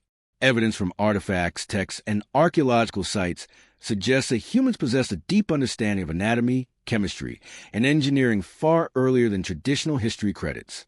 In ancient India, the Ayurvedic system of medicine, which dates back over 5,000 years, demonstrates a remarkable grasp of anatomy, physiology, and holistic health. Ayurvedic texts describe surgical procedures, herbal remedies, and therapeutic practices that align closely with modern medical principles.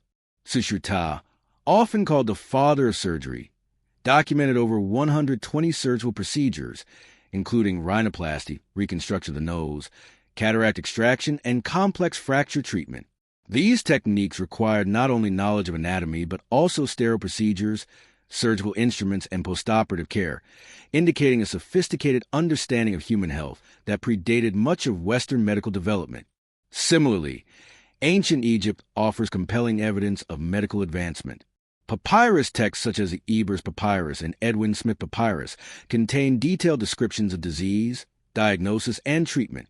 The Egyptians performed surgical procedures, set fractures, and developed pharmacological remedies using plant extracts and minerals. Mummification practices reveal an understanding of preservation and anatomy, as embalmers carefully removed organs while preserving the body for the afterlife. These practices suggest that medicine was both a practical and spiritual pursuit, integrating observation, experimentation, and ritual to ensure both health and continuity of knowledge. In the Americas, civilizations such as the Maya and Inca developed medical techniques that relied on herbal knowledge, surgery, and preventive care. Trepanation, the surgical removal of a portion of the skull, was practiced with surprising success, with evidence showing post-operative healing and survival. These procedures suggest that ancient surgeons understood anatomy, infection control, and healing processes, applying empirical observation and trial to develop effective treatments.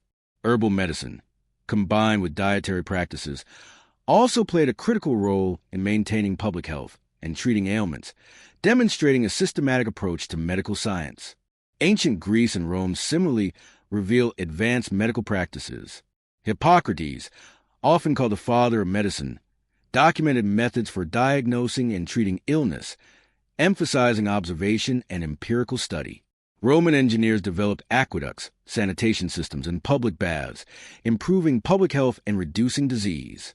Galen's work on anatomy and physiology influenced medical thought for centuries, demonstrating a continuity of medical knowledge across time.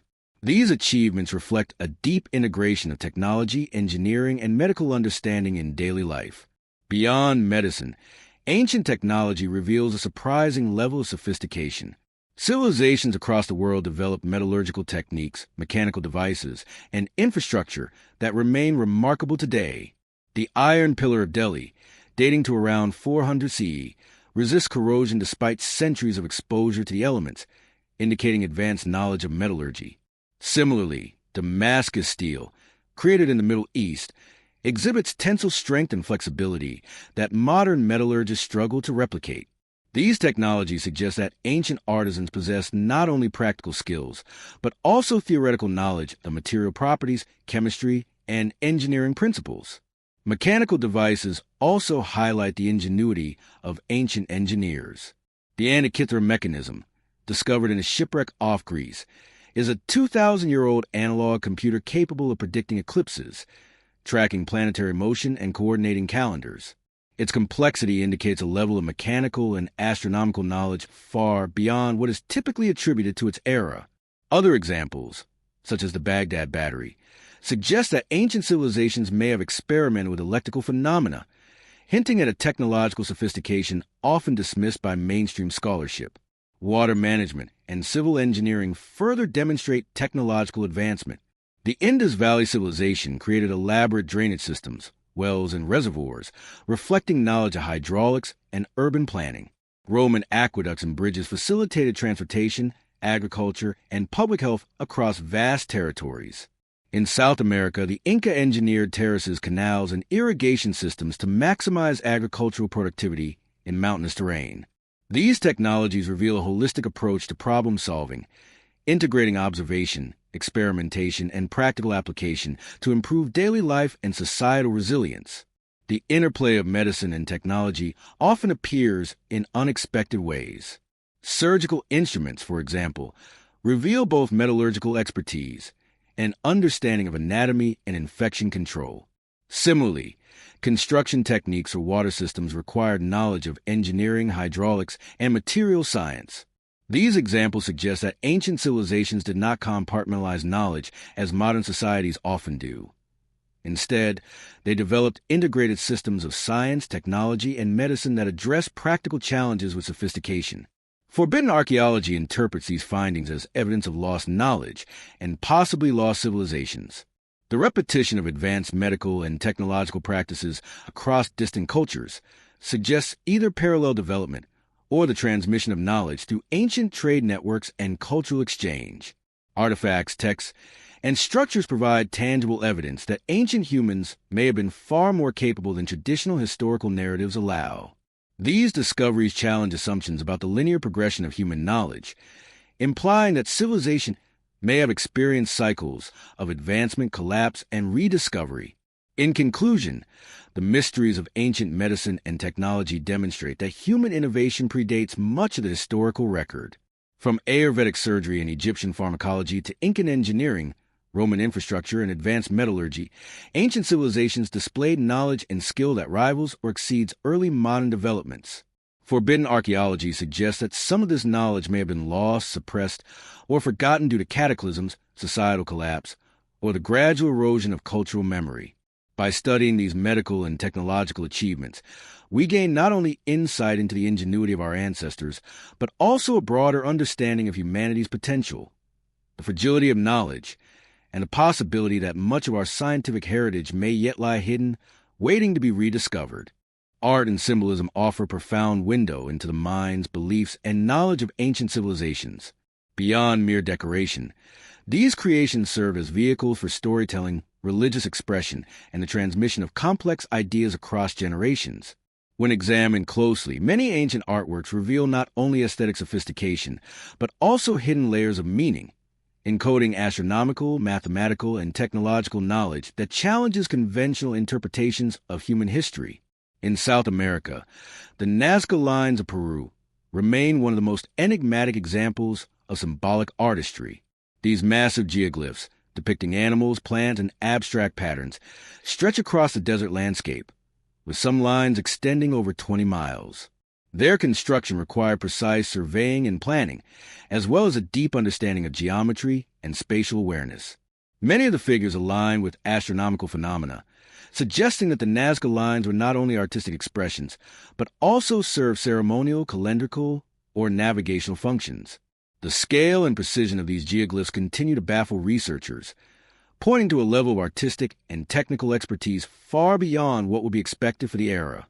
Mesoamerican civilizations also demonstrate a sophisticated integration of art and symbolism. Mayan codices, murals, and carvings depict intricate cosmologies, deities, and celestial events, often encoded with numerical and astronomical information. The use of glyphs, symbolic motifs, and mathematical markers indicates that art was a conduit for preserving knowledge, ensuring its transmission even in the absence of formal writing systems.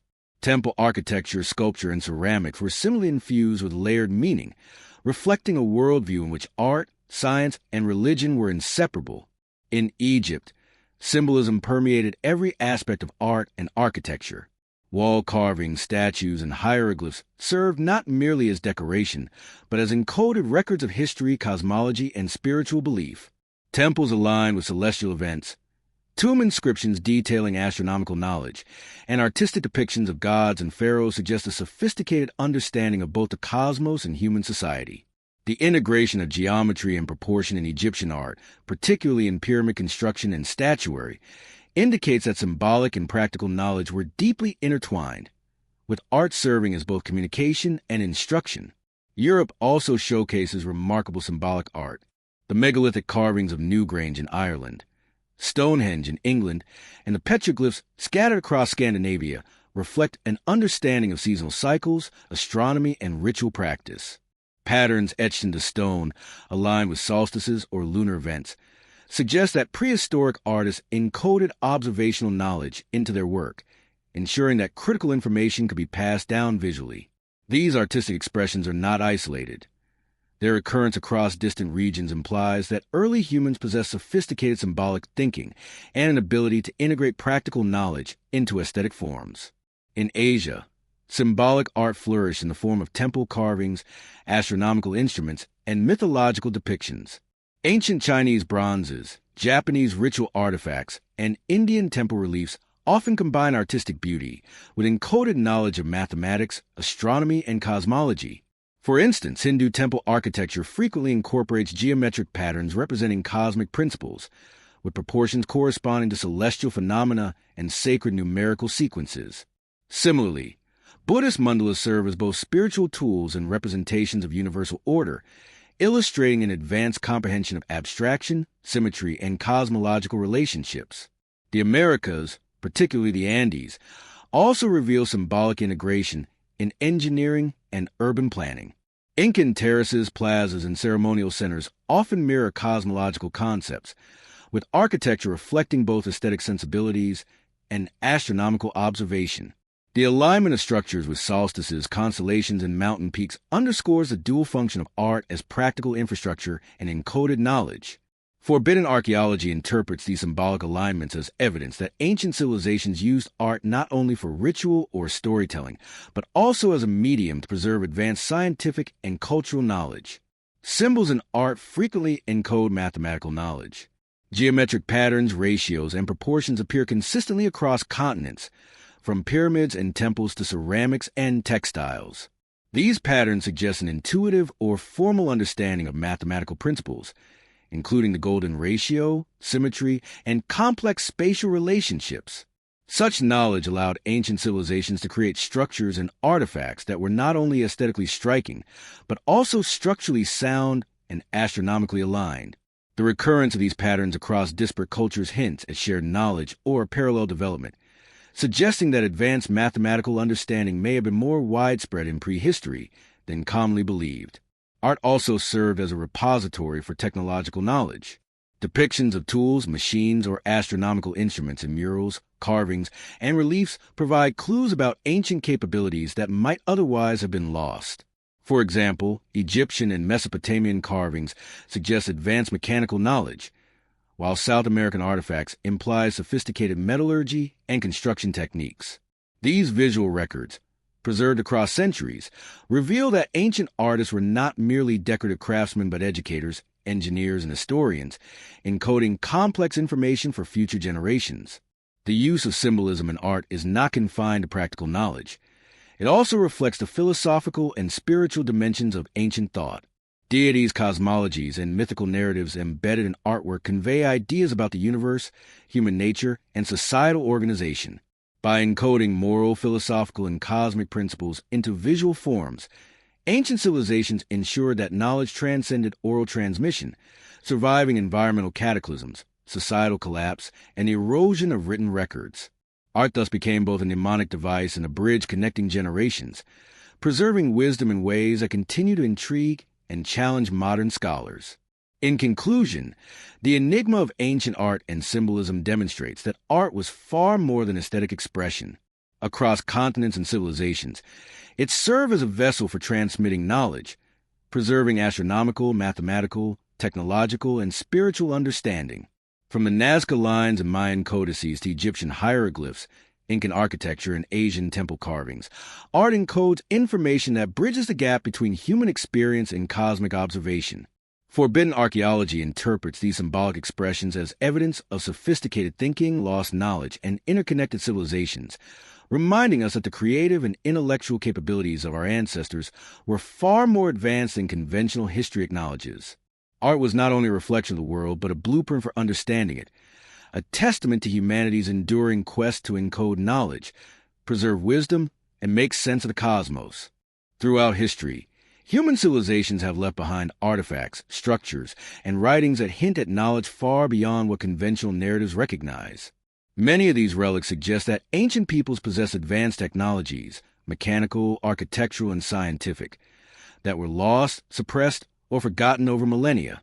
Forbidden archaeology examines these anomalies, proposing that our understanding of human development is incomplete and that ancient civilizations may have achieved levels of technological sophistication comparable to or even surpassing early modern innovations.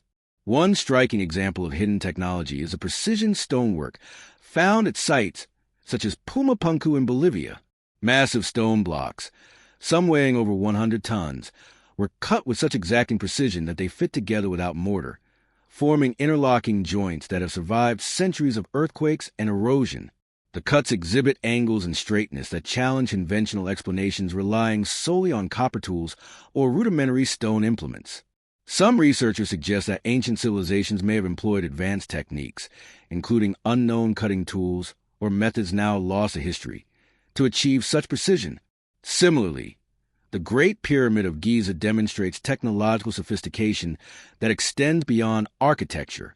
The precise alignment with the cardinal points, the perfect leveling of the base, and the exact ratios of dimensions suggest advanced knowledge of geometry, surveying, and astronomy. The logistics required to quarry, transport, and assemble millions of limestone blocks hint at an understanding of mechanical principles, labor management, and project planning on a scale rarely attributed to ancient societies. Forbidden archaeology posits that some of this knowledge may have been inherited from earlier, now-lost civilizations that possessed technologies far beyond their contemporaries. Ancient metallurgy also provides evidence of hidden technological expertise. The Iron Pillar of Delhi, which has resisted corrosion for over 1,600 years, reflects advanced understanding of iron composition and environmental interaction. Damascus steel, produced in the Middle East, exhibits remarkable strength, flexibility, and resistance to wear, properties that modern metallurgists still struggle to replicate. In South America, goldwork and alloying techniques indicate sophisticated control over materials, suggesting that metallurgy was not merely functional, but also highly experimental and scientific. These artifacts imply that ancient civilizations had an advanced grasp of chemical processes, which may have been forgotten or lost with time. Mechanical devices provide additional evidence of hidden technologies. The Antikythera mechanism, a 2,000-year-old analog computer, could predict eclipses, track planetary positions, and coordinate multiple calendars. Its complexity rivals that of modern mechanical engineering, suggesting that ancient Greek knowledge of mechanics and astronomy was far more advanced than previously acknowledged. Other mechanical devices, including intricate water clocks in China and sophisticated gearing mechanisms in India, further support the notion that ancient civilizations developed advanced engineering solutions for practical, ceremonial, and astronomical purposes. The potential existence of lost technologies also extends energy and propulsion. Artifacts like the Baghdad battery suggest that ancient peoples may have experimented with electricity, while legend of flying machines in Sanskrit texts hint at knowledge of aerodynamics or mechanical flight. While direct evidence is scarce, the recurrence of such reports across cultures implies that ancient civilizations may have experimented with energy sources and technologies that were subsequently lost, suppressed, or misunderstood by later generations. Forbidden archaeology considers these claims as plausible indicators of human ingenuity that exceeded the documented capabilities of the time. Advanced water management and infrastructure also hint at sophisticated technological understanding. The Indus Valley civilization developed elaborate drainage systems, wells, and reservoirs that reflect precise engineering and urban planning. Similarly, the Inca built terraces, canals, and irrigation systems in mountainous terrain, demonstrating knowledge of hydraulics, soil conservation, and agricultural efficiency. Roman aqueducts and road systems required surveying, gradient calculation, and material science, illustrating that technological sophistication was a hallmark of successful civilizations. These examples suggest that ancient engineers were capable of integrating multiple disciplines to create complex, functional systems that enhance societal resilience and sustainability. The repetition of advanced technologies across distant cultures raises intriguing questions about the transmission of knowledge. Similar techniques in stonework, metallurgy, and engineering appear in South America, the Middle East, Europe, and Asia, often separated by thousands of miles and centuries. This raises a possibility of shared knowledge through trade networks, lost civilizations, or even independent rediscovery. Forbidden archaeology interprets these patterns as evidence that advanced technological understanding may have existed globally in prehistory, challenging the linear progression of technological development presented in mainstream history. Beyond practical applications, hidden technologies often intersect with astronomical observation and religious practice. Temples, pyramids, and ceremonial centers frequently incorporate advanced knowledge of celestial cycles, alignment, and geometry. Structures like the Temple of the Sun in Machu Picchu or the Great Pyramid of Giza not only serve religious purposes, but also function as precise astronomical instruments, reflecting the integration of technology, observation, and spiritual understanding. These examples suggest that ancient technologies were multifaceted, serving societal, scientific, and ceremonial roles simultaneously. The implications of hidden technologies are profound. They suggest that human civilization may have experienced periods of advanced knowledge that were subsequently lost due to cataclysms, societal collapse, or deliberate suppression. Artifacts, construction techniques, and mechanical devices point to capabilities that exceed conventional timelines, challenging assumptions about human progress and ingenuity. Forbidden archaeology argues that acknowledging these hidden technologies requires a reassessment of history, one that accounts for lost civilizations, suppressed knowledge, and the possibility that our ancestors achieved far more than modern textbooks admit. In conclusion, the enigma of hidden technologies across civilizations reveals a level of sophistication that continues to challenge archaeologists, engineers, and historians. From precision stonework at Pumapunku and the Great Pyramid of Giza to advanced metallurgy, mechanical devices like the Antikythera mechanism, and sophisticated infrastructure across continents, these examples suggest that ancient humans possessed knowledge that has largely been lost or forgotten. The recurrence of similar technologies in distant cultures implies either shared ancient wisdom or parallel innovation on a scale previously unrecognized. Forbidden archaeology interprets these hidden technologies as critical evidence that human civilization's capabilities extend far beyond conventional timelines, urging us to reconsider the history of technological achievement, the possibility of lost civilizations, and the enduring mysteries encoded in the artifacts and monuments left behind. As we reach the culmination of our journey through ancient mysteries, forbidden archaeology, and hidden knowledge, one inescapable truth becomes clear. Human history is far more complex, interconnected, and astonishing than mainstream narratives suggest. Across continents and millennia, civilizations arose, flourished, and left behind traces of extraordinary achievements in engineering, astronomy, mathematics, medicine, art, and technology.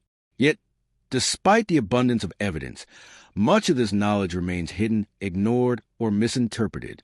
The question that now confronts us is profound. What does this mean for our understanding of humanity, our past, and our potential? Throughout history, we have encountered civilizations whose accomplishments defy easy explanation. The precision stonework of Pumapunku and Sacsayhuaman, the monumental pyramids of Egypt, the astronomical observatories of the Maya, and the engineering marvels of the Indus Valley and Inca all testify to human ingenuity that challenges conventional timelines. These societies mastered principles that modern engineers, architects, and scientists often struggle to replicate, suggesting that ancient humans possessed knowledge, skills, and technologies far ahead of what textbooks allow. Yet, for reasons that remain mysterious, whether due to cataclysm, societal collapse, or intentional suppression, much of this knowledge disappeared from the historical record. Equally compelling is the evidence of global interconnection. Trade networks, both terrestrial and maritime, suggest that civilizations were in contact across vast distances, exchanging not only goods but also ideas, technologies, and cultural practices. Obsidian from Mesoamerica traveled hundreds of miles. Roman coins reached India. Chinese silk made its way to Egypt. This exchange of knowledge may have facilitated the spread of technological and scientific advancements, enabling civilizations separated by thousands of miles to develop remarkable similarities in engineering, architecture, and art. Forbidden archaeology interprets these connections as evidence that human history is not linear or isolated, but a tapestry of shared achievements, lost and rediscovered over time. Art and symbolism further amplify this narrative. From the Nazca lines in Peru to Egyptian hieroglyphs, Incan architecture, and Asian temple carvings, humans encoded knowledge in forms that transcended language, geography, and generations. Artistic expression was never merely decorative. It served as a repository for mathematics, astronomy, technology, and spiritual understanding. In essence, these artworks were blueprints, teaching tools, and historical records, preserving wisdom that might otherwise have been lost. The recurrence of similar symbolic motifs across distant cultures suggests either shared ancient knowledge or parallel development, both of which challenge conventional assumptions about the capabilities and connectivity of early civilizations. Astronomy and mathematics reveal another layer of sophistication. Ancient civilizations meticulously tracked celestial movements, predicted eclipses, and applied complex calculations to architecture, agriculture, and ritual. The Babylonians charted planetary cycles with incredible precision. The Egyptians aligned their pyramids with stars. The Maya developed calendars that remain astonishingly accurate even by modern standards. These achievements demonstrate that humans possess a scientific understanding far earlier than mainstream history credits, blending observation, calculation, and practical application into systems that guided everyday life and monumental construction alike. Medicine and technology, too, reveal forgotten mastery. Surgical procedures in ancient India, Trepanation in South America and herbal pharmacology across continents demonstrate advanced knowledge of the human body and healing. Meanwhile, metallurgy, mechanical devices like the Antikythera mechanism, and water management systems illustrate technological sophistication that rivals early modern achievements. These accomplishments hint at a broader narrative in which human civilizations, possibly connected by trade, observation, or lost knowledge, achieve levels of scientific, medical, and engineering expertise far ahead of what conventional history suggests. The implications of this evidence are profound. If ancient civilizations achieved these feats and transmitted knowledge across continents, it forces us to reconsider the assumptions of progress, linear development, and human innovation.